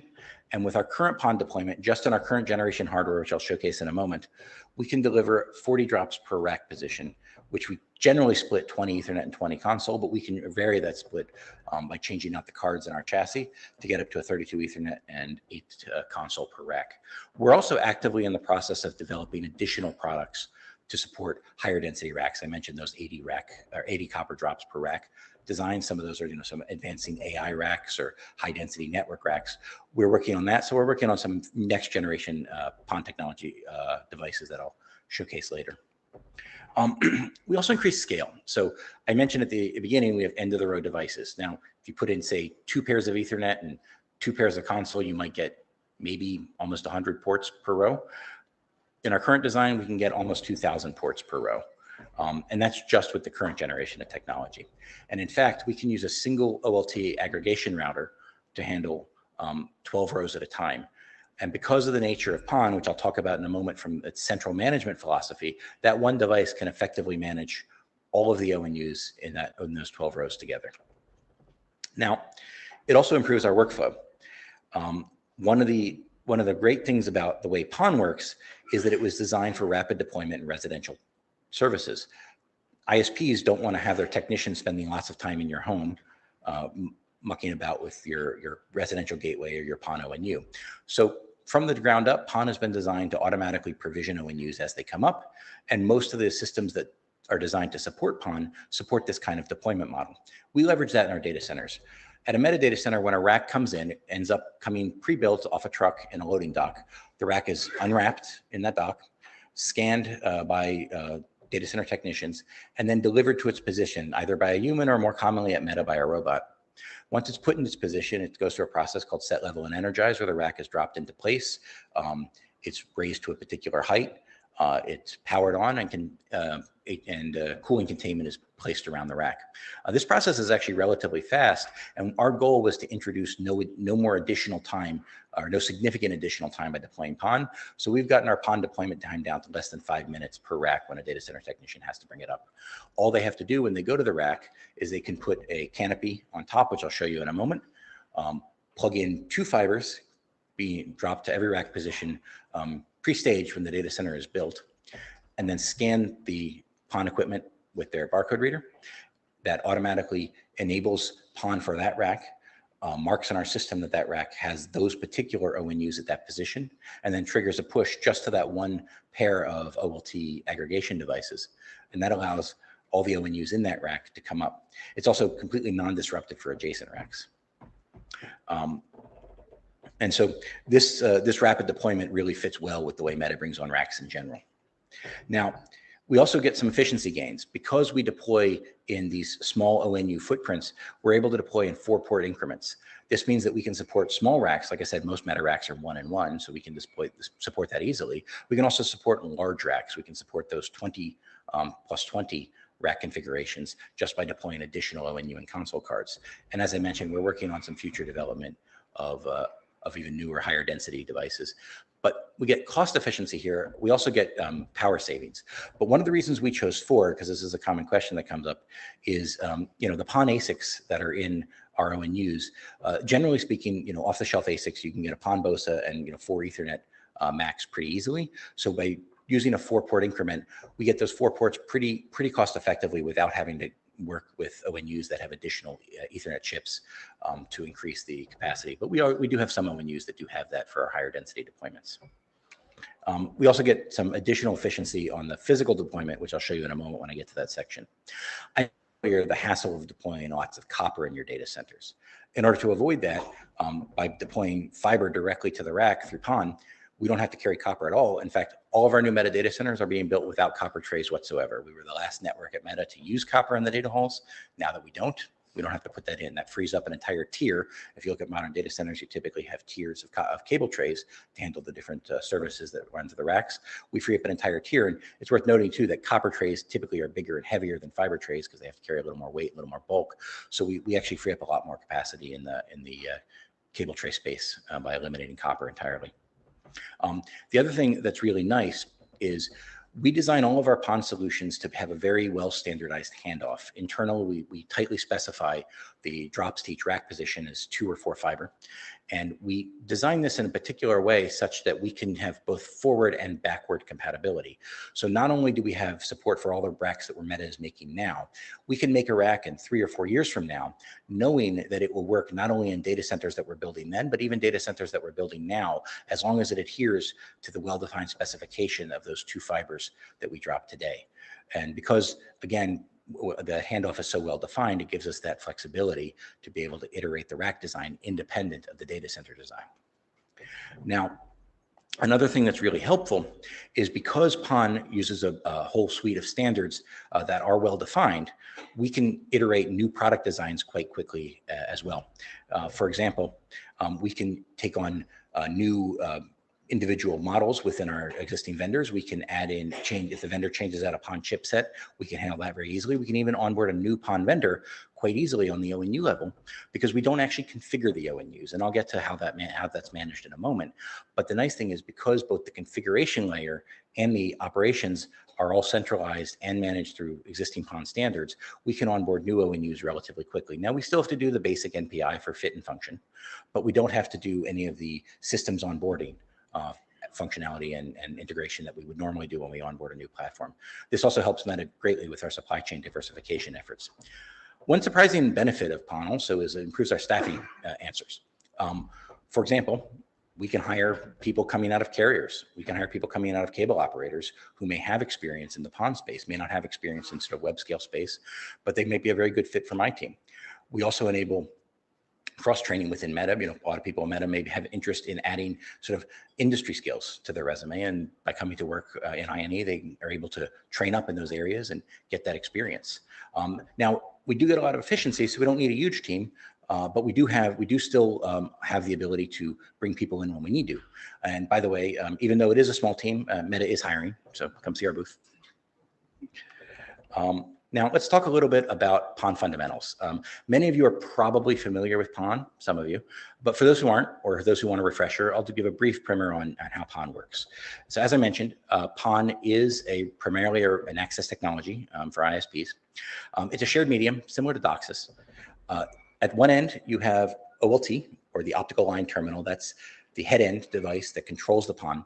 It controls all aspects of the PON, both in terms of admitting new ONUs, configuring those ONUs, even pushing software to them, as well as real-time control by setting the timing for the PON and issuing grants for upstream data transmission. So the entire system is managed end-to-end by that OLT at the head end. There are two protocols that the OLT uses to manage the ONUs. One is PLOM, that's the low-level protocol that the OLT uses to bring on ONUs initially, and then OMCI, which is a higher level protocol. Conceptually, you can think of it kind of like a get-set protocol like SNMP to program the MIB of the ONU. Here's an example of a PON topology. At the left, you have the OLT, and at the right, you have the ONUs. In the middle, you have what's called the ODN, or the Optical Distribution Network. And as you can see, it's a tree topology with splitters. Now, most commonly, those splitters are going to be even. Those are unity splitters in this case. So they're splitting, say, 1 to 4 or 1 to 2. And then splitter does basically what it sounds like. It takes light in on one end and it splits it out evenly the other. You do take a dB loss as you go through the splitter, as you would expect, because you're dividing the light. It actually takes it in both directions. And then at the other end, you have the ONUs themselves. And then finally, facing the client devices are called uniports, or user network interfaces. In a residential deployment, these ONUs would be typically on or in your house. In our case, they're on the rack. Now, there's a couple of different PON technologies in the industry. First, I'll note that there's two different families of PON. There's GPON and GPON related standards coming out of the ITU. And then separately, there's EPON standards coming out of the IEEE. They are competing, though they are very similar in a lot of ways. And in fact, many devices will interoperate with both, not at the same time, but a lot of the ASICs coming out are capable of either standard. We use XGS PON on the right, which gives us 10 gigabits symmetric up and down. And one thing to note about PON is it is bidirectional, so single fiber coming out of the OLT. So on this diagram here, basically this is one single fiber out of here, one single fiber into here. So one strand of fiber is used in both directions. It's not a huge benefit in Meta's case. Wouldn't be a big deal for us to put in duplex fiber, but in residential where you can have much greater fiber plants, it helps reduce costs significantly. XGS PON is an iteration of GPON to XGPON to NGPON, finally to XGS PON. There's more beyond just this chart. There's 25 GPON, et cetera. But fundamentally, some of these use different wavelengths, like XGS PON and GPON use different wavelengths, so you can interoperate. It gives you a migration path when you're moving from one technology to the other. But in our case, just like most ITU, SONET or SDH, you're running at a fixed clock, and just the bit rate is varied. So this is what we use here, and it does allow us to operate 10 gig symmetric. In our case, we don't share services on the same ODN, though some operators do. Now, let's talk for a minute about redundancy. Now, ITU specifies a couple of different techniques for redundancy. The most common, I think, is probably type B. And specifically, here's an example of what's called dual home to type B, which is also specified by ITU. In type B redundancy, you have one OLT active, and you have another one that's the warm standby watching to take over in case the other one dies. Now, in single home type B, both of the PON ports are on the same device. In dual home type B, simply one of those moves to a different device. So this is an example of a dual home type B setup. The way the redundancy works is kind of interesting because they don't actually have to communicate to be redundant. Because no ONU can transmit without a specific grant from the OLT, a permission to transmit at the next 125 microsecond interval. This guy can detect if the other one went down simply because it won't see any more northbound light. If this one stops working or there's a fiber cut, none of the ONUs will transmit anymore because they stopped getting grants. This one will notice the PON went dark. So even though he doesn't see the output of this one or have side communication with it, he can tell that the ONUs obviously went away, and so he'll take over. Now, it's not perfect. If there's a fiber cut here, you won't notice that. But in most cases, this tends to work well. Now, Meta enhanced this. We took this type B dual home to, redundancy, and we decided to kind of invent our own thing. So we created what we call type F, which is an enhancement on this that also adds an ability for the active OLT to detect the loss of a subset of ONUs. So in our case, let's say this fiber got cut here between these two splitters. If we detect that, this OLT will notice a certain threshold of ONUs went away all of a sudden. And having taken note of that, it will abdicate the PON, stop transmitting, and within a few microseconds, within about 50 microseconds, this guy will take over. And so that's a way to speed up recovery of cases where you have a partial break in the ODN. Now, that won't work for all operators. It works in particular cases because of the way we design our ODN. So speaking of how we designed it, let's talk a little bit about our design. So we worked with our initial vendor to bring a lot of these visions to reality. This is not a vendor talk, this is a Meta talk, so I'm talking about Meta's technology and solutions here. But I am featuring a lot of the designs from that vendor because that's what we're deploying with. So you'll see a number of products featured here. I'm not selling anything, but all of these are available in the product catalog. Very few are custom to us. And where they are custom to us, we're actually working to either get them to be added to either that vendor or other vendors' catalogs so that they become available. We also participate, as you know, in the OCP ecosystem. And so where possible, we are trying to push our designs into that. And there's some cases where I'll talk about later that we've done that. So first, our head end. So this is that OLT aggregation device. It's basically a layer 2-3 router. It's got 36 ports, SFP plus cages. The OLT we use from this particular vendor is their OLT is based on a modular pluggable. It looks like an SFP plus. In fact, it is an SFP plus in some ways, but it's a lot more than an optic. Here's one here, and it's actually a PON OLT on a stick. So on one end, it has basically a 3-port switch. On one end, it speaks Ethernet to the host device. On the other end, it speaks PON, which is not Ethernet, but a different framing. And then in the middle, it actually has a host interface as well for management of the device itself. And so we can cram 36 of these in one of these 1RU devices, and therefore through that we can manage about 500 racks from a single device. And as I mentioned earlier, we only have to configure this one device to make that work. We also created this kind of clever concept, this canopy chassis that we put on top of our racks. And as I mentioned, we do push changes back to OCP. So this is an Open Rack v3 standard rack. We actually modified the Open Rack v3 standard. We're pushing this back into OCP so that there are now mounting features on OCP 3 racks or v3 version racks to handle a canopy chassis being installed. So if anyone wants to acquire canopy chassis, you'll be able to put them on ORV3 racks that are designed after the modification lands. And so here's an example of several of our PON chassis in a lab. One thing I'll note is this is a lab. So obviously there's lots of extra cabling, lots of extra fiber. This would never look this messy in a real data center. But in our case, this is how we deploy it in one of our lab environments. Here's a little closer up view. One interesting thing to note, this chassis is entirely passive. It just distributes power. Each of these cards, the PON ONUs, the ones with the actual fiber ports, they actually go the whole length and interface with the backplane just for power. These other cards next to them, these are console cards. They don't interface with the backplane at all. They're in fact basically USB daughter cards of the device next to it. We use these clever USB clips. We had a bunch of these little USB cables made that are basically fixed USB clips to connect the cards. And that's how the daughter card is both power and connected for data. And then at the end here, we have a splitter, which I'll talk about in a minute. That's where we have the rack come in. Here you can see this is the input, the 2 A and B feeds, those 2 fiber drops I was talking about. And then here we have 8 outputs that go to these cards here.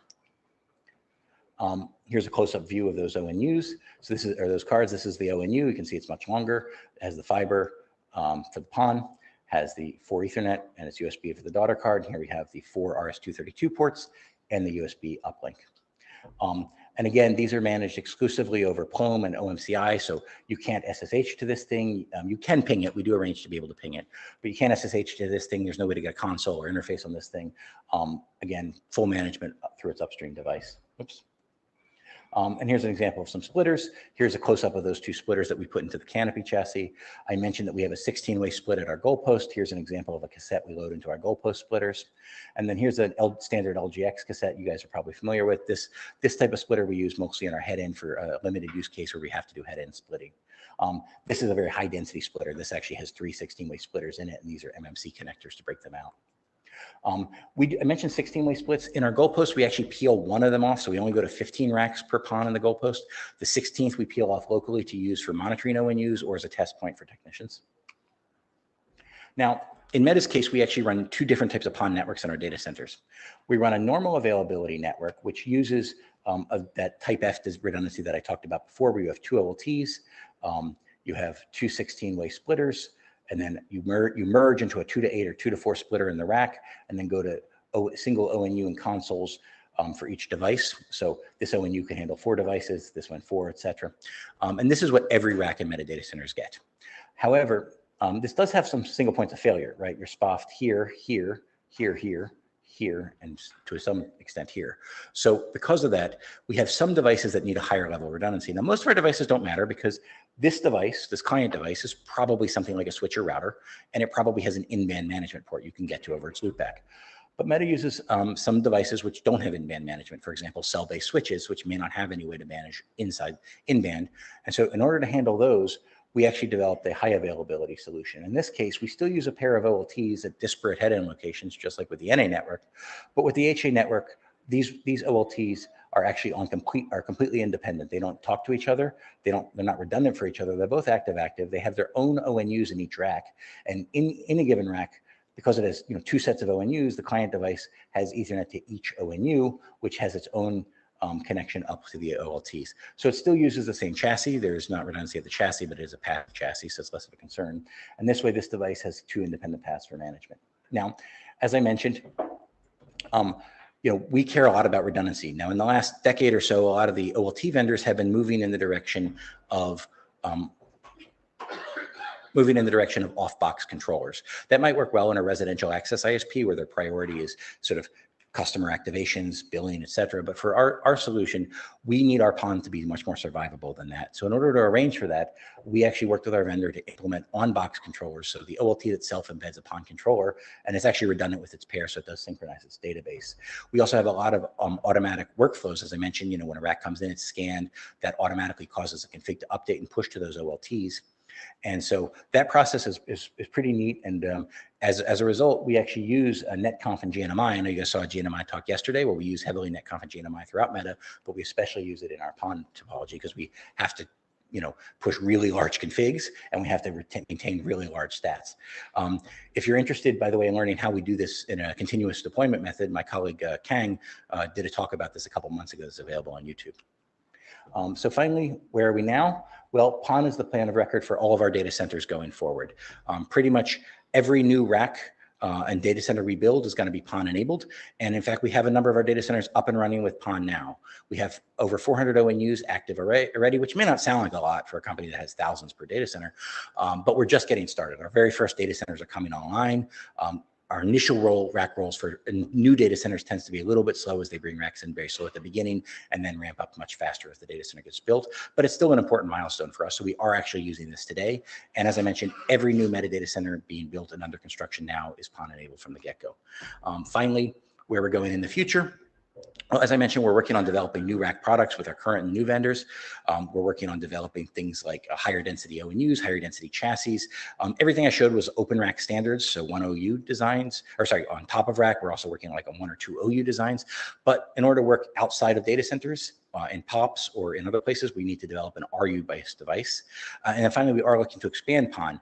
As I mentioned, we operate facilities networks in our data centers. Those are like air conditioners, transfer switches, et cetera. We want to bring PON to that. It's a good fit. And finally, we want to bring PON to data centers, to POPs outside of just data centers where we would be able to use those like RU devices in a more commodity footprint, not just our own facilities. So those will be smaller deployments, but still unified for our vision. So that said, thank you for the opportunity. I'm happy to take any questions.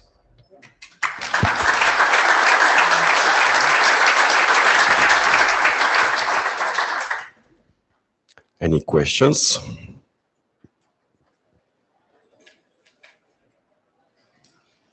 Hello, Mate Extinct Fiber. I was wondering the RS232 ONU, is that a standard thing your OLT vendor is offering, or did you develop that, or did they develop that based on your requirements? Probably a bit of a gray area between who develops what between our and vendor. We collaborated with a vendor to help them bring a new product line to market, and we also are the launch customer for that product line. So everything that you see here is available publicly. Meta drove the requirements for most of them. It's not actually an ONU independently. So this device here is a daughter card for the ONU itself. So you can purchase the ONU without the daughter card, for example, if you don't need RS232. But all of this was based on our specifications. But these are now publicly available. This is available as a 3803 MTL, and this is a 0473, if I recall. Thank you. And the second question, in terms of cost, I get that deprecating copper unlocks cost benefits at the data center level, but in terms of the added cost for the active hardware, like ULTs, ONUs, I wonder how that looked like. Well, our cost per port went down overall by moving to PON. You know, it turns out that actually Ethernet switches are not that expensive, but terminal servers are really expensive just because of the market dynamics there. And so this device actually saves us a great deal of money. But more specifically, we can target, right? We can put in one of these pairs for a rack that's small. We can put in 5 of these for a rack that's large. We can size the deployment exactly for each rack. Obviously, we have some expense at the head end, right? We have to still run the head end. We still have to have that device. But that one RU device is, a pair of those are amortized over 12 rows, so that we get quite a bit of cost efficiency there. Yeah, true. Thank you. Sure. Janinkova, thank you very much. Very cool. Tricky question. So I guess people in the room might be very impressed and excited. So if someone would like to do something like that, what was the biggest challenge? What will be your advice for people? What not to do? So probably the biggest challenge was selling people internally. And now that we've done that and have given a talk on it, it may be easier for you to do. What not to do. So one of the challenge, I think the biggest challenge too is at Meta, because everything's a moving target, right? We're up against a very tight timeline because we had all these new racks coming into our data center that had high density requirements that could not be met by what we call our management v2 design, the previous design. PON we call our management v3 design. So because we basically said we're all in on PON, we had to absolutely land all aspects of the new design in time for a particular data center build, which has a construction schedule that's governed by, you know, people with backhoes and walls and a particular set of racks that are coming into that data center. So we can't be late. And in fact, the biggest challenge is making sure we don't delay production rollout. New build, as maybe if some of you know, you may have seen Zuck's comments, new build is a very high priority for Meta. Okay, any other questions? No, thank you very much. All right, thank you.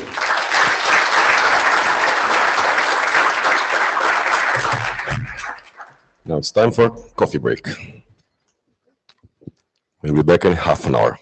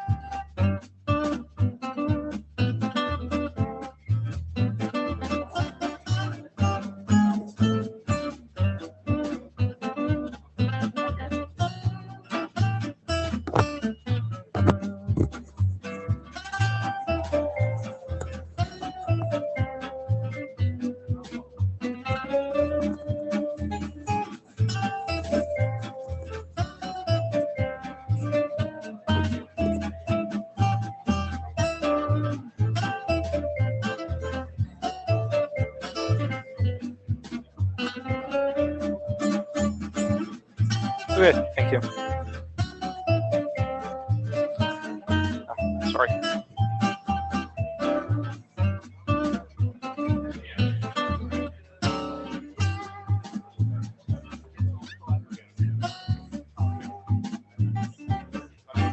Thank you.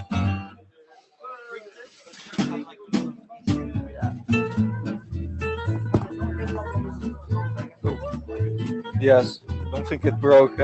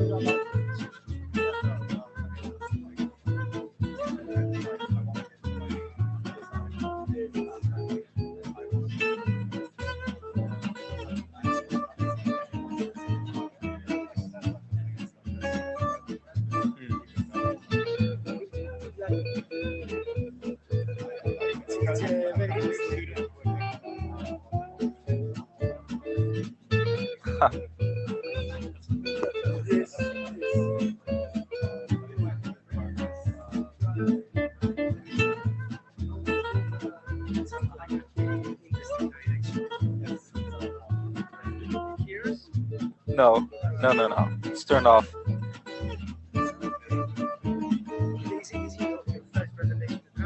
Second. Yes. Yeah. But I'm more nervous this time. Yeah. I think the first time I prepared like crazy, and then this time I didn't have that much time. Yes. Yeah, I'm ready. Hope so. Yes. Yes. You can ask him at the microphone.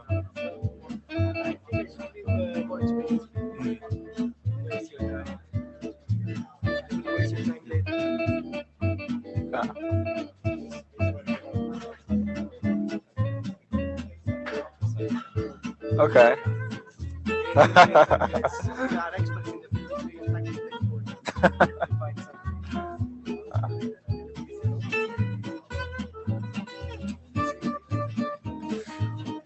We'll be fine.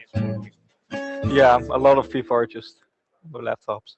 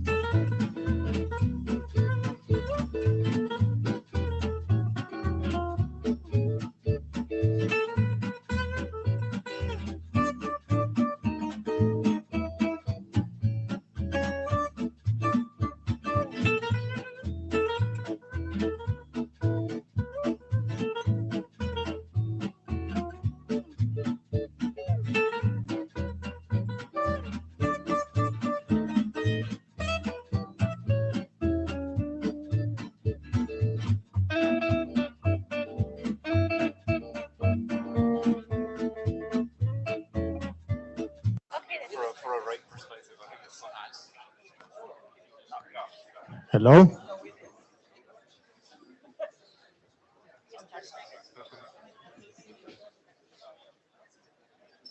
Okay, so welcome. Good afternoon, everybody. Welcome to this edition of the MAT Working Group, which stands for Measurement Analysis and Tools. Welcome to Bucharest, of course. And together with me chairing this session, I have my great co-chair, Nina and Steven, which are both here in person. And yeah, I would like to just give you a quick reminder of what this session is about. This is a space where researchers or people doing experiment, both from the academia or the industry, can communicate with operators and get feedback.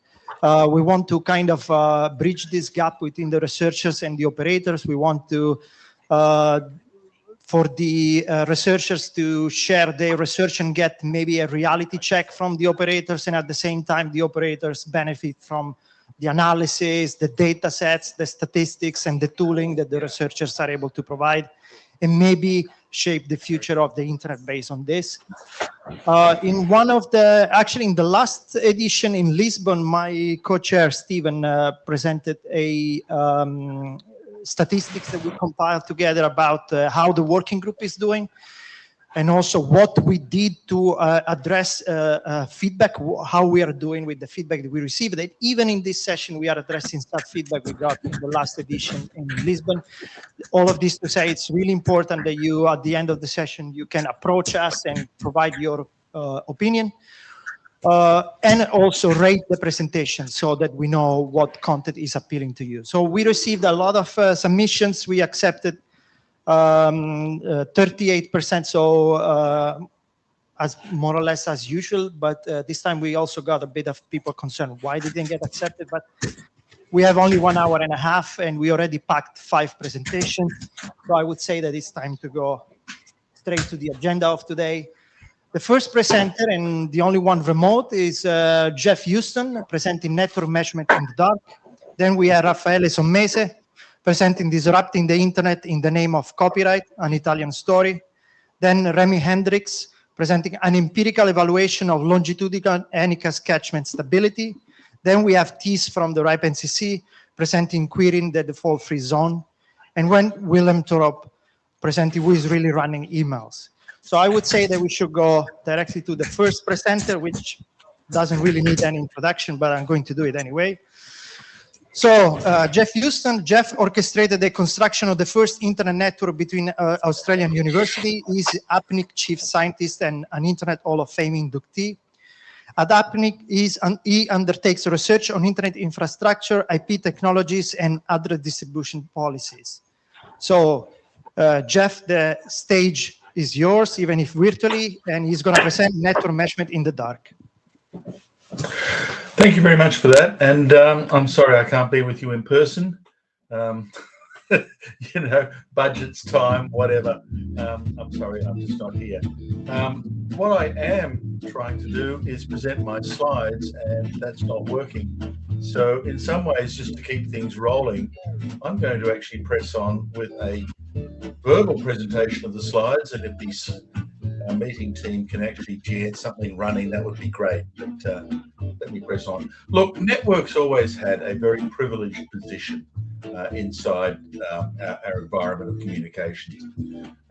Networks was something that basically had this position of privilege that they could observe what was going on inside that network and what they're saying to each other. They were the one-stop shop, if you will, for measuring user behavior. Users expected those networks to actually maintain privacy on their behalf. Sometimes it was reinforced with regulatory measures, sometimes not, but nevertheless, they were privy to what users did. The last, I don't know, 20 odd years of the internet has seen an incredible erosion of that trust model. What we're actually seeing is that the advertising revenue as a means of funding the internet has acted as a major incentive to actually look at users' behavior, and not in a productive way, not in a gentle way, but to actually figure out more about you to make the advertising work better. The better the profile that the network operators, or indeed that these advertisers assemble them to users, the higher the value to the advertiser. But quite frankly, that was the value, that was an erosion that was always going to get perverted. And the perversion occurred in the Snowden times, where it occurred that some US agencies were engaging in wholesale surveillance of users. And it all ended badly. It all ended very badly when that was made public. The IETF came out in May 2014 with RFC 7258 that it said that the mass surveillance was an attack on the privacy of internet users and organizations, and the reaction was that we were going to basically mitigate that by designing protocols that effectively made observation impossible, or so expensive that it was infeasible. So I'm trying to get a slide deck being set up, and it's just not happening. I don't know what's going on there. I thought the tech team actually had my slides. Time is moving on. I'm going to just press on with this presentation. If they can get the slides up, that would be great, but I don't know. Select your slides, it says on the screen. No document is available is the warning there. I can't make this go away. I'm sorry. I'm going to try sharing my screen. Let's try this.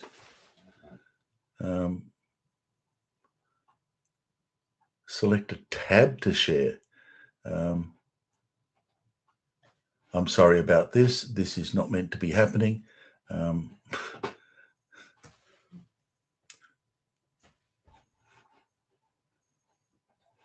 No, I'm afraid, systems people, you're going to have to share this yourself, or it ain't going to happen. What did all that mean? Well, let me continue on. What it meant was that we started making encryption a default. These days, for example, around 97% of all HTTPS traffic is encrypted using TLS. That's a Cloudflare radar report. We then started hiding the metadata, and we made work in trying to make the DNS get encrypted. DNS over TLS, DNS over QUIC, DNS over HTTPS. The majority of the DNS in terms of the user perspective, you talking to the closest recursive resolver, is still in the clear in the open over UDP, and that's about 70%. But the other 30% is actually DNS over encrypted channels these days. Little by little, we're actually encrypting much of the DNS. Can we go further? Yes, we can go a lot further. And part of this is actually hiding all of the data by actually using things like Apple Private Data Relay. Mask is another technique where we use double encryption on all of the traffic. We use the first relay to hide the identity of the user, and a second relay to hide the content from the first relay. So no single point can actually see both who is asking and what they're asking in a single transaction. So someone's bringing up slides. I am up to about slide 20. Thanks. If you could press on.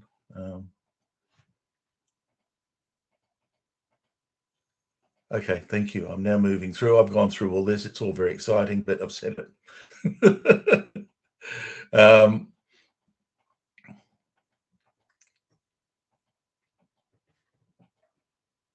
So now we're getting back to, well, what's left to actually look at? It's the peepholes. It's the server name indication. That's being sealed as we speak. And now all that's left is the whole issue of the web PKI and revocation. That's actually a tricky problem, and I'm not sure it's going to get solved easily, because if you want to revoke a certificate, you actually have to use it to ask somebody, is this certificate that I'm being presented with good? And the problem is the somebody you ask now sees everything you're doing. And these days, revocation, particularly in the web PKI, is kind of a yesterday concept because it leaks like a sieve.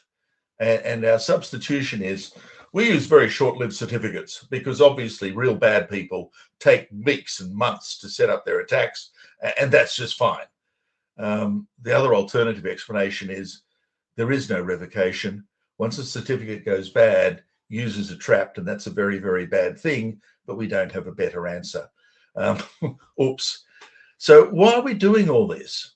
That's a really good question, because the original question was that users cared about privacy. But if you actually look at the world a little bit harder, you find that privacy is dead. And quite frankly, most people don't care. It became an article in Forbes, but I think it is a more general expression. Users will happily use Gmail for their mail. They'll happily use third-party servers. They'll happily tell Meta all their secrets on Facebook because they just don't care. They'll happily trade off privacy for free access to search and everything else. So it's not the users we're doing this for. Who is it? Well, I tend to suspect that it's themselves. It's the folk who are competing with each other to assemble profiles of users. This is all about each individual actor protecting their core asset of individual profiles from each other. If I'm running on an Apple mobile platform, it's Apple that's the enemy. If I'm co-resident in the operating system, or at least in a live system with some kind of web application, etc., it's them that's the enemy. It's the network. So the thing about privacy is that the application is trying to obscure itself from everything around it, from every other app on the host, from the host itself, from the network, and everything else. And how do you do that? Well, you basically lift everything up into the encrypted envelope. And in the case of transport and TCP, that actually means lifting up TCP out of the kernel, out of the common infrastructure of Protocol 6, bypass kernel handling, the lot. What does that mean? Well, it's QUIC. QUIC is now relatively common out there on the internet. It's been adopted by many folk, and part of the reason is that what it does do is hide the entire transport from literally everybody else. It's the new TCP for this paranoid world. Cloudflare report about 32% of the traffic they see is now running over QUIC. Cisco, in a report a couple of years ago, suggested an extraordinary number coming out of YouTube, coming out of Instagram, coming out of Facebook, etc., that all made extensive use of QUIC. Today's networking space is a different space now as a result. That the money that used to be in networks is now the money that is in the application space. What does that mean? You lift everything out. Quick transport is now the dominating transport and becoming more prevalent. But what does that leave for the network? Nothing. It's all encrypted. There's a huge amount of work on relays and proxies. What does that mean for the network? There is nothing to see. Because that relationship between applications and network is now soured into distrust and suspicion. And the application's defending itself by wrapping everything up in as much encryption as it can manage. For the network operator, there's no coming back here. There's nothing to see. What can you do? Well, as the Cisco presentation said 2 years ago, quite frankly, it's got worse, not better. You can try and look at the profile of packets and sort of deploy the power of AI to understand what's going on to your network. You're probably doomed in that attempt because there's not much left. You can't figure out the control signals and the meta signals that are happening in your network to actually understand what's going on. And your regulatory obligations regarding traffic interception are kind of useless if all you see is a massive amount of traffic that is encrypted and not much else can be gleaned from it. So what does that leave for us as measurement guys and measurement people? What's left for measurement? Well, you can't just collect all the packets and infer what's going on. For those of us who've been around a long time, might remember a few massive studies in the late 80s, early 90s, where someone collected all the packets and tried to infer what's happening based on that huge collection. That doesn't work anymore. You can't do whole of network views. what's going on is that now control over the network is irrelevant. Control over the application is everything. And network has been pushed into basic commodity-based behavior. So each service, particularly with Quick, now has the opportunity, each app, to define its own behavior. What's interoperability in such a world? What about standards? It actually says to me that the whole area around standards and open is actually dying a death under this inexorable pressure for applications to hide what they're doing from each other and from everything else. Measurement is sitting in this terrible space of trying to figure out what's going on without any clues being provided. And you know, the depressing view from all that is network measurement a contradiction? A bit like the presentation yesterday from Measurement Lab, where they're actually trying to go into hosts on the edge of the network and do the measurement from the edge, from where encryption is not happening, in order to see what's going on in the network. It's the same attitude with Atlas, and it's exactly the same attitude with APNIC's ad-based measurement. You now have to be the user and sit inside the device and inside the application in order to gain any insights about what they see from the inside looking out. And to my mind, that's the big issue here about network measurement, that it's now defunct. We have to think about ways to do application and end-based measurement. So that is my time. I know the agenda is packed. I've left a couple of minutes for questions if there are any, but otherwise I'll hand it back to you, Massimo, and my thank you for your tolerance in us getting started with this slide pack. Thank you.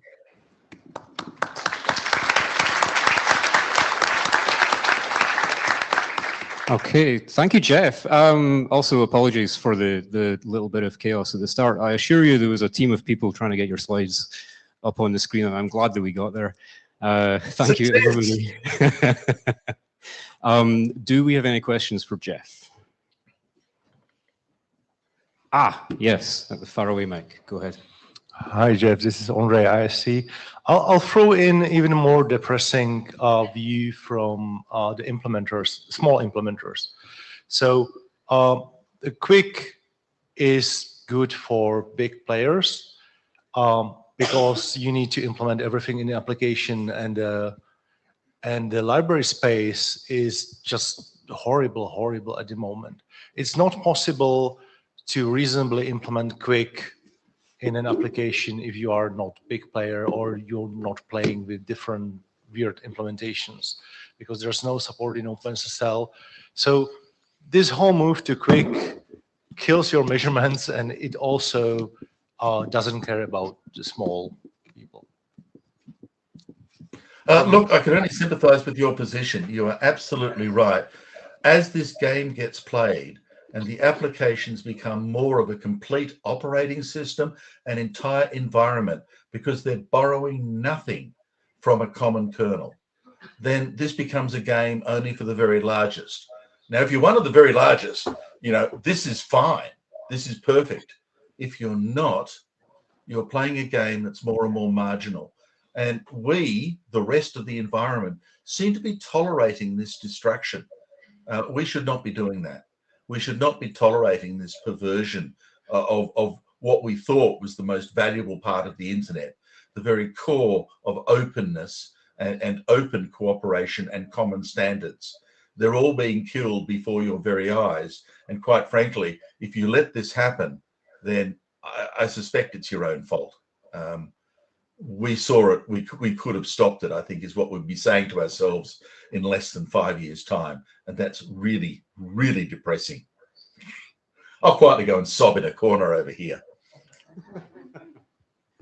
All right, we have a question in the Q&A on Meet Echo from Named Relay with no affiliation. The question is, if DNS is encrypted, you can use DANE to provide the certificate. If you also have DANE specify the certificate's expiration date, wouldn't revocation be achieved by setting a low TTL and remove the record when compromised? So close, but encryption is not authentication. If the DNS is encrypted and you're using DANE, then you can actually securely map an association of the DNS to the authenticity of the name. Once you do that, yes, you can walk away from this entire web PKI revocation mess. We tried this. It was around 10 to 12 years ago. Dane gave it a shot. But again, as we've already said, Dane didn't work in the interests of the larger players, and it got killed. Part of the issue is, and it's a really big issue, if you want DNSSEC to work, you have to bring DNSSEC down to the stub resolver. And setting the bit that says, hi, I'm your recursive resolver, and I've validated the answer, and sending it in the clear is not security, and it's not DNSSEC. How we get DNSSEC to stub resolvers is perhaps the really tough question that Dane needs to answer, and a few others, if we need to complete that loop. So yes, we can do a whole lot better, but we need to solve a few fundamental issues with DNSSEC and stub resolvers before we get there. Thank you for the question. All right. But we're straying away from network measurement is really, really bad. We need to do measurement out there at the edge. Sorry. Yeah, Mirja Kuhlewin. So coming back to measurements, I want to disagree slightly with you on 2 points. First of all, endpoint-based measurements always had been part of the mix. You mentioned RIPE, and RIPE was always endpoint-based active measurements, right? You need different measurement tools to measure different things. Yes, encryption decreases visibility, and yes, as a researcher, we see that we cannot measure things in the same way we did. Well, we need to come up with new solutions, and actually measuring things at an endpoint provides also new opportunities because the endpoint has actually good visibility about what it's doing, while when you look at it at the network, you're always guessing. So what we need is really working on making measurement a first-class citizen and adding things to these protocols that makes it still possible to provide measurements in a privacy-preserving way. And my second point I really want to agree to is, like you said, users don't care about privacy. And I mean, like, if you go ask surveys or ask users, it's a very abstract concept to them, but I do think they care about privacy. We're doing this for the user. I care about privacy. I want to continue doing this. The problem with Insight measurement is when we try and enroll users into it, we tend to get geeks. I remember looking at APNIC's website and saying, gee, there's a lot of V6 out there some years ago. And the answer was only the V6 folk came to us to actually look at the way V6 worked, and everyone else was ignoring us. Even RIPE Atlas is biased. Absolutely. It's biased towards the technically competent that actually know what they're doing and want to host one of these probes. Our ad measurement system tries to look behind that by conscripting folk. Now, there's a huge ethical issue in basically forcing a user to run an ad that they're unaware that the measurement is going on. And I concede I'm down at the far end of a line of ethics that say, is this right? But in some ways, how else do you get that data that reflects the broad majority of users rather than that specialized core, some of whom are in that room with you, who actually are competent at what they're doing? They'll happily give you measurement data, but it's not the full spectrum of what we need to understand the bigger network. So there's a few tough calls going on inside that system. So it's not quite easy just to say, let's just measure at the edge and we're all done. Not quite the same. No, but I don't think these problems are new, and these are challenges that we all need to work on it. Yeah, absolutely. All right. Sorry, I'm running through other people's speaking time, so I'll try to be quick too. No, you're good, but we will take one last question fairly quickly. Okay, hi, this is Ulrich Wisser from ICANN. I just wanted to second here that I think users actually care about privacy. And I would just give a little analogy. You're all on your way to this meeting, actually passed over a bridge, right? Did you care about the security of the bridge? Well, it's the security of your life. You did care. Did anybody of you ask the authorities if the bridge is secure? We don't do that because we expect the security, and what users expect from the internet is privacy and security. They just don't ask for it because it's expected. And I think that is something that we should keep in mind and not just say, oh, they don't ask for it. There is a difference between expect and is willing to pay for. One of the more interesting measurements, and it is a measurement that's available right now, is measuring the extent to which Apple users are willing to pay for Apple Private Data Relay. The take-up is not 100%. take-up's not even 20%. It's a lot lower than that. And the issue is it's available to anyone with, with a Mac and willing to tick the box if they're paid for that service. And that's the sort of the disappointing part, that we're willing to take many things and assume many things as long as we don't have to pay for it. But is privacy something that users, on the whole, are actually willing to fund? And the depressing answer is, well, the evidence doesn't really suggest that that's the case. So there's a lot to do and possibly a lot more to talk about at the same time. Thank you very much. All right. Thank you, Jeff. If we can...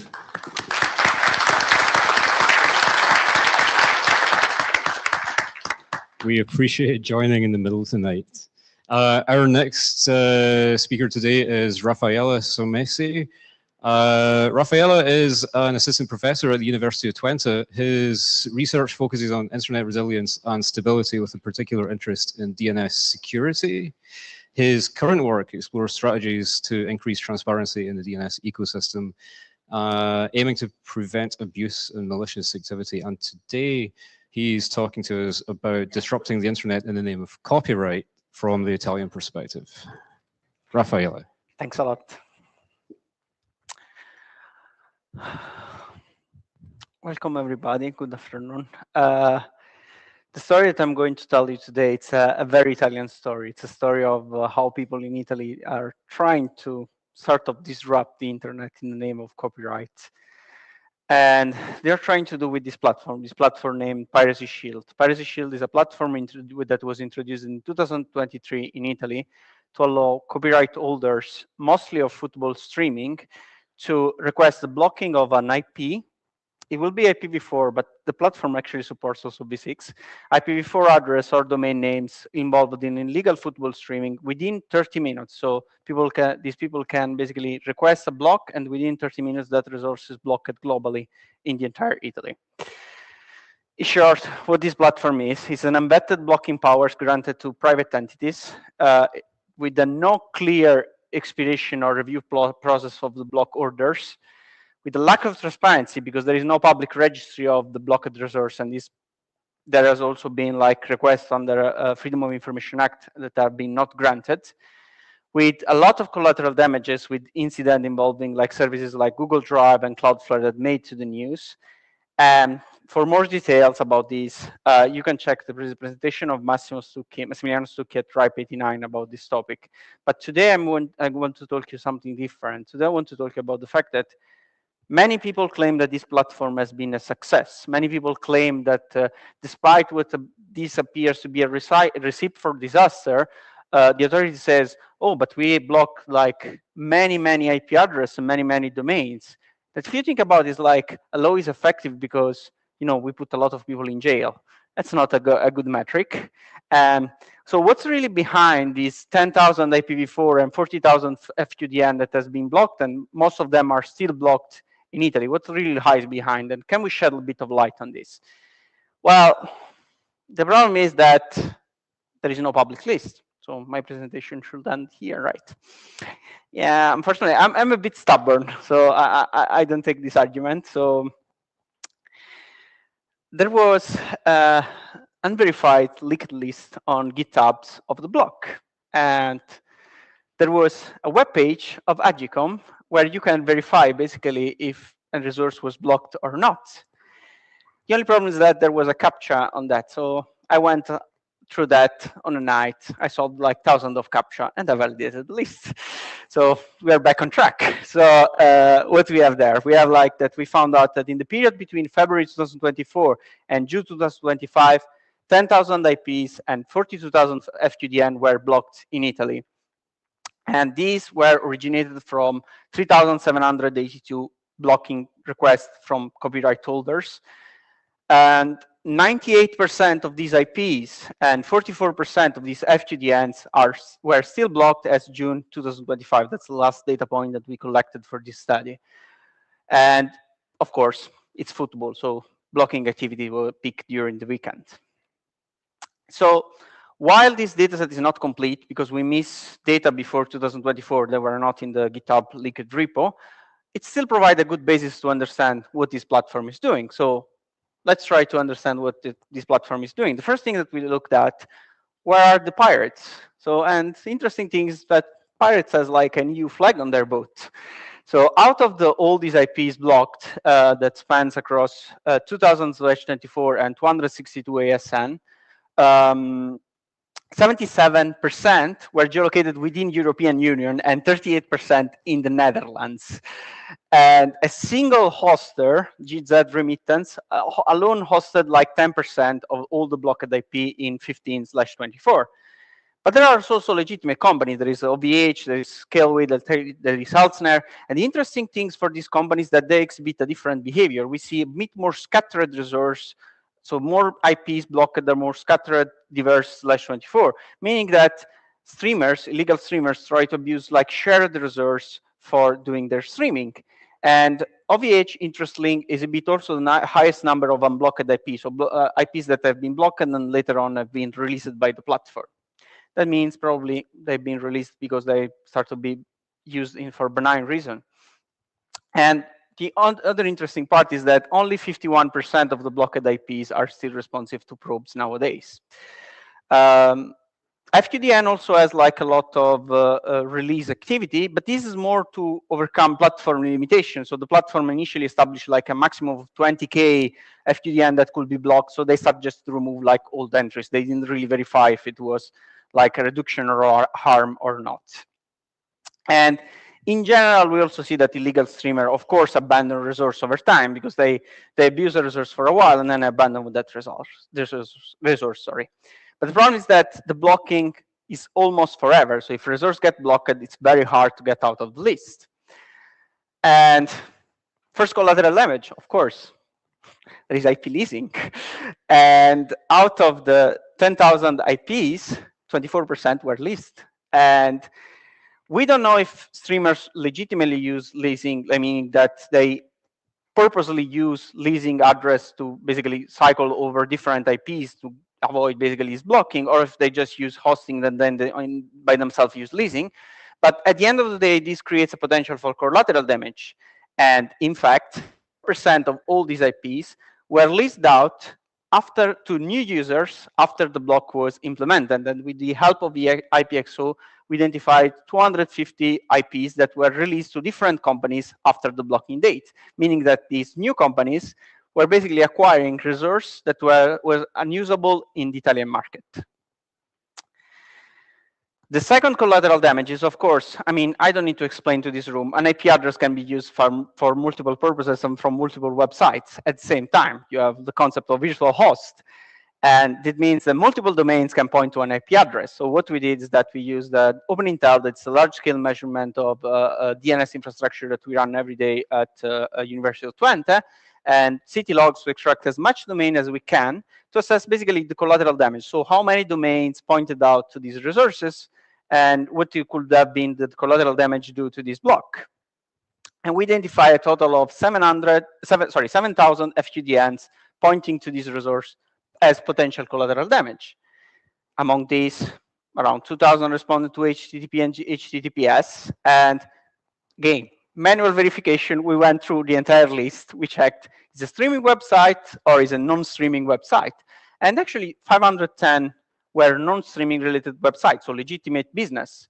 And 131 blocked IPs were responsible for the collateral damage of 508 collateral blockings. So the interesting thing is that most of the affected websites were in Europe, were French, Spanish, German, and 9 were actually in Italian, meaning also national damage.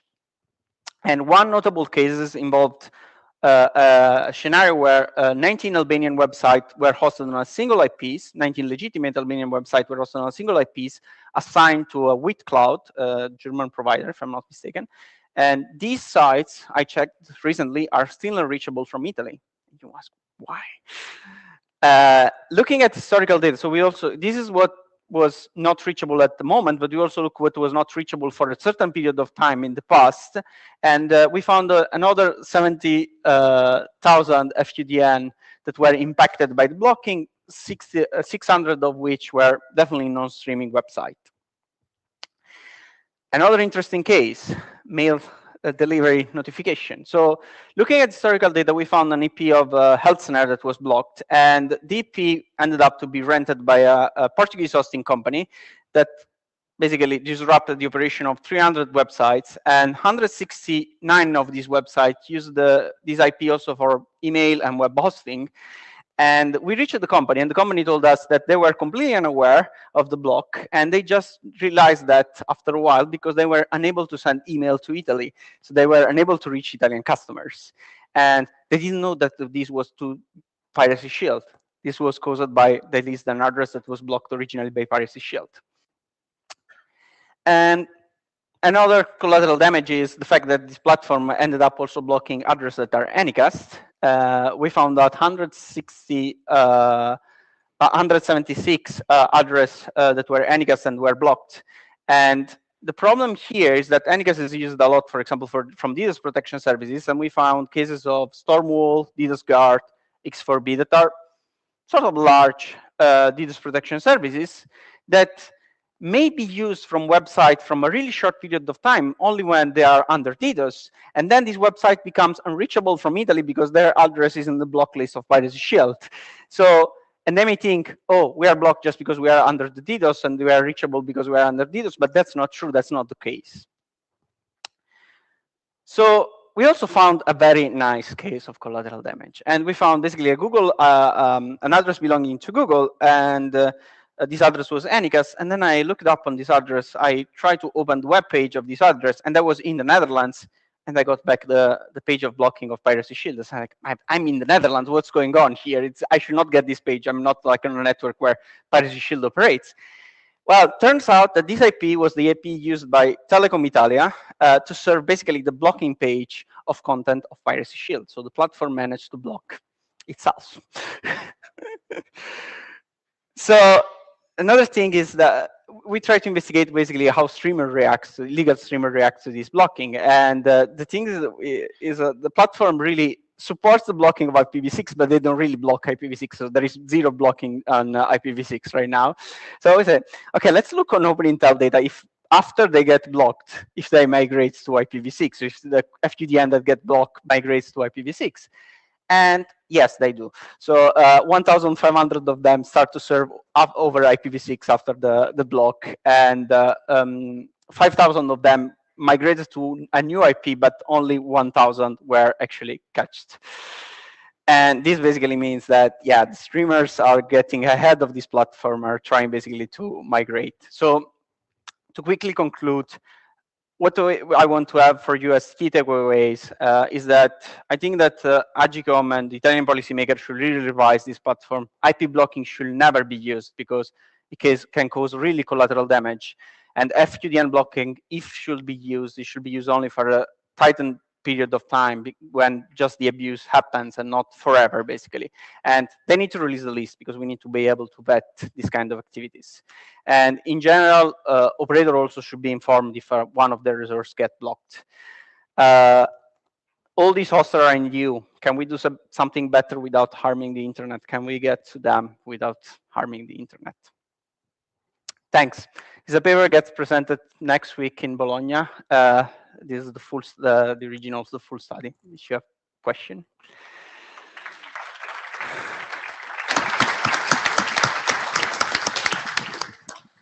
Thank you very much. That was interesting. And we have questions, it seems. I think in the middle was first. Hello, my name is Maxim Tuliev, NetAssist. The question is there somebody fighting with that on administrative basis? Maybe some non-government organization or somebody go to the court or something like this, or people just accept this situation and that's all? So the problem is that you really need to be aware that your resource has been blocked. In the case of this Portuguese hosting company, they didn't know. They didn't know that this was because of Piracy Shield, because there is no public list. So there is no way to know that your resource has been blocked for that reason, unless you check every single address that you have through the CAPTCHA like I did. But that's not feasible. It's not scalable. So it's really hard to someone to claim, basically, that there is collateral damage. And I think this study is the first study that really tries to do this. Have you contacted someone of such organization, for example, Access Now, who fight with censorship? I hope that someone, yes, I hope that someone will react basically to these. And because I know the situation with censorship from Russia and Ukraine, and if nobody cares, situation will become only worse. I agree with you, and I think this should be picked up. That's the reason why we did it. Hi, Mick O'Donovan, HEAnet. I know this is the MAT working group. I think that this is probably something that could be simulcast into the security working group. Similar context. I don't know if you thought about presenting at the security working group as well, but I know the two of them are happening right now. It's pretty impossible to do that. But yes. We could have done a joining group, working group. No, I know that this is a cross between measurement and security. Yeah. This was like a right spot, I think, to present. And it's more measurement. I think it's probably relevant to certainly make them aware of this talk on the mailing list at the very least. Definitely.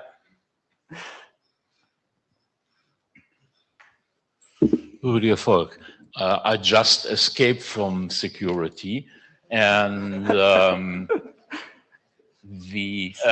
kind of thinking about, well, okay, who should be concerned? I would question, well, isn't it something for cooperation? I don't know. I think this has many places, but it's really a problem that should be solved. Let's put it this way. So I hope that it will get solved somehow. No more suggestions for the working groups, please. I think Matt is perfectly fine. Okay. Regarding cooperation, no, because no cooperation is possible. We, as Italian ASPs, really did not manage to influence much all of the process, even if we partially tried. By the way, fun story, the Russian regulator actually warns me, an Italian, before blocking my domains or IP addresses, but the Italian regulator does not.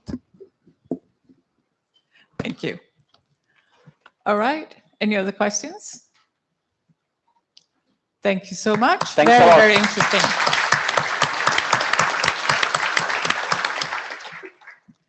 Okay, and next up we have Remy Hendricks, who's going to talk about an empirical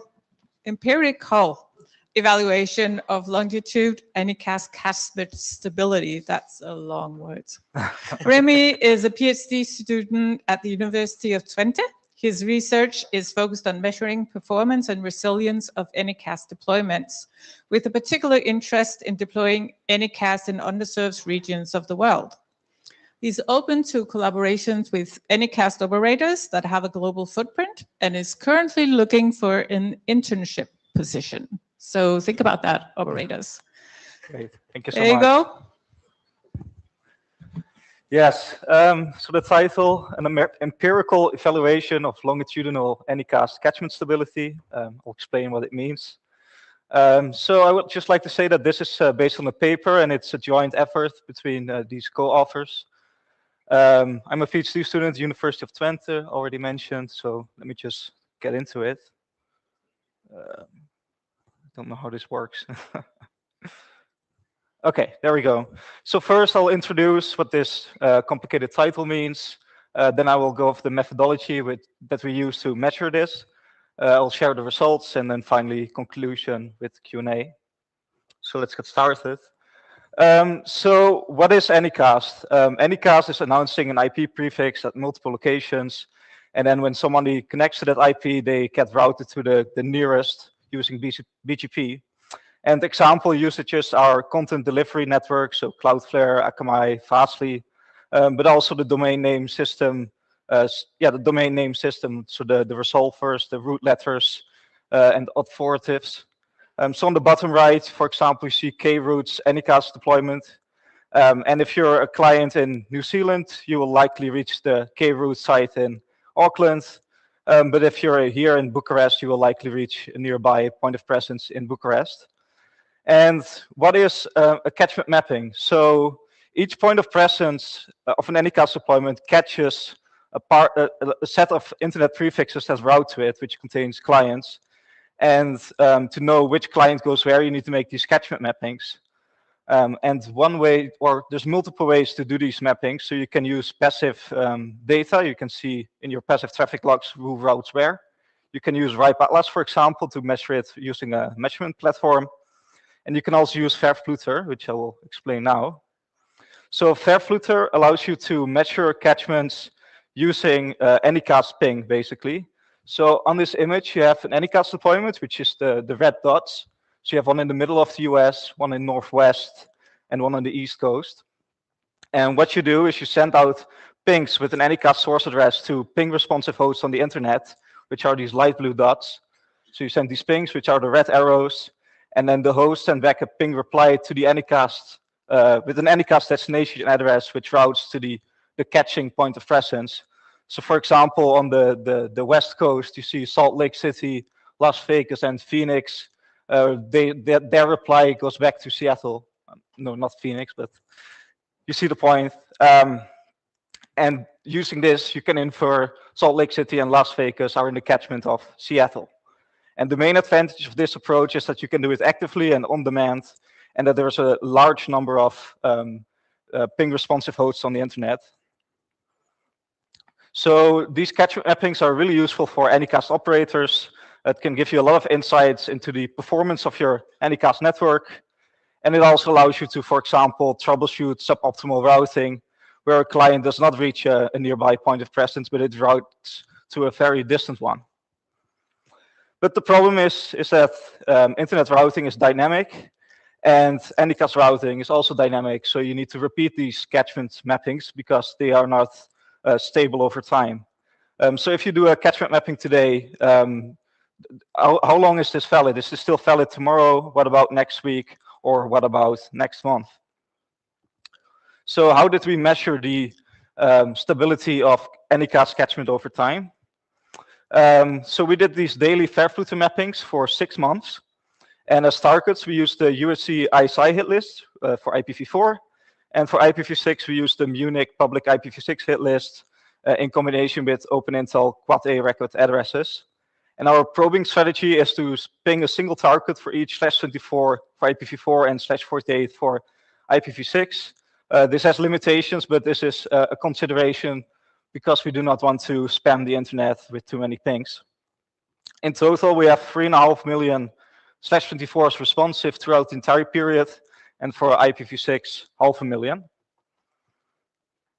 So the Anycast deployment that we measure is our own testbed, and we deploy this using Vulture, which has 32 locations. They span 20 countries and 6 continents. And we perform our daily mappings at midnight. We feel this is representative for a small to medium-sized Anycast deployment. For larger deployments like Cloudflare with 300 and more cities in which to deploy, these results might be very different. So let's go over the results. This plot shows the catchment distribution. So each color represents a different Anycast site. So the pink on the top is our site in Frankfurt, which has roughly 500,000 /24s that route to it. And we plot this longitudinally so you can see how it develops over time. So there are some events visible. Okay. So first in July, we see that Tokyo, the pink one, loses a lot of traffic, and Sydney, the blue one on the top, expands 5-fold. Next, in August, we see that Seoul in South Korea increases by 200,000, and Tokyo shrinks even further. So the main takeaways from this graph is that there's a large difference in catchment sizes.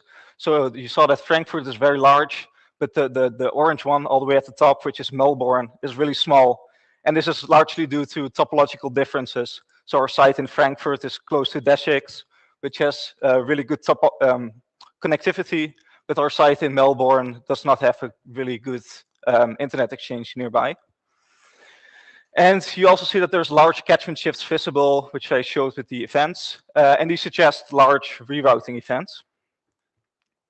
So let's zoom in a bit more on Tokyo that lost a lot of its traffic. These dots represent networks that were routing to Tokyo on the 1st of April, and then we color them by where they routed to on the 1st of July, 6 months later. So let's zoom in on the areas where most prefixes are. So here in northeastern China, we see that these were routing to Tokyo, but then suddenly they shifted to Frankfurt. Here in Vietnam, we see that these switched to Seoul in South Korea. And to put it into perspective as to the performance impact, the ones that switched to Frankfurt, which were 125,000/24s, they saw an increase of 250% in round trip time. And but the one that switched to Seoul, for example, only increased a little bit, which makes sense because Tokyo and Seoul are close to each other. But this just shows why it's important to measure this longitudinally, because it has major impact on the performance of your deployment. So these plots show the catchment stability over time. So we compare the number of prefixes that still route to the same Anycast point of presence that we detected on the 1st of April. So on the top left, you see at the beginning it's a 1, so it's 100% of prefixes route to where we measured them to be. But then 75 days later, this drops to 0.86 roughly. So this means that 40% of prefixes no longer route to the same catching point of presence. And on the right, we plot the same for IPv6. So what are the takeaways? We see that IPv4 mappings remain valid for 2 months if you accept an error rate of 10%. So if you accept that your catchment mapping has false catchments for 10% of your clients. We see that there's a gradual decline with accelerations. So around 60 days, I believe, it drops suddenly. And these are large rerouting events. And we also see that IPv6 is way more stable. So if you look at the scale, it drops to 0.5. So only 50% we're still routing to the same point of presence. But I would like to say that the hit list we used has biases, and I cannot attribute this to IPv6 or IPv4. It's a poor comparison. So this plot shows the same as the previous, except we break it down by month. So each colored line is a separate month. And on the right, we compare the average of all months for both V4 and V6. So let me just go over the takeaways for time. Catchments remain stable on average for an entire month, but there are 2 outliers. So you have the red one and the purple one, July and August, and they quickly deteriorated after the 3rd week. And if you think back about the events I showed, these are the events in Tokyo where a lot of traffic shifted. And again, we see that IPv4 appears more stable, but due to the hit list biases, I'm not confident to say it's because IPv6 is less stable. So let's conclude. These catchments, we discussed that this sort of analysis helps operators improve their Anycast services, but since routing is dynamic, this analysis needs to be repeated.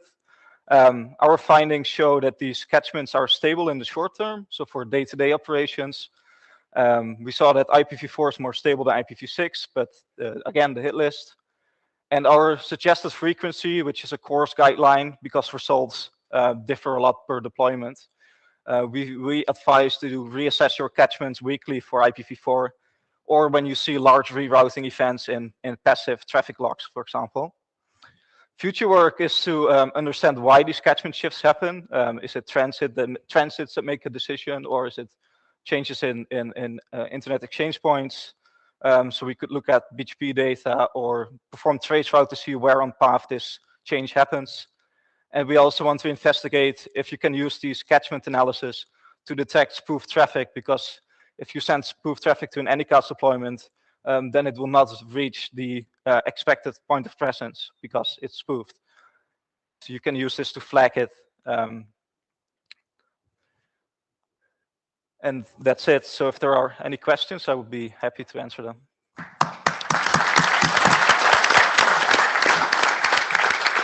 Questions?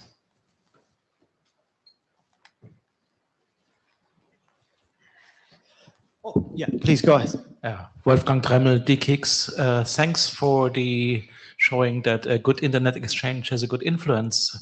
Have you seen similar results with other IXPs over the world? Yes, so there's a few large catchment. There's a few large point of presence with a large catchment, and I think AM6 is also attracting a lot of traffic. One thing that I would like to mention is that we also saw the case with China, where a lot of prefixes routed to DESIX, and when we looked into it further, we saw that it was from China Unicom, I think, or large Chinese telecom, that had a remote peering link with DESIX, and that's why they were all routing to Frankfurt. Hi, Shane Kerr, IBM. Sorry if I missed it, but so you put these sites in different locations, but how is all the peering managed and all of that? Sorry if you already went over that. So how is the peering managed? How is your connectivity arranged? This kind of thing. Yes, so this is largely in the control of our Vulture, on which we deploy it. Okay. We do not do any traffic engineering. Okay. I do want to mention that we also run an Anycast census, and we see that there's more operators that use Vulture, and they can expect to see the same connectivity. For sure. Thank you. Other questions? Okay, so thank you very much. Thank you very much for your presentation. And we go to the next presenter, which is Thies. Thies from RIPE-NCC. Thies is a software engineer at RIPE-NCC, where he works on internet measurement projects like RIS and RIPEStat. Probably you heard of those. In this role, he analyzes BGP datasets for both operational incident and long-term routing trends. Thies mostly spends his time developing tools that help network operators and researchers understand global routing behavior. Prior to this, he worked on the RPKI for building certificate authority software to contributing to the RPKI standardization. And he's already on stage, so. Yeah, sorry for that. Sorry for invading. So what I want to show you today is something that started off as a tool that we need internally when working on RIS and when debugging issues in RIS or large data inflows. And we realized that's a really useful tool for everybody. I won't explain RIS here because I think everybody understands RIS here, but it's important to remember that the route collector project is a kind of passive BGP speaker. It collects, has peering sessions, it collects BGP traffic, and it stores that. The collectors, or what we call RRCs, are basically just an infrastructure artifact because we need to shard our data collection over many VMs because otherwise it becomes too big to handle.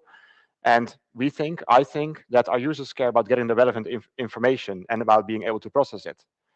And we run the infrastructure for the route collector project, but it's a collaboration with the community because without the peering sessions, especially the most relevant and interesting ones, we do not have something interesting for people to use. The data from RIS has always been available in MRT format on our FTP, on our HTTP server, and MRT files contain the raw BGP messages. That's the MRT parser, where the MRT parser then parses the attributes that are in there to actually make sense of what's in the message. RIS and the other route collector projects, such as route views, from which Nina's sitting right there, produce dump to the global table every few hours, so the complete RIP, and also files with the BGP updates. For RIS, we have the B views every 8 hours and one update file per collector for every 5 minutes. So that's with 23 collectors, that's 276 files per hour. Then when you want to use these files, I think the tension is actually kind of visible already. There are many ways to do so, and I'll show a few, and I'll end with what I think is nice. So I won't go back. Some web tools, such as RIPEStat, use the route collector data, they index it, and they provide tools based on it. For example, here's upstream visibility, where you see the number of RIS pairs that see a route to a prefix drop over time because it became RPKI invalid. And when you look at the second hop from the origin, you see that the upstreams changed when the RPKI status changed, and that an upstream that wasn't really visible in the beginning became the dominant upstream when it was RPKI invalid. When people use MRT data themselves, which is probably what the researchers here are interested in, the workflows vary. And the most simple one that I have seen is basically shell-based, where you download a file, you parse it with a tool, and you grab it to get the relevant information. And as a software engineer, I think, why would you do that? But when I actually tried it and tried to get the prefixes, the announcements for kroot here. It actually worked for me. Wasn't that bad, actually. So I understand why people do that.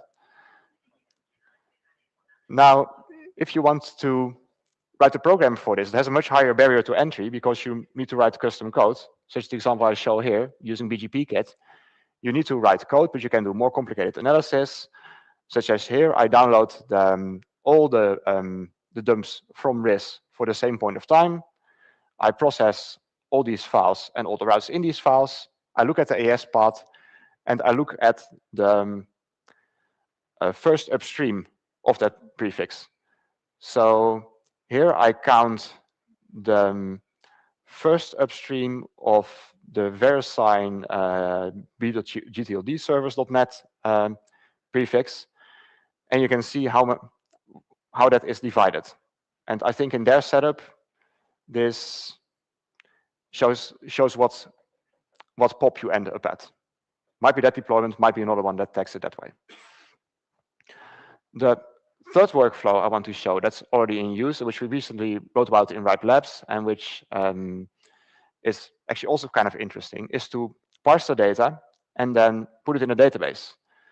And we showed that you can just use these previous tools that I showed that dump this output. You get the step separated values. You take a database, ClickHouse in my case, you pipe it in there, you wait a bit, you use some disk space, and you can query it. And what I show here, and it's nicely readable on the screen, is the same query I did before. So we look at the first upstream for a prefix and how it's distributed over all the RIS pairs that see that prefix. But this time it's for kroot. So here you see that if you look at kroot from RIS, you see mostly Hurricane Electric, then you see CERN, and at the bottom you have SurfNet in the Netherlands. Then thinking about this, you can see that the tools that are available online that index this for you, they kind of limit what you can do with this data set. And the reason that I said the first upstream from the origin is that it's a very inefficient one to index. It's hard to do, not always available, and there are more creative analysis that you want to do, especially if you want to calculate statistics on the default-free zone.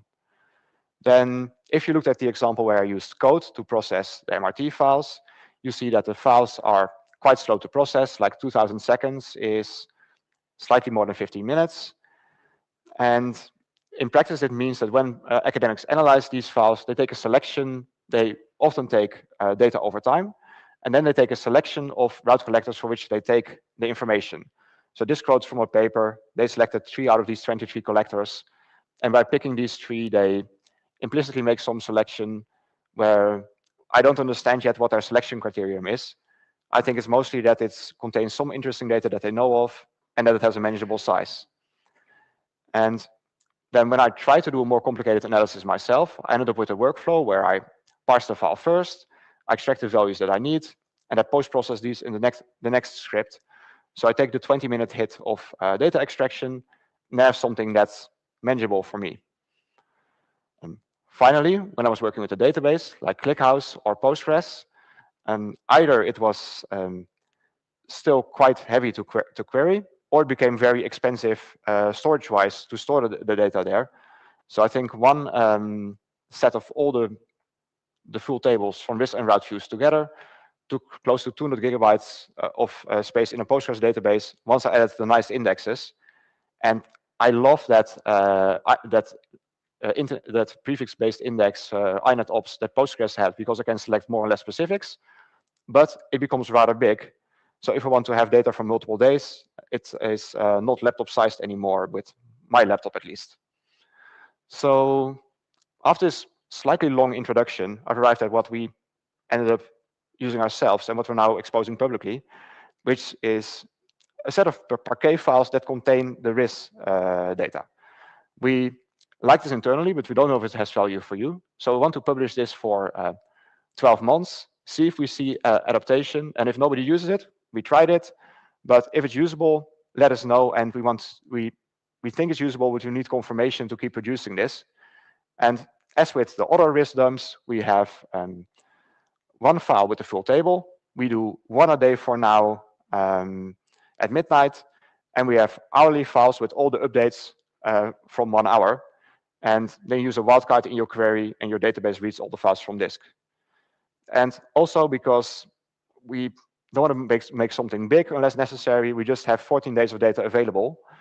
And actually, I need to say we'll have 14 days of data available because it's not automated yet, but that will happen next week, I hope. This contains a lot of columns from the BGP messages, kind of similar to what's in BGP reader output. And what's most relevant for you probably is that the prefix is in there, the AS path is in there, and communities are in there. The file for the RIP is around 2.4 gigabytes for one point in time. So it's slightly smaller than all the RIPs for that point in time. And if you take data for 1 hour, it's around 400 megabytes, but it really depends on BGP volume. And BGP volume is kind of peakish, so it's like 300 to 600 megabytes for an hour. We can add more attributes, but we want to capture what's relevant and what we needed. So actually what I'm publishing today contains less columns than it used to, but those are columns we never really used. But we do want to have we do want to build something that's based not at the BGP message level, where you would have one row which contains many prefixes, but which is really based at the update and announcement level, because that's easier to query. But it also needs to be correct for academic use. So I would really love it if the AS path can be a list of integers, but AS sets exist and they are still around. So the AS path is unfortunately, a list of strings. And we try to build something that's ergonomic for queries, but it's also kind of compact. So if I go back to my previous example of the GTLD server prefix, where I looked at all the upstreams, this is the SQL query that selects all the announcements for this prefix from the Parquet file that contains the data for all the MRTs at one point in time. Now, if I do a slightly, well, I'm used to SQL by now, so I suddenly think this is a very easy query where I just index the array of the AS path. I take the first one, the first upstream, and I count again. It's the same thing. I see the distribution of the routes to the GTLD server prefix again, and I count how often this AS is the upstream. And at the bottom, you can see that when the file is on your disk and you have a nice MacBook, it takes 1.7 seconds to do this query.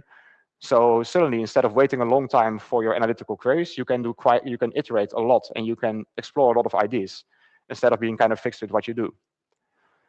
Then if you think about how you usually use SQL, you have multiple tables and you do joins. So when we look at RISC, we want to see like, hey, how many prefixes do we see for each of the tier 1 providers? That's something you can just do with a join in SQL. It's slightly heavier, but you can do more difficult analysis this way. And you can also spot that we lack a full table via 701. So this was just some SQL in DuckDB, but you can just take this into your data science or academic workflow where you work with data frames, etc. And it really fits in nicely into the data science ecosystem because it's Parquet-based. And also all the libraries and clients are very efficient because it's columnar. If you just use the prefix column, it just reads the prefix column. So you don't if you do this over HTTP, it doesn't download 2.4 gigabytes, it downloads 12 megabytes. So even a query over HTTP is possible. So you can do statistics, you can do aggregations, and if you want to see how noisy BGP is or what prefixes cause noise, you just take an LLM and your SQL skills. I'm not sure which of the two is better at SQL. In my case, an LLM, and you can see that some prefixes really are much more noisy than others. And when we had the first prototype of this in February, we also helped a major operator realize that they had a very noisy Anycast deployment, which they then fixed after we mentioned them on Nanook. You can also do this in another type of analysis, like you may have seen our publications about the Baltic-C cable cuts, where we realized that an AS adjacency was suddenly visible in the path after the cable was cut. And then if you look at the Parquet files of the updates over time, at that point in time, you see the change. And you can really explore the data this way. It becomes much more interactive for data analysis for me than when I was grabbing and when I was trying to write a script and waiting 20 minutes. The first version of these files, and I'm saying the first version because I think we need to iterate the schema over time, is available at these URLs. As I said, the updates are not automated yet, so I'm running a manual job every day, every few days now to motivate myself to really automate this.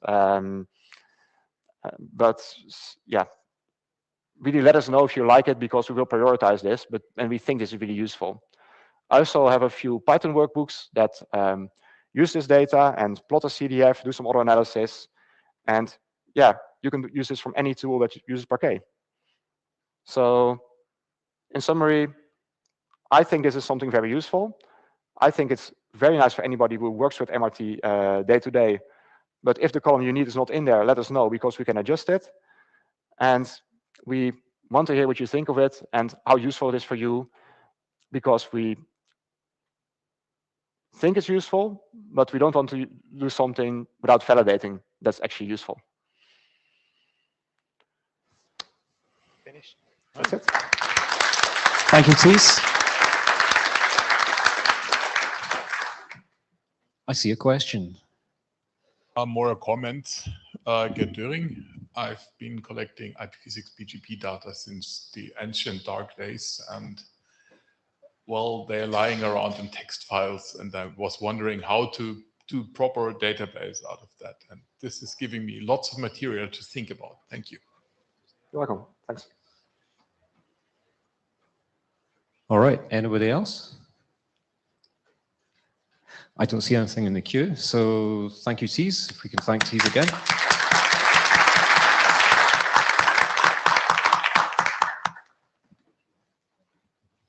Our next and final speaker today is Willem Torop. Willem is a software developer and research engineer at NLNet Labs. He enjoys collaborating on new ideas and aligning implementations with other DNS developers at hackathons. Beyond that work, he co-chairs the RIPE DNS working group for the last time at this meeting, but we are a welcoming space and we are happy to have you here at MAT. He also serves on the program committees for DNS.org and represents the IETF in the Root Zone Evolution Review Committee. And today he's going to be talking to us about which shadowy organizations are really running email. Yes, really between quotes. Yeah, so the goal for this presentation is to better expose the consolidation and centralization of email hosting, better than research which I will reference to on the next slide. But even more, to showcase the unique position that DNS resolvers have and their value for insightful data, especially the state of deployment metrics. And also, this is for me more personally, I guess, to collaborate and have fun. So the previous research that I mentioned, for which this is a follow-up research, is the research that Tobias Seisner did in the context of his master in security and network engineering of the University of Amsterdam. I supervised this work, and he looked into the consolidation and centralization of email hosting in European CCTLDs, and especially the CCTLDs that he measured were .ch for Switzerland, .ee for Estonia, .fr for France, .se Sweden, and .sk for Slovakia. And he also wanted to study the historical trend to see if consolidation was increasing or decreasing, and also look into national sovereignty, if consolidation was moving to abroad or not. And he used OpenIntel data. So OpenIntel is a very valuable database of DNS responses. DNS responses are executed daily to lists of DNS names, and like the Trenco list, but also what they also use with OpenIntel are publicly available and also private zone files. For example, these ccTLD files. Moreover, if the list is public data, then the OpenIntel data will also be public. So OpenIntel actually sends daily MX query to the domain names in these lists, and so from there you can see what the SMTP servers are receiving email for those registered names in the TLDs, in the ccTLDs. And this is one of his more interesting graphs in the report. So the colors are the different countries, and the columns are the different email hosting providers. And we can see that, oh, and the big columns are divided up in smaller columns, which are the years of the measurement. And so it's clear from his study that some email hosting providers are increasing in number of domain names for which they serve email, especially Outlook.com and Google.com, but not all of them. And what also is obvious from this graph and interesting is that the #1 email provider for each country is actually a local provider.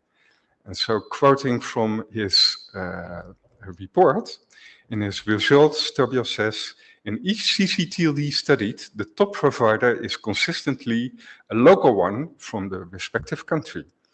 And in his conclusion, he says, the degree of centralization and providers involved are less non-European than hypothesized. But in future work, he says, what this method fails to take into consideration is the actual traffic to these MX servers. But it would be impossible to actually measure all the traffic to all those SMTP servers, right? Or not? Well, as you might know, every transaction on the internet happens or starts with a DNS lookup, and also for transaction or sending email. So on the picture you see a SMTP server in process to send an email to someone at ripe.net. So first thing it does is look up what SMTP server do I need to contact to send this email to, right? And only then in step 2, it will contact that email server and send it. Right. So I also want to highlight that this is also not only useful for looking into mail consolidation or MX deployment, but also in other things, like, for example, the state of DNSSEC deployment. And we also made this observation in a report that we made earlier, in looking into the state of DNSSEC deployment, that the total number of signed domain names and the number of validating resolvers give a distorted view if widely used domain names are not protected and popular resolvers are not validating. We therefore propose a matrix focused on the number of transactions protected with DNSSEC, which is something you can get from resolvers. So to illustrate, here is a DNSSEC deployment web page. So you see that the percentage of names in the root zone is near to 100% is DNSSEC signed and growing. And with the second level domains, it's currently at 7% and growing. And the validating resolvers is 37% measured by APNIC, by the way, and growing. And so everything is going great with DNSSEC, right? Or not. So Yeah, in the report we say, ideally we recommend collecting this metric directly on recursive resolvers. And now there's a party that actually did this for DNSSEC deployment, which is APNIC. So they landed out this 1.1.1.1 address to the Cloudflare resolver, because they own that space. And in return, they get a portion of their query data. And so they can actually measure how much queries are DNSSEC validated. And it's, so currently the last measurement was 3.5% or 3.6%, but it's not growing. It has been more, it went up, it went down. It is a more realistic but not as pretty picture of the state of DNSSEC deployment, I guess. So, but unfortunately, we at the Nelnet Labs don't have this nice kind of space to lend out to public DNS resolvers. So we don't have this special relationship with Cloudflare. But luckily, there's also the illustrative Quad9 resolver. And one of their goals is to help researchers if the research is for the benefit and security of the performance of the DNS. So I reached out to them, and we came to an agreement that I needed to sign. There are a few conditions or limitations, so to say. You're not allowed to share the raw data with anyone else. You can use it for research only. You don't combine it with other data to enhance demographics in that data, and don't do anything to anonymize it, de-anonymize it. So this is a sample or an example of a entry of the data that we get from Quad9. So all the samples that we get are from a single POP, AMS, which is the POP in Amsterdam. We get the domain name that's queried, anonymized in this example, our data, the time. We get a not all queries, but a sample, 20 out of, I don't know, maybe someone else can tell me that. So here are some of the results. If we look at all the responses and not taking into account the TLDs of the query names, then the number one is Outlook. And number two is Google. Number three, Yahoo. Right, so the top three is all American cloud email providers, and only then we move into marketing and that kind of things. Okay, so I also introduced a new category. If the MX record overlaps at the second level domain, or the R data with the query data, then I consider this as self-email hosting. So this is a good number two, which is not bad, I suppose. So this is all the response data sorted by top source, geo IP, and target locality, or the TLD of the query name. So there are surprisingly, this POP is in Amsterdam, but only 2.8% of the queries is for .nl domains. So comparing with Tobias results, on the next 5 slides, I have those CCTLDs that Tobias measured. On the left hand, you see Tobias's its results by number of registrations. And on the right hand is what we measure by looking at MX responses. So for Switzerland, actually the number one seen in response data is BlueNet.ch, which is associated with Swisscom Blue Plus. So it are television subscriptions.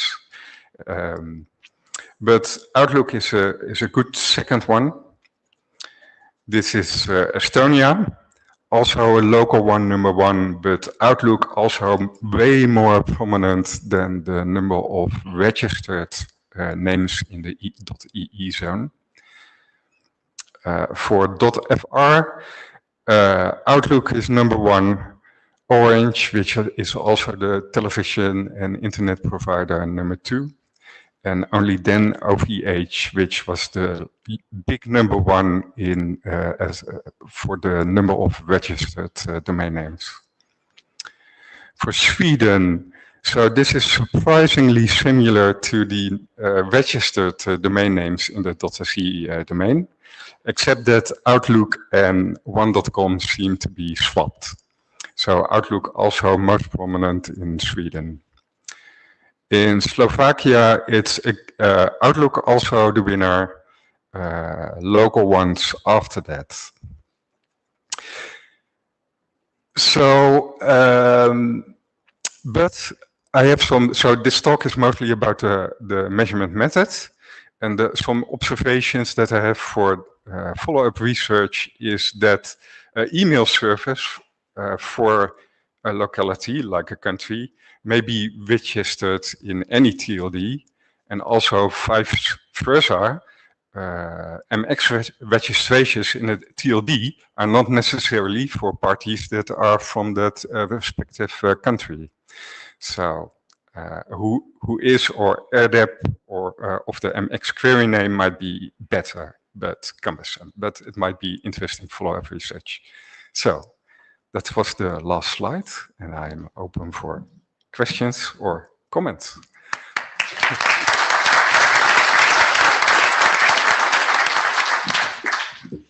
Thank you very much. And we have questions coming up.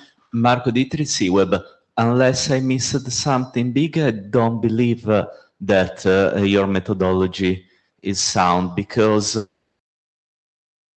9 sees actually a representative cross-section of queries from mail servers about mail servers.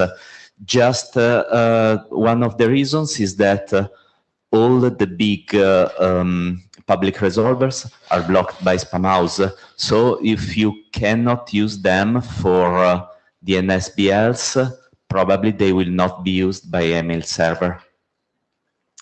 Yes, I see a point.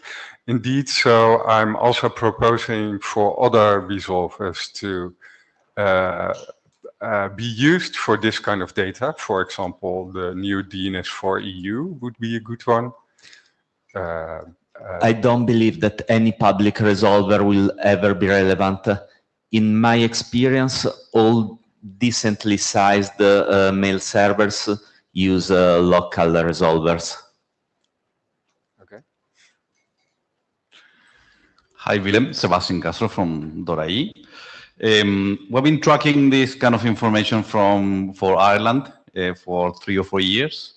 And what are you seeing on the local zones, being kind of a local provider being the most relevant one, is a cookie cutter setup of domains. So there are park domains, they get default name servers, default MX records, and that's it, but they're not active domains.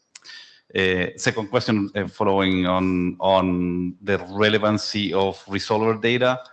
You can use the authoritative data. So in the Netherlands, we also in Ireland, we have most of the traffic from the authoritative side stored available on Parquet format file that can be queried for historical reasons, and that will give you sort of a good sense of, oh, well, these domains are set up and they're actively used, and will give you a different picture. So if you want to talk about something. I know, but you also have to take into account the TTL then, and the caching properties of the resolvers querying the there are ways to authoritative. So, there are ways, I know, yes. yeah. We can talk later. Maybe it should be a combination of resolvers and authoritative data. Yeah, thank you. Jim Reed speaking for myself. Willem, this is fascinating work, and I think you and your colleagues are doing some useful activities here. Although I have to disagree with the methodologies that you're using at the moment. I think they're probably not going to yield the kind of results you're hoping to get out of them. You looked first of all at the issue of DNSSEC, and I think you've kind of proved the point that DNSSEC is just a turkey. It's never ever going to fly. And the fact we're only getting 3-4% uptake in terms of signed domain delegations, I think tells its own story. We really have to switch it off. It's never ever going to amount to anything. Being provocative here. Some of the colleagues have just mentioned earlier on this issue around using the DNS as the basis of your metrics. You've got this problem of caching. So you might only see one lookup for, let's say, a Hotmail MX record, and that will last for a day or whatever it happens to be. So that will distort the measurements that you're going to make, and how you get around that, I think, is going to be quite difficult. Well, not if you look at queries towards the resolver, because then you don't, then the caching is not there. Well, but yes, but where is the caching taking place? If someone's talking to the local resolving server, that's never going to be visible to you. No. And that may well be the case in lots of organizations, particularly companies. So Yeah. they're not outsourcing it to the all fours. They're doing it themselves because they'll be doing all sorts of filtering and stuff. So you're not going to get, I think, reasonable data there. And even if you were getting reasonable data, you still have to make allowances for caching and the time to live values of those MX records. I think there's an even bigger problem, though, which is not something I think, in fairness, that you can actually tackle, but I think it's something that needs to be looked at, is that for some of these mail providers, they're probably using backends, cloud providers to provide the storage. And we saw, for example, with the problem we had with AWS going offline earlier this week, we may have the situation for some of these mail providers are relying on these big back-end titans, as it were, to provide all the infrastructure. They're just providing a front end to it. So then who really is doing the mail provision then? Is it Jim Reed's mail hosting service, or is it the thing that I'm relying on to provide that hosting service? And how you measure that, I think, is going to be really, really hard. Yeah, definitely there are some nuances that can be made here by, and I think that's also a possibility for follow-up research, for example, by looking into the IP addresses in use by those MX record RData. Yeah, there was just one other quick point I had to make there. Sorry to sort of wrap things up, but just to say that lots of organizations might have, or governments will have to say, insist, and so keep all this data and all this mail hosting inside our borders. But many of these providers might need to move this data elsewhere for operational reasons. Say, for example, a data center catches fire.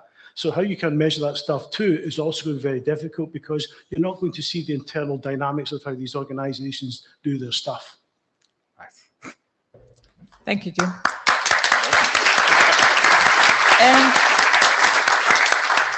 thank you, Willem. It was interesting. So now, between coffee or whatever you will prefer at this tower, we now have the closing. And for the closing for the working group, I just have to remind you, rate the talks, please. If you have any additional comments, there's a room in the survey, but you can also always write to us, the working group chairs. And please join the mailing list. Sometimes we actually do have discussions there. And then I have some service messages from the big conference. Voting has opened for the program committee election. So make sure that you vote by Thursday at 5 p.m. or 1700. If you're registered to vote in the NRO-NC election, you can vote today starting at 1700, and voting will close at Friday at 900. 9 in the morning. And finally, the buses to the networking event tonight will leave the hotel entrance at 20:15 and 20:30. And that was it for today. Thank you very much. See you next time.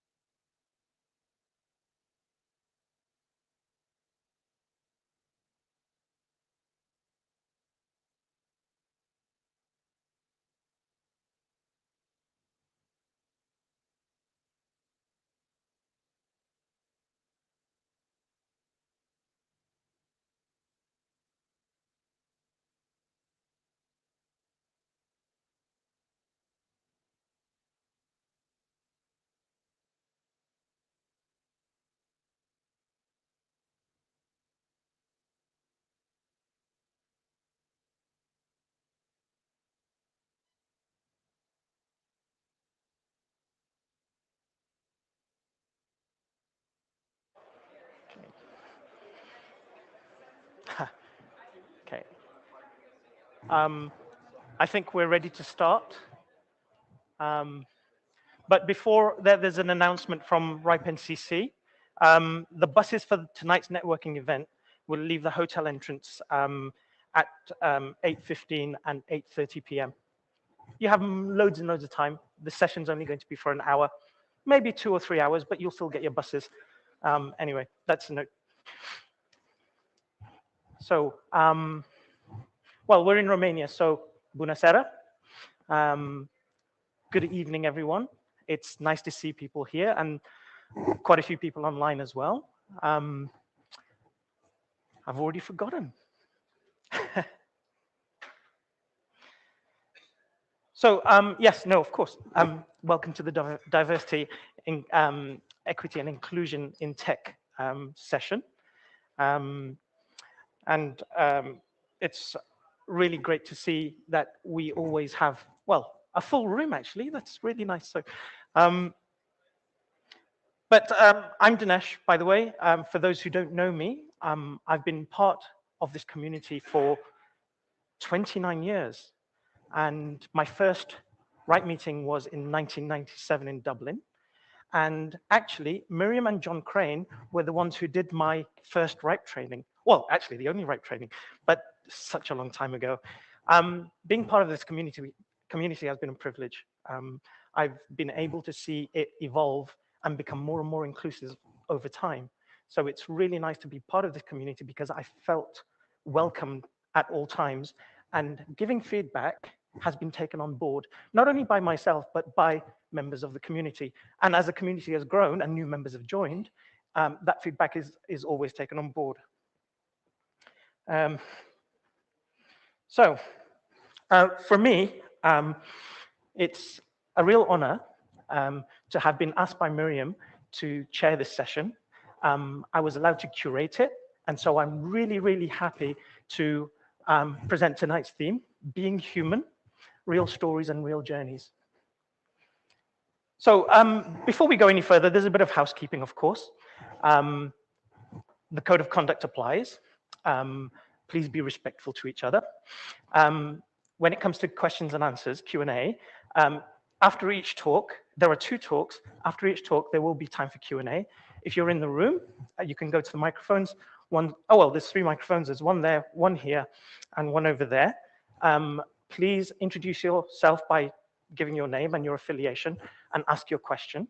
For those who are online, Trix is here from RIPE NCC, who will be monitoring Meet Echo chat and asking the questions on the microphone live. So about the theme. Within this community, within this world, we talk about connecting networks, connecting regions, and connecting people. And also the thing is that, but what really matters to me is connecting through our stories, because our experiences, our life experiences, they shape us. They shape us to make who we are and how we show up for others, not only with our families, with our friends, but also others that we are colleagues with. And sometimes it's nice to hear other people's stories because they inspire us. They help us to maybe change our perspective and see what other people are thinking, because you don't know other people's experiences unless you walk in their shoes, but you can't walk in their shoes. But it's always about listening. It's always about understanding. And that's the way that we can all involve and become fully inclusive as a society and within the right community. So I'm really happy to present today's 2 speakers, truly incredible and inspiring speakers, not only for me, but also for everyone here, because I'd like you to hear their stories. So do listen, because it is about listening.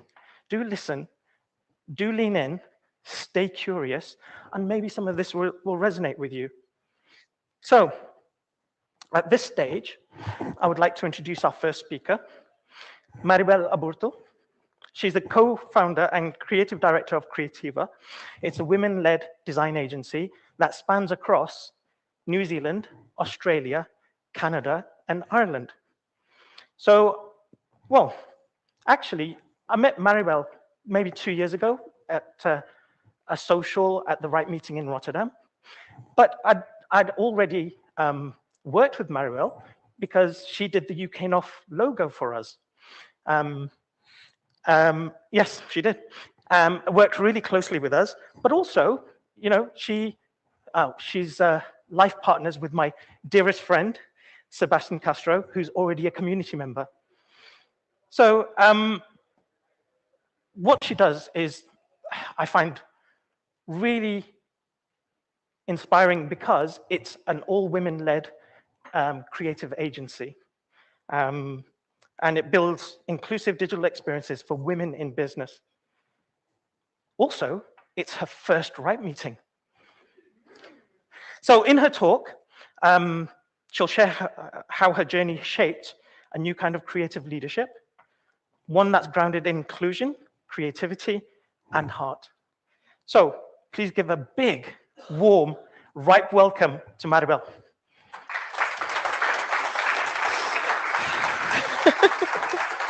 Thank you. There you go. Hello, everyone. Can you hear me? So, full disclosure, my heart is pounding, a little bit nervous. First Right meeting. And, well, thank you for joining the session. I want to start, where's the clicker?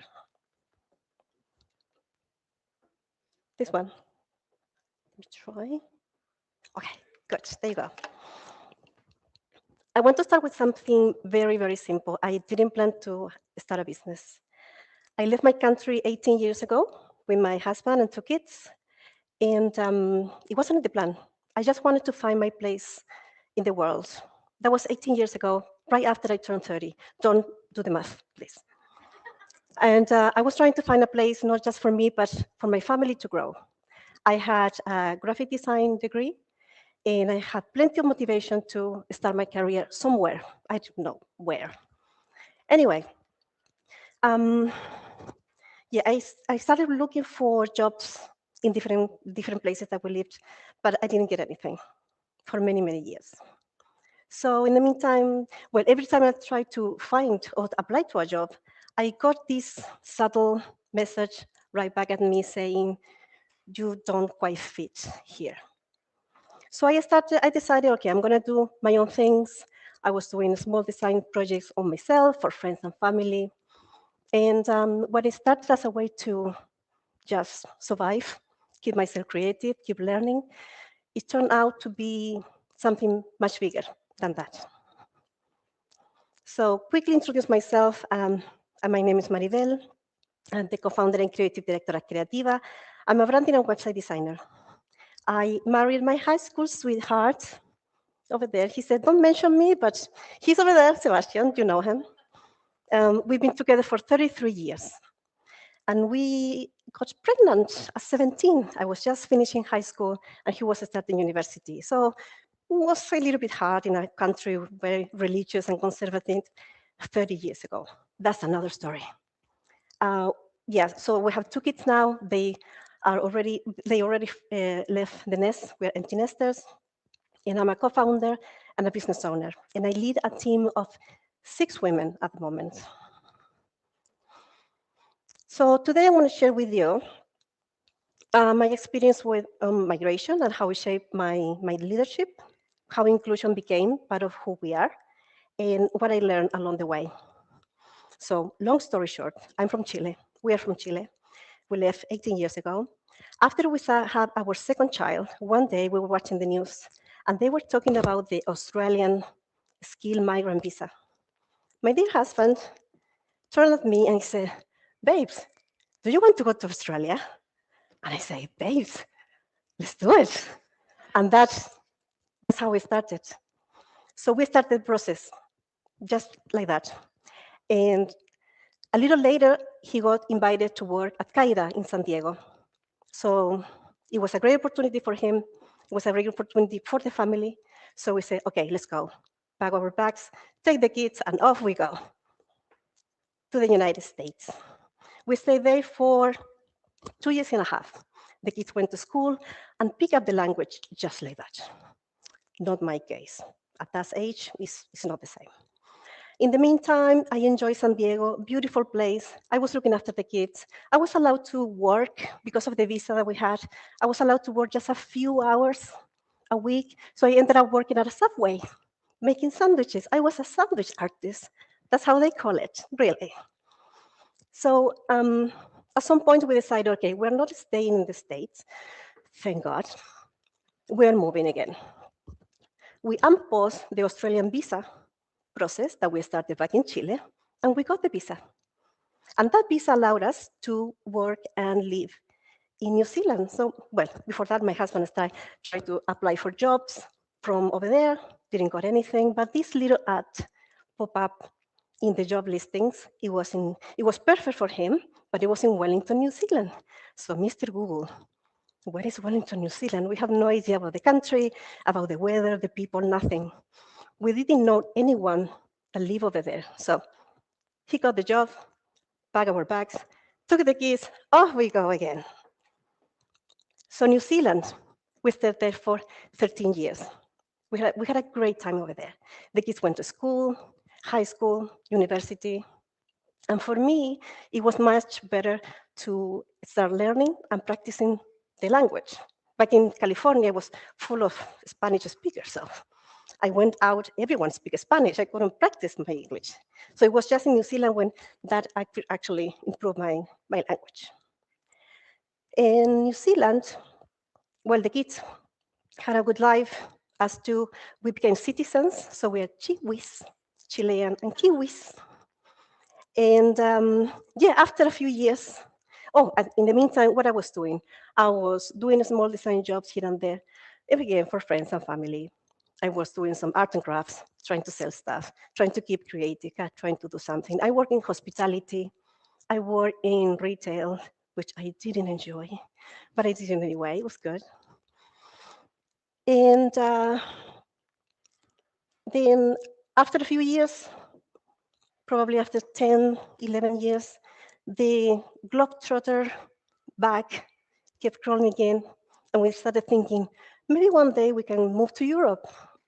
That would be nice. Maybe when the kids grow up, when we are just the two of us. It was a long-term plan. But my husband got this offer to work in Ireland. We sit down with the kids. They were already grown up. The youngest was almost finishing high school. So we all agree, let's do this again.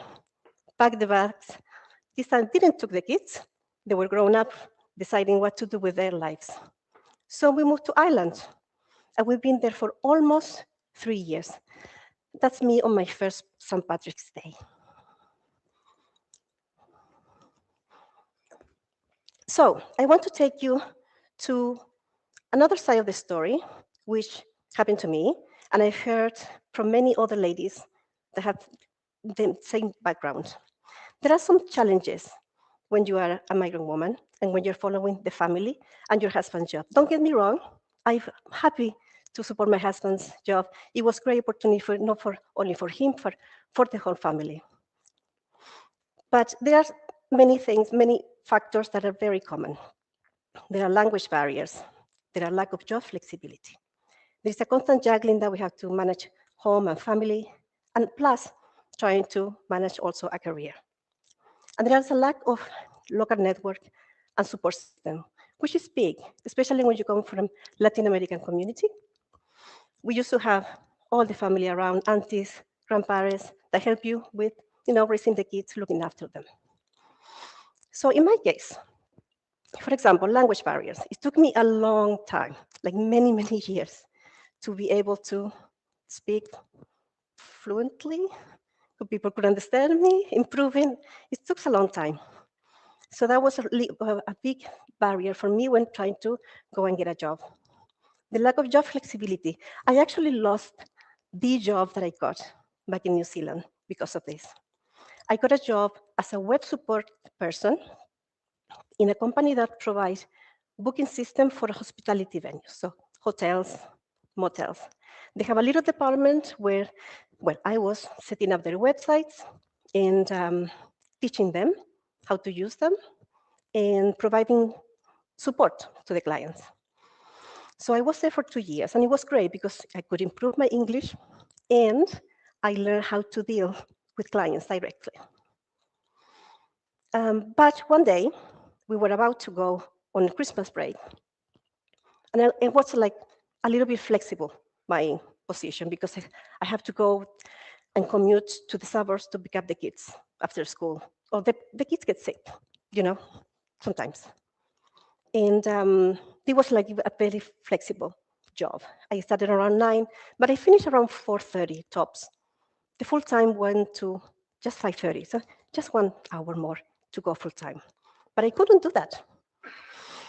But my employer said before Christmas break, you come back from the Christmas break to a full-time job, or you better don't come back. So I said, I struggled that whole break. What do I do? What do I do? And we talked for hours. What do we do? What do we do? At the end, yeah, I have to say, yeah, no, I can't. I'm not going to go back. So that happened. So it was like a lot of many years after I got this job. So it was there, okay, what do I do now? How many years am I going to have to wait to get another job like that? So I thought, okay, maybe if I don't get the opportunity that I need now, maybe I create something myself.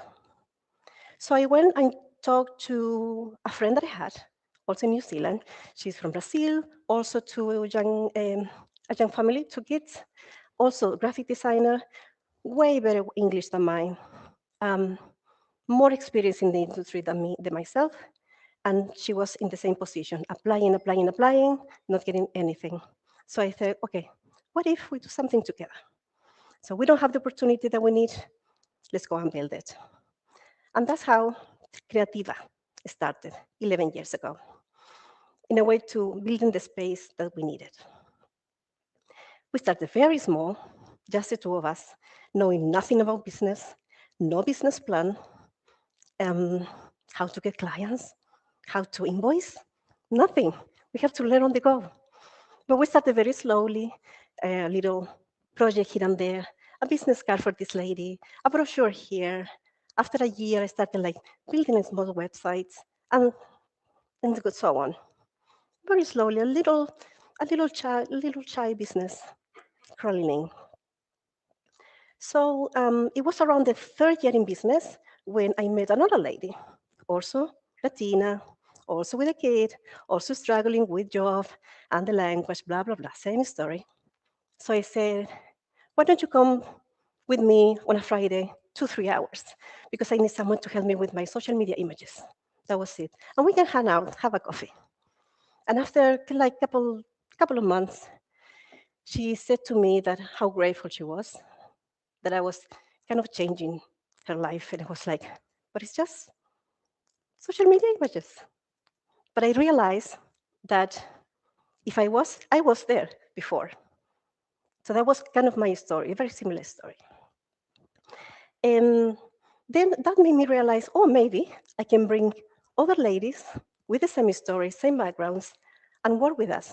We can expand the services that we provide to our clients, and we can expand the capacity of my agency. By then, I didn't call it an agency. That was like too big of a word for our little business, but it started growing. Today, we are 6 ladies on the team. You have Chile, Brazil, New Zealand, Vietnam, Australia, Canada, in that 6 photos. We have people from Russia, from the Philippines, Kenya, United States, people that come and go, and everyone with the same stories, very similar stories. So for us, diversity is not a box to tick. It's basically it's who we are. It's how this little business began. I asked Vic, she's our studio assistant, she's been with us for like 5 or 6 years, to write something about what it meant to her to be part of Creativa. And she wrote me like a long paragraph. But what stood out to me was like, she said, even though we're spread across the world, we never feel alone. And for me, the first thing that I thought when I think like the opportunity that I'm giving these ladies is like a space, flexible space that we can grow like professionally, grow their careers. But it goes actually beyond that. They feel connected, they feel they belong. And that strikes me when they said that. Oh, need to go back there. So diversity goes beyond our team, because in all these 11 years, we've had a lot of clients, and they are also diverse bunch. Most of them are women from all over, all kind of backgrounds, moms, women of color, but also we have amazing male clients that are happy to work with us. So for us, for me, this kind of leadership value is a business practice. Now I want to share what I've learned in my 11 years of leading Creativa. First, lead with empathy. So leadership is all about listening. Good leadership is about listening for me.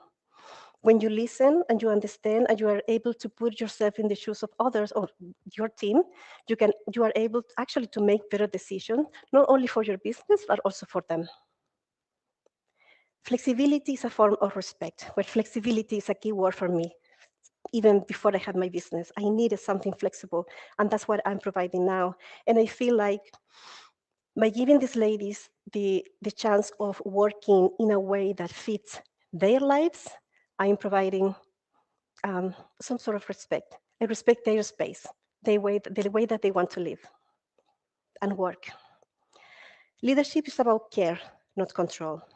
As Victoria said, they don't feel alone. It's because we really care about our team and our clients, and we make sure that we show that.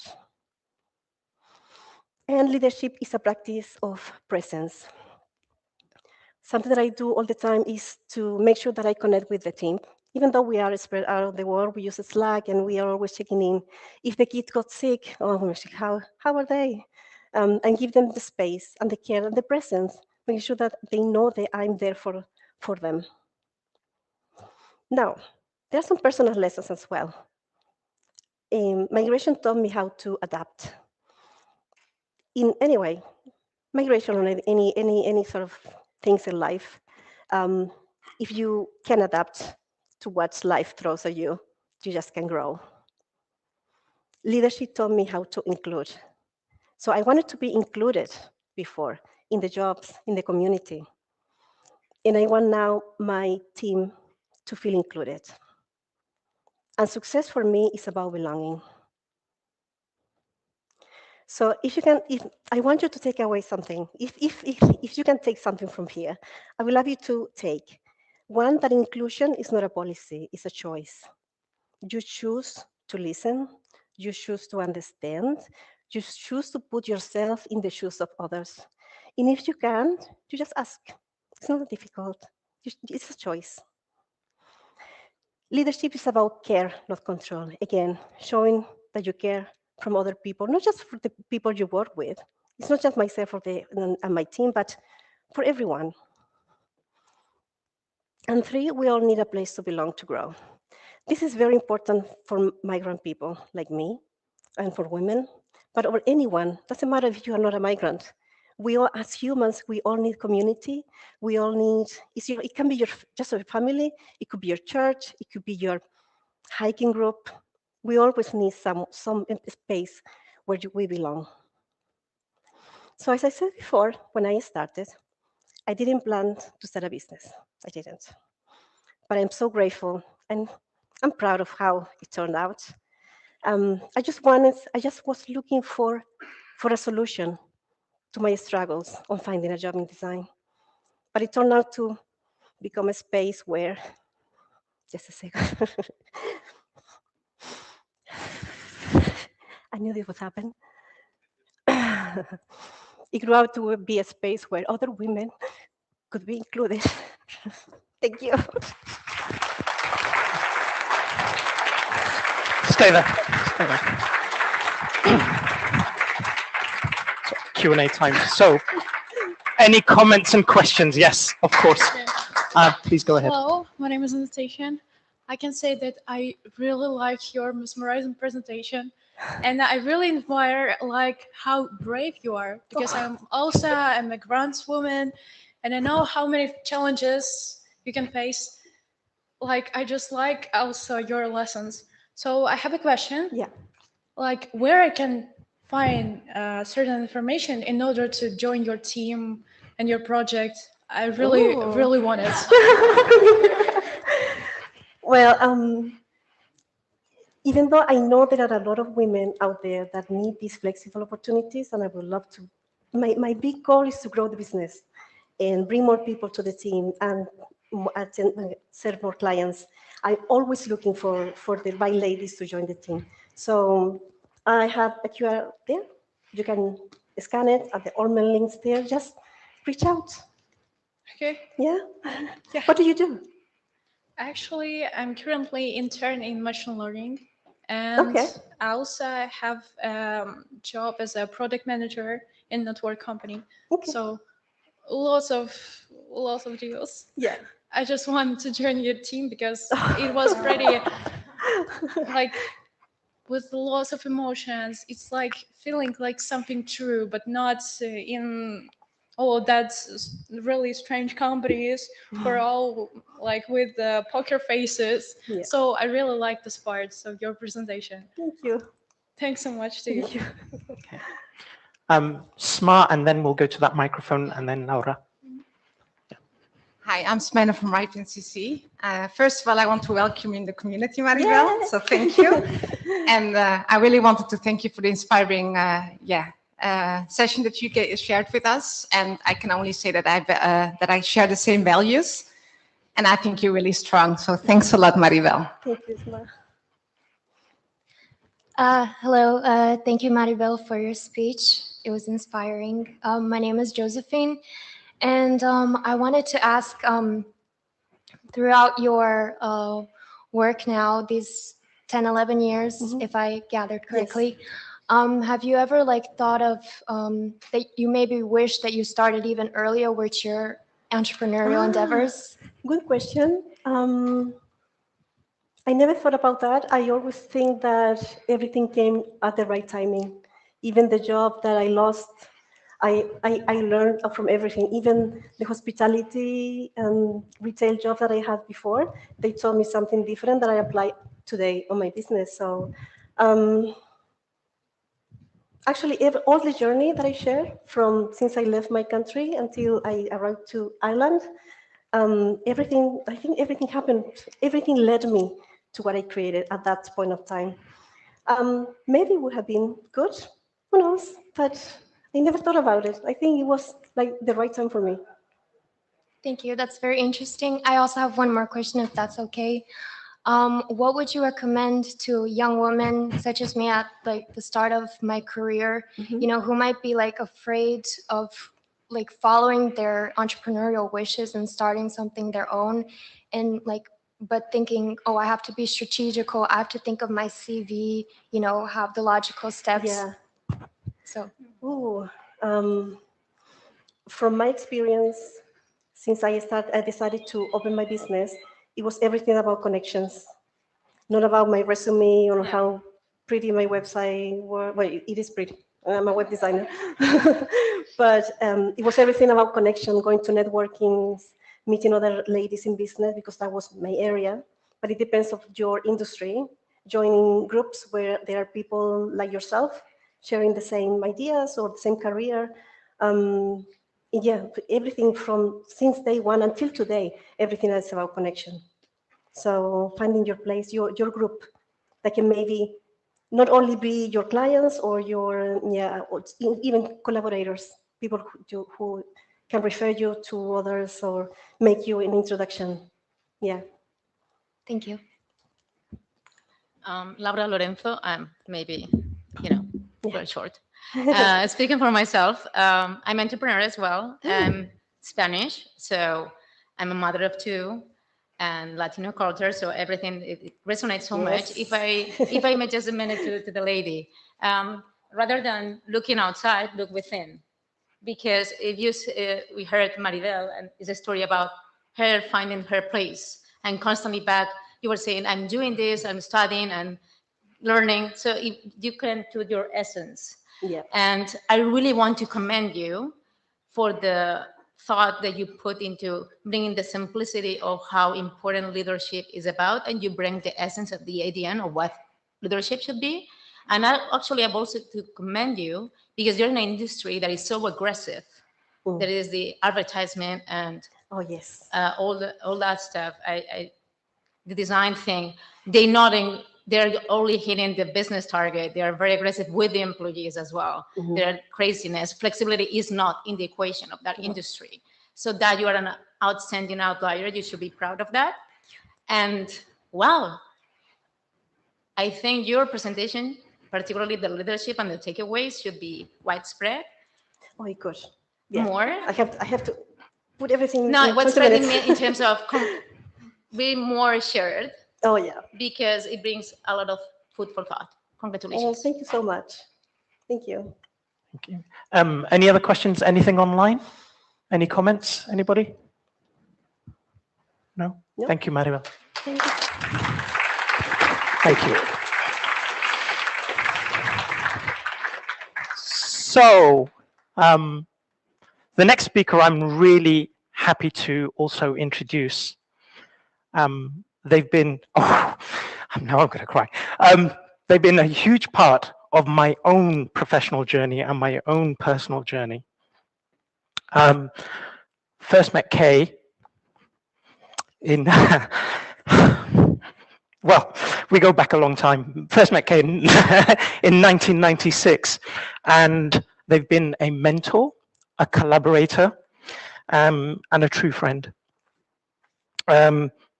When I think about most of my career highlights, they have been during the times that we've worked together. Anyway, about Kay, not about me.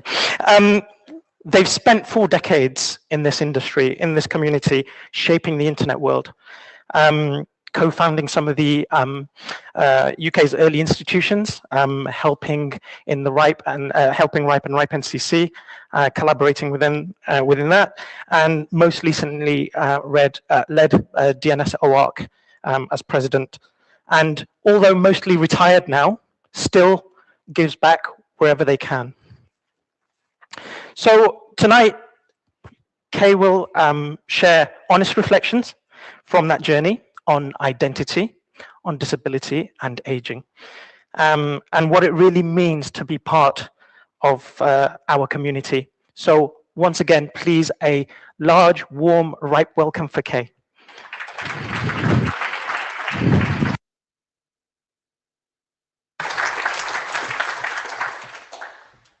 Thank you, Dinesh, and thank you, Maribel, for a great presentation. I'm going to give a very different kind of talk, but I think there are some common themes in there. And thank you all for being here and listening. So I've been doing this a while, I'm just going to try and pick out a few things from my career that I think might be of interest to this audience. So yeah, I've been doing this a while. Give you a little bit of background on that, talk a little bit about my gender identity. I also have a mild disability, which is hearing impairment. So I want to say a few things about that and about disability generally. Also a few things about aging professionally. I've been doing this a long time. There's quite a few miles on the clock. I'd also just like to, I've added to the end of my presentation a little reading list, which I think is relevant, but I won't speak to that. So my career history, it's been entirely in network engineering, mostly internet operations. At some point, I became not so much a practitioning engineer as pivoting to the non-profit governance and management of this space that we find ourselves in. And I've managed to spend my entire career in startups, small businesses, non-profits, membership organizations. I've never worked for a large corporation. I'm very glad that I didn't, actually. Another thing I have in common with Maribel is the immigrant experience. I've split my career almost evenly between the UK and the US. I'm a dual UK-US citizen, so I'm not to be an EU citizen anymore, but at least I'm a RIPE citizen. Unlike most of the people in this room, my bilinguality only extends to American versus US English. I think that's one thing I can code switch. Anyway, so I graduated computer science from two of the UK's strongest universities. I was privileged at University College London back in the 80s to be taught by Peter Kirstein, who's very much one of the fathers of the UK internet. And then I got involved in founding various of the UK's internet institutions, some of which are still with us and thriving, which I'm very proud of. And then I mixed, when I moved to the US, I did a mixture of working for Internet Systems Consortium and also for DNS ORC, and then I've led ORC for about a dozen years up until the end of the year before last. I finished up being the first RIPE-NTC board chair. I think I was the youngest and therefore sufficiently harmless to do that job. And also was the chair of the EIX working group, which is now the Connect working group. These days I enjoy being mostly retired, so I get to go to the conferences I enjoy, as opposed to the ones I have to go to. But I'm still self-employed, and I'm still trying to contribute. I mean, in RIPE, I'm on the arbiters panel. Okay, I look a bit different on that photo than I do today. And yeah, if you want to have a summary of my career, it's always the DNS. You may not be interested in the DNS. The DNS is interested in you. So pivoting from the professional stuff to the personal stuff, over the past decade or two, I've come to understand that I don't conform to binary gender norms. Took me a little while to figure out, but I identify as bi-gendered. So most of the time, see above professional resume, you'll get Keith. Some of the time, mostly social events, you'll get Kira. This is actually the first time that Kira's kind of bust the firewall and given a presentation. So this sounds confusing. I'll try and make it not confusing. Pronouns, when I am Keith, he, him, male pronouns, when I am Kira, she, her pronouns. If I'm trying to refer to myself neutrally or collectively, then you can use K, they, them pronouns. You'll notice a lot of difference between these two photographs. It takes a bit of rocket fuel. On one hand, that means I'm unambiguous in how I present, but it also means that it can create some interesting situations. They, them always works. It's fine. So I have found my balance. It's taken quite a few decades, but I also recognize that it's different for other non-binary people. In particular, I have no intention of any kind of permanent transition of my own gender, but I very much support and respect those who do. I'm honored to have many of them as friends. I'm also mindful that my ability to move freely between countries, between genders, is a privilege that I enjoy. And I recognize at the moment how vulnerable trans people are at this point in time. So I certainly consider myself an ally to all gender diverse people and all to identifying human beings. 6 years ago, I did something that I never expected to do, which was to come out in a professional environment. And most of the coming in, if you Google, how do I come out as LGBT at work, then most of the playbooks are for LGBT people, not so much for trans people, and certainly not for weird hybrids like myself. And there's also this interesting thing where having two personas that are not obviously the same person can create various kinds of awkward social situations. And I'm an introvert.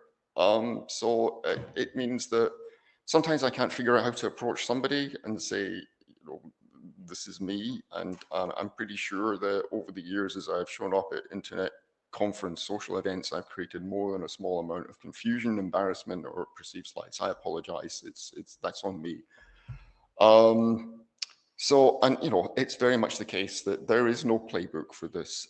Society is still figuring this out. Some parts of society are figuring it out with more compassion and rationality than others.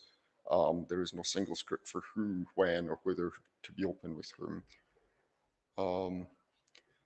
Some other things that I've learned, how do you come out? Well, I've tried several ways to do this. There is the talk where you sit down with your coworker one-on-one and you explain it all. That can be awkward and nerve-wracking, probably more nerve-wracking for me than it was for the other person. You can also go surprise, which I've done a few times, not always intentionally, and yeah, that's not always very fair on the recipients. The announcement, not so much. It's more a kind of large organization thing. I guess you could consider this presentation my announcement. And then there is acting normal and gently letting people figure it out. You know, most of the people in the community are smart, aware people. They generally figure it out, and that seems to work reasonably well. But you know, what I have experienced, despite all the confusion and mismatch and nerves and all the rest of it, is that authenticity of being who you are and representing who we are. You know, we're not monsters who are trying to destroy society. We're just people trying to make our way in the world. Are really important and rewarding. And you know, I have to say, all my co-workers and most people in the RIPE and internet operations community have been very welcoming and supportive, and I'm grateful for that. So switching to some slightly different personal stuff. So I have a degree of progressive hearing impairment. It's a mild disability. It's not a serious one. In fact, it's something that everyone will get eventually. What I have is high frequency loss, but I got it maybe a decade or two ahead of when people normally get it. It's probably hereditary, but that's just anecdata. My geneticist wife tells me that hearing genetics is complicated.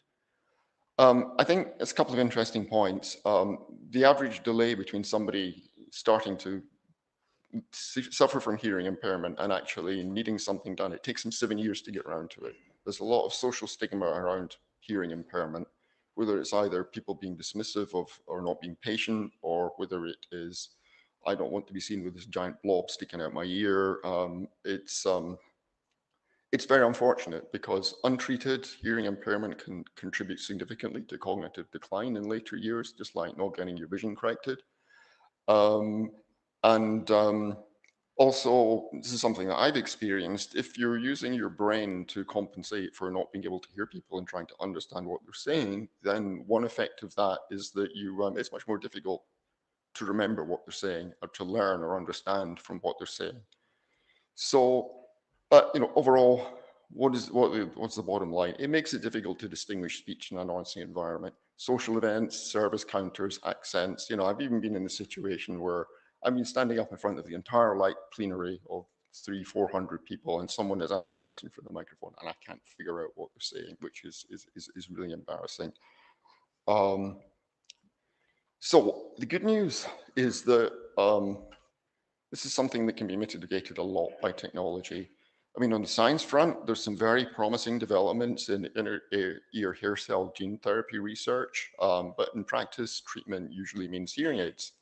And there's a lot of good news when it comes to hearing assistive technology, at least for my condition. Thanks to all these ear pods and voice cancelling and teleconferencing and all the rest of it, audio digital signal processing have come a very long way in recent decades. It's arguable it's improving even faster than my hearing declining.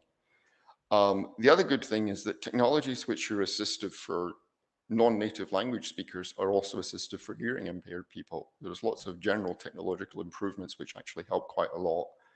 And I mean, you know, and the other thing I will say is that an example of that is the RIPE meeting stenographers. I mean, they just do such a great job.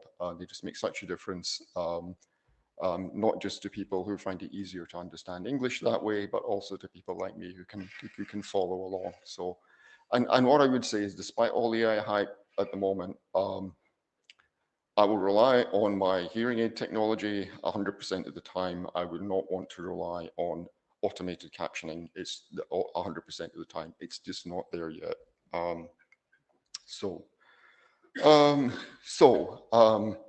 Geeking it a bit more, because that's what we do. Modern hearing aids, they're actually very powerful signaling processing and technology, and they're rapidly converging with wireless earbuds. You know, you can get earpod software that will do translation or act as hearing aids. You know, most of the things that you can do with your earbuds are things that hearing aids can do, but the hearing aids are very expensive. Fortunately, part of this convergence in some countries, non-prescription hearing aids can be bought over the counter, just like reading glasses. And they're kind of a midpoint in the logarithmic price scale between earbuds and full hearing aids. But I think we're moving as a society to the point where people see, oh, that's really cool, fancy cybernetic thing you've got in your ear, not, oh my God, you're the kid that everyone has to yell at kind of idea. So that's also a development. And I mean, you know, I kind of look into this quite a lot because sure, I can do cool things like a Zoom conference without any headset. But to get it to work, especially when you're an open source user like I am, then you know, there are various protocols, Bluetooth LE and LC3 stuff, Asha for Android, M5 for Apple, Pipewire, Audio Stack, Bluetooth Stack, Audio Stack did announced open source implementation of Asha last week. The other thing I think is quite interesting in a conference context is another Bluetooth technology that's coming down the wire is, well, not over there, no, is Auracast, which is Bluetooth broadcast audio. And I think that could be a real game changer for multilingual environments, for translation, for assistive applications in auditorium locations. So I'm following that. But I think there's also another important point here, which is that no technology-based solution is perfect. I am fortunate there are technology-based solutions to my particular mild disability. A lot of disabilities you just can't do easy technical fixes for. You know, it's about being mindful of the person and their specific needs. And you know, there are some things in life we just can't avoid. So that kind of segues into my next point.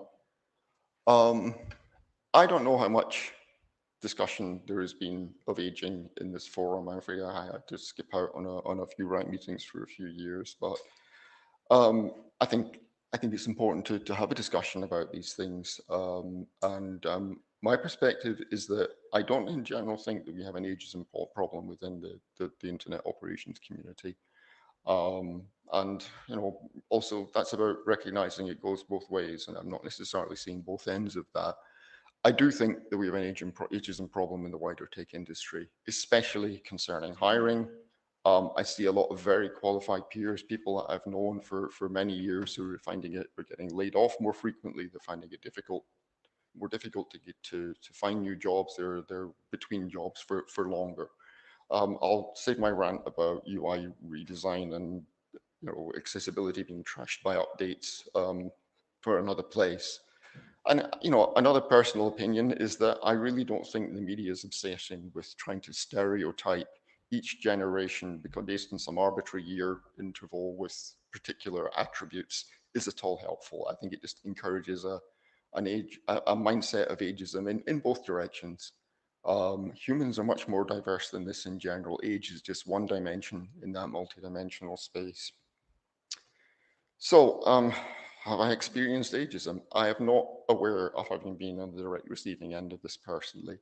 I can kind of see in the wind, yeah, there's some things that might be microaggressions, but I think mostly they're unintended unconscious bias, or they may actually be due to cultural differences as well.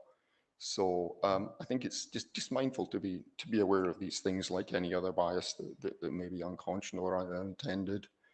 So more constructively, I've been doing this stuff for a long time. I'm grateful that I've had an enriching and successful career. So what has helped me keep in the game for as long as that? Some of these things may be obvious now. They weren't necessarily obvious to me when I started my career. I think that, I mentioned that I did computer science at two very good universities, and there was a strong emphasis on these courses on theory, first principles, maths, architecture, algorithms, and not getting too sucked down into particular programming languages or platforms. And I think a lot of these first principle skills they can be applied to specific situations, and having these as a basis is actually very useful. Build your network by volunteering, non-profit activity, raising your game internationally, all these kind of activities. RIPE is one of the best places to do that. Diversify your income sources. You know, if you've got a side project or a side hustle, then keep that going. Several of the things that I started in my career were spin-out projects from other things that I had previously done. And at some point, I think it's important to pivot from being the person that does stuff to the person that enables, mentors, and facilitates, and promotes, and teaches others. I certainly had some great opportunities to do that in my career, and I'm very proud of how far some of the people that I've worked with have gone. And yeah, you need to develop a habit of avoiding getting in the way of the upcoming talent.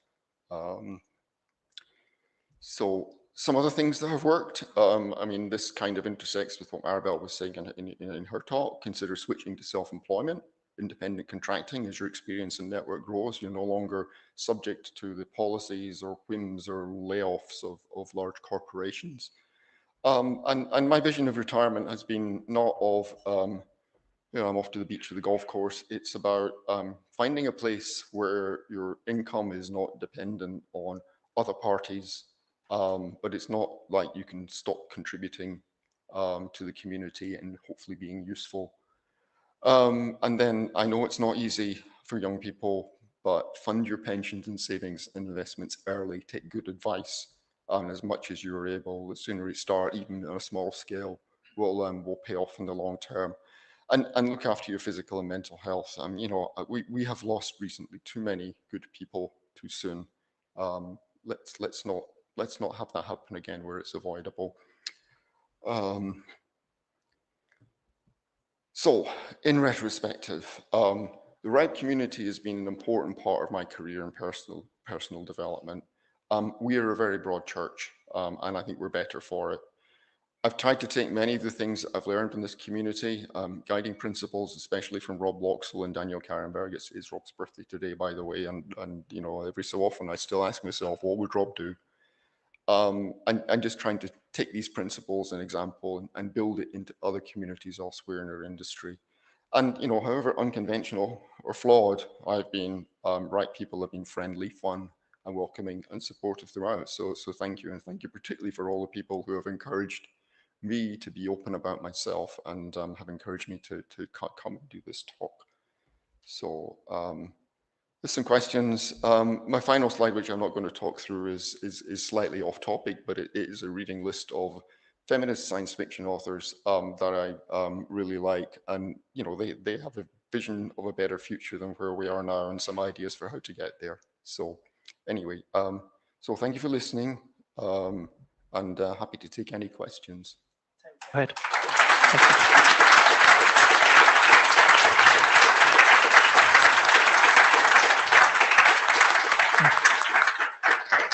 So, hi, Tail. I wanted to thank you for being a trailblazer. You have shown a lot of courage. And it's funny, I'm getting a little choked up. I think this might sound a little weird for a friend to say, but I'm really proud of you. I might be misremembering because of the whole age thing, but it seems to me that Kira's first professional social outing was at RIPE Amsterdam. And I remember how anxious you were about that. And I remember that most of the people that I saw interacting with Kira were either very supportive or indifferent. And indifferent was a win, right? Like, I don't know, you know, what kind of negative experiences you might have had at that time, but I am similarly proud of the community that that RIPE has been a safe place for people to be who they are. I don't know why I'm so choked up, forgive me. But thank you. Thank you for being the person you are and coming here and being willing to talk about it. Thank you. Hey.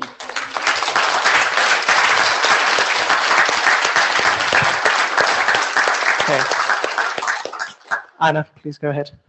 Anna Wilson, incoming RIPE Vice Chair and fellow rocket fuel enthusiast. That was great. Thank you very much. I really appreciate it. One thing I want to mention, you talked about coming out. Yeah, I get it. You talked a lot about how other people feel and how to manage how other people feel when you're coming out. I kind of want to say not so much for yourself as for the audience. Yeah, that's the thing I worried about too, and that's the thing I thought about and tried to control the variables. And it's also not under our control, and it is maybe more important to control how we feel about how we do it and how we want to do it. Thank you.